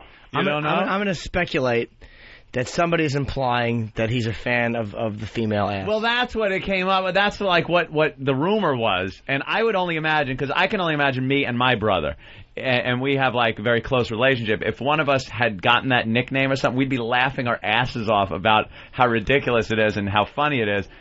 Do you get like tired of it, or upset, or pissed, or do you find it funny? I never even heard of it until yesterday. I mean, I'd get a kick out of it. I think Owen probably does too. But I think I don't know. I mean, it's pretty crazy. Yeah, I can't think of that. I can't find that in the bio. I just heard it and thought it was really funny, like to have that as kind of a nickname. I'm the one who gave him that nickname. You did. It was me. Knew it. What a great nickname. I'd love to have that nickname. I bow to you guys for Bottle Rocket, by the way. Oh, thanks. I'm glad you liked that. I bow to you guys. That was a great movie. That is one of my top 10 favorite movies of all time. Is that Rain? Yes, that is Rain saying that. I love Bottle Rocket. Yes. And is Steve Carell still a nice guy to work with, or like total prick? Definitely an asshole now, right? Asshole. Yeah, he's got that fuck you money, and now he's just a different person. The problem has to do with his urinal, because it's the first one in the bathroom. Oh, it's got to be his. Titanium lined. But, nice. You will get fired from the show for using it. And he was a flunky on the Daily Show like moments ago, it seems. Yeah, And now, right. Big star. It's nice that you guys aren't bitter about Steve Carell. No, I think that guy's great. No, we actually love the guy. Just kidding. Hey, Luke, you have another brother that no one knows about, Andrew Wilson. Andrew, yes. Yeah. How much What's does his crazy nickname? How much? I don't really get on the internet with the pedophiles and the gossips much, but how jealous is he of his two brothers? I don't think I mean, we all kind of work together, and Andrew and I have directed a movie together, so he's in the business, and you know, we're all close, you know, extremely close and good friends. So I don't think he's jealous, but who knows? Who knows what's really going on? Yeah, it's got to be hard when you see both your brothers making all that money and getting that fame, it's got to make you a little bit like, unless you have absolutely no desires. But if you're directing, you want to be in the business. Yeah. But you don't know what'll happen. Yeah, I don't really think he is at all. I would just use my other brothers' names to try to get blown in clubs. That's all I would do. Yes, Owen and Luke, my brothers. Here you go, miss. Terrible, man. Why? That's what you should do if you have two famous brothers. All right, they're telling us you got to go. So the movie starts tomorrow? Movie starts tomorrow, Friday, at a theater near you. My Super Ex-Girlfriend. Do you think you guys will actually see it, or you're kind of over the whole Hollywood thing? No, we go to movies, definitely. Okay, I think I can actually highly recommend it. It's rough to get out there and try and do press for something that it is actually a funny movie, and you will actually laugh. Yeah. I have an audition today for one of something Owen is doing, so I will certainly go see it. Oh, okay. Hey, there's a little connection here in the studio. Yeah, very little. No, but Luke, maybe you could make a call to somebody. Strings, Luke. He only communicates with me through his lawyer, but I can. Jim Norton doesn't get that picture. But it's perfect for him. It requires awful really acting. Going in on something today? Is it that? Yeah, he is. Okay. Yeah, it's Opie or Anthony? This is Jim Norton. Jim Norton. Okay, I think I know what movie that is. Something he starts in September. Yeah, a guy named Don. I've a homeless guy. No, Ant and I are preparing for our Letterman appearance. Oh, really? When are you guys doing that? I'd like to know. August 31st. Oh, that'll be cool. 31st. Yeah. That's awesome. That must mean Letterman's a fan. Nice. No, it must mean he's being forced. Must mean we work for the same company, CBS, and they're like forcing us down his throat. Yeah, they have a lot of money invested in us, so they're forcing Letterman to do them a favor.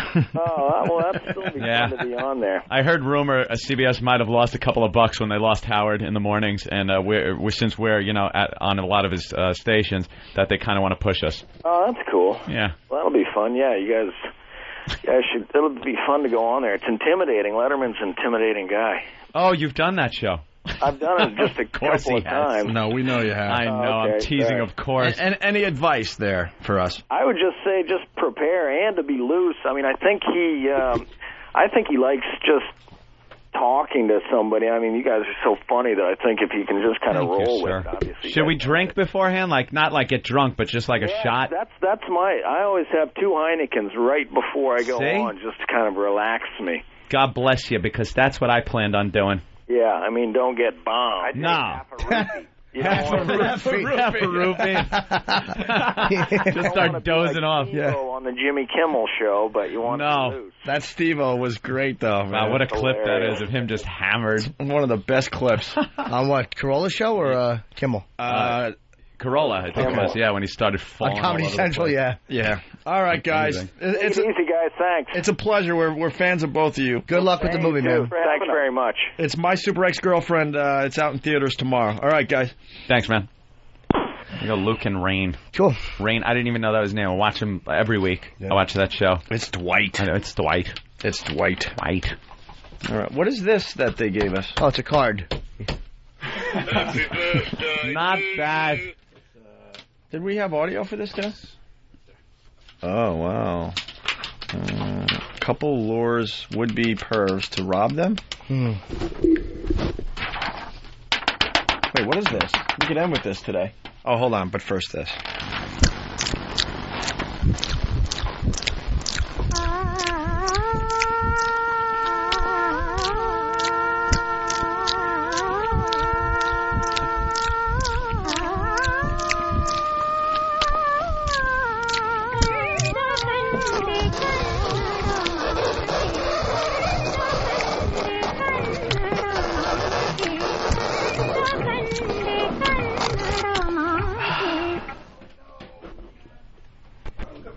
That wasn't that obnoxious. No, I was actually able to keep my headphones on and read something during that, so...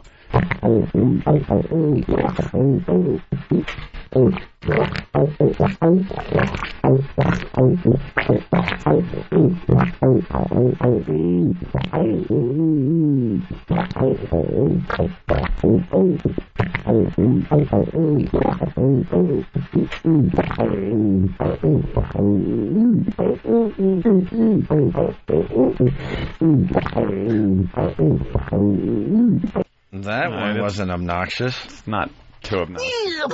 Hey, it's Twitchell. Hey, it's Twitchell. Come on, jump to it.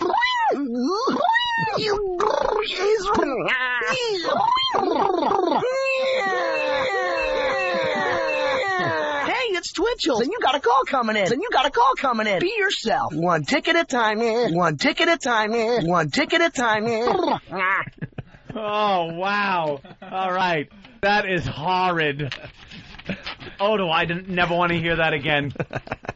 There you go. Some of the pieces coming in for the most obnoxious 30 seconds ever. All right. I have an idea for something that would be obnoxious. Not for 30 seconds. Yeah? Yeah. Hucklebuck! Hucklebuck! Hucklebuck! Hucklebuck! That's pretty bad. We got one more thing to do. Let's listen into this, okay? By the way, that confirmed what that butterscotch stallion thing is. It's got to be true. Yeah. Or he would have just been like, what? No, we laugh about that. He was kind of trying to be a little evasive. Owen's an which ass means, eater. Obviously, Owen likes eating ass. Good boy. Police have been doing it for years, going on the Internet, posing as children, and arresting Internet predators who are looking for youngsters and sex. But now an Ohio couple is accused of doing the same thing, but for different reasons, and they are now talking with reporters about it. Brenda Waters has more on a story that sounds more perhaps like a made-for-TV movie. The proper term, I guess, would be extortion, but I don't really see it that way. Why don't you see it that way? Because it wasn't for massive amounts of money. We would, maximum we would receive would be like, $30, $40. Per person? Yeah, maximum, And how many people did you rip off? Well, first of all, I don't really consider them people, considering they're pedophiles. All right, what's this about?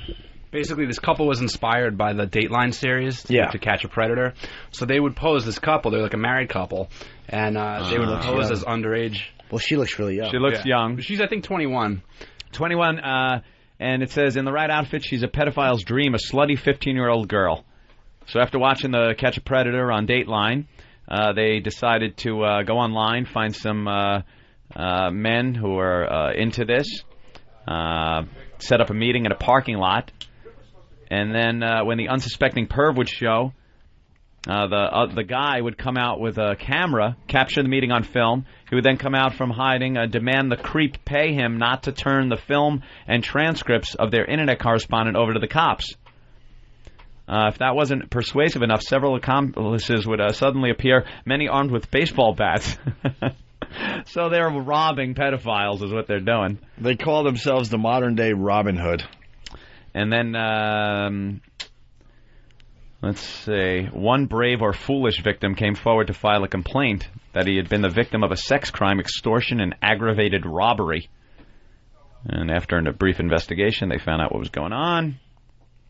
Charged them with aggravated robbery, may face up to 5 years in prison and 10 G's in fines, bond set at $1 million. Wow. Hey. All right. Is that a bad thing? Good for them. They're entrepreneurs. Go-getters. They're they go-getters. saw a Dateline and then finally they saw an opportunity. To make a couple of bucks off of people that are undesirables.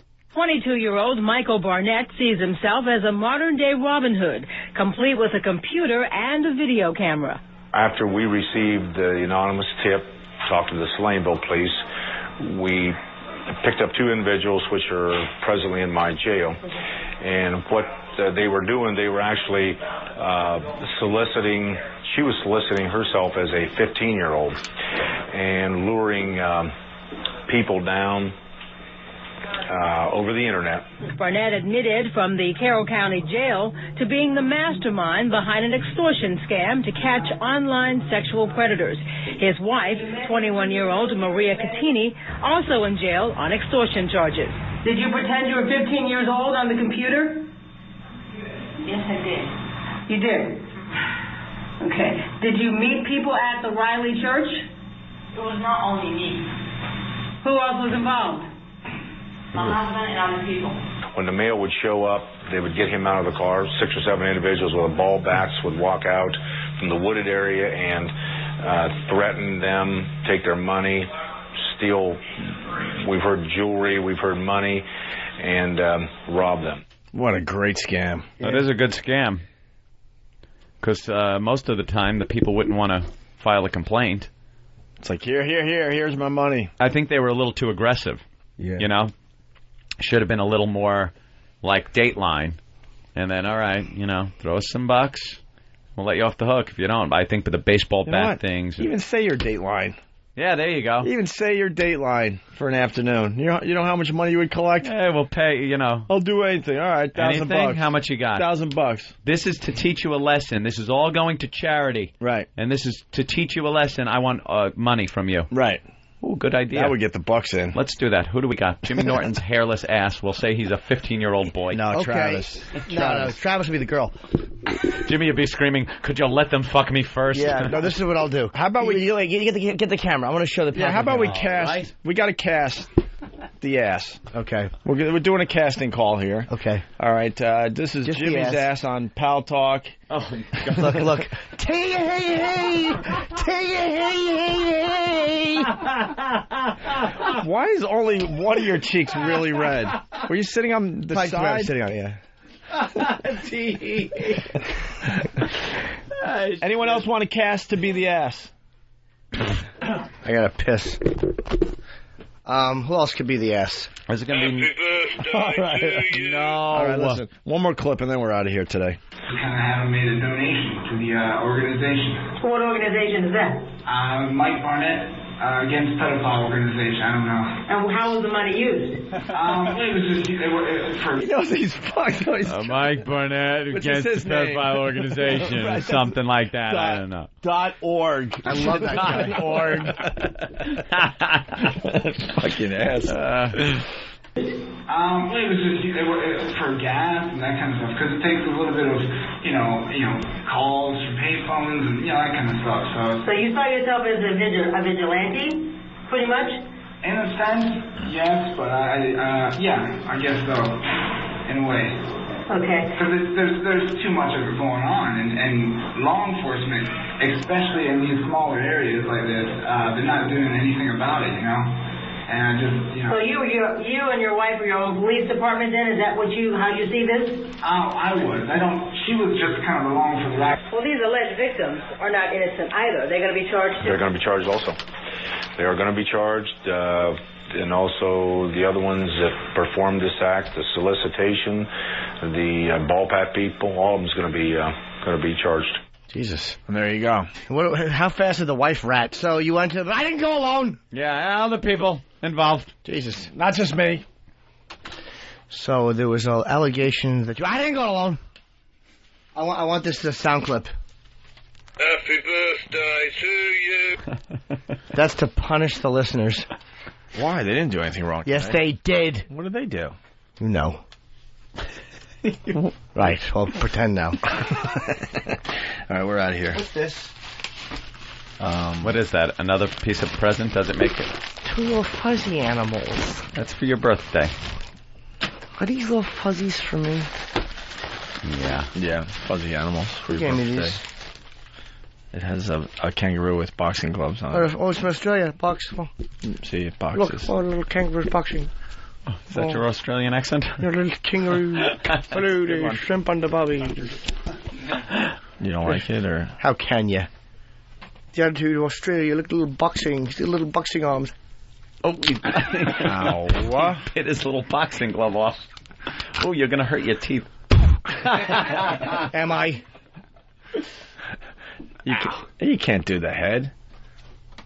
No, just the little boxing gloves. Now he has no arms.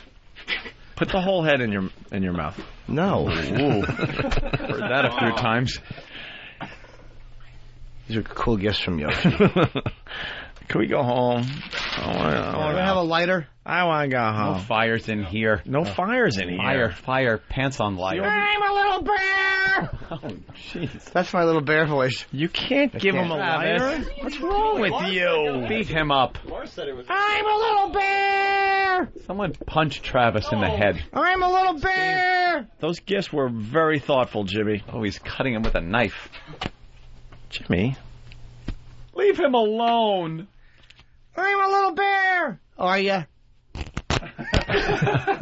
Faggot. Oh, look, kangaroo! Oh, look. Hop, hop! Hop, hop! Hop! You're going to cut Oh, yourself. I hope he cuts himself. No, I'm not. And another scar to the arm there. I'm hopping. Hey, are you hopping? Fucking gift stinks. The only gift I like is this one. Happy birthday to you. It's the one none of us like. Why the anger, though? Because they're fucking awful gifts. It was the thought that counted. Yeah, was it? I thought counts. it sucked. Did you get something from your parents for your birthday? What'd you get? Van Heusen? No, I look forward to the days of Van Heusen. 3 fucking civil servant T-shirts. They're like fucking button-down postal worker shirts. Civil servant. Fucking awful. Did it come in the mail? Yeah. Oh, that's great. No way. Yeah, I have a picture. Do I have a picture of myself in one of the shirts? Hold on, I might even have it on this camera. So. Oh, it's got to go up immediately. All right, so Yeah, what else they sent? That was it. You're lying. No, I'm 3 civil servant Yeah, T-shirts. here's a picture of me in this. All right, let me. It's like a fucking button-down shirt. Just scroll down. It's a fucking awful button-down shirt. Let me see. And you're in your like boxers, Yeah. Is it really that bad? It's just a fucking making awful. a big smile. Did they say take a picture? No, a friend of mine. Oh my God, is that funny? Look at that awful shirt. It's just white, like That's like a light bus blue. boy would It's wear. a light blue shirt. Oh, it's light blue. Yeah, it's Short sleeves. Yeah, just fucking horrible. Bus boy. You know, it's the type of shirt you'd fucking wear if you were on Dolph Sweet's bowling team in the Wanderers. Those shirts stink, Mom and Dad. Yeah, they're trying, Jimmy. Are they? Yeah, they're trying. Why don't they just not try anymore? But they love you. I know they do. Then stop sending me clothes that fucking Travis is going to be wearing this week. Or Young Hawk. All right. Well, thanks for listening, guys. I got to piss and go on my audition. Yes. Yeah, we got a little show meeting to Let me know how it goes. Oh. Have fun. I second everything. Opie. We're not part of regular radio, you fuckhead. Anthony. We take nothing and make shit out of it. Okay, terrific. Los muchachos con queso. What a hot voice that is. Wonderful. Huevos grandes, como melones. Robin. Punch out, shithead.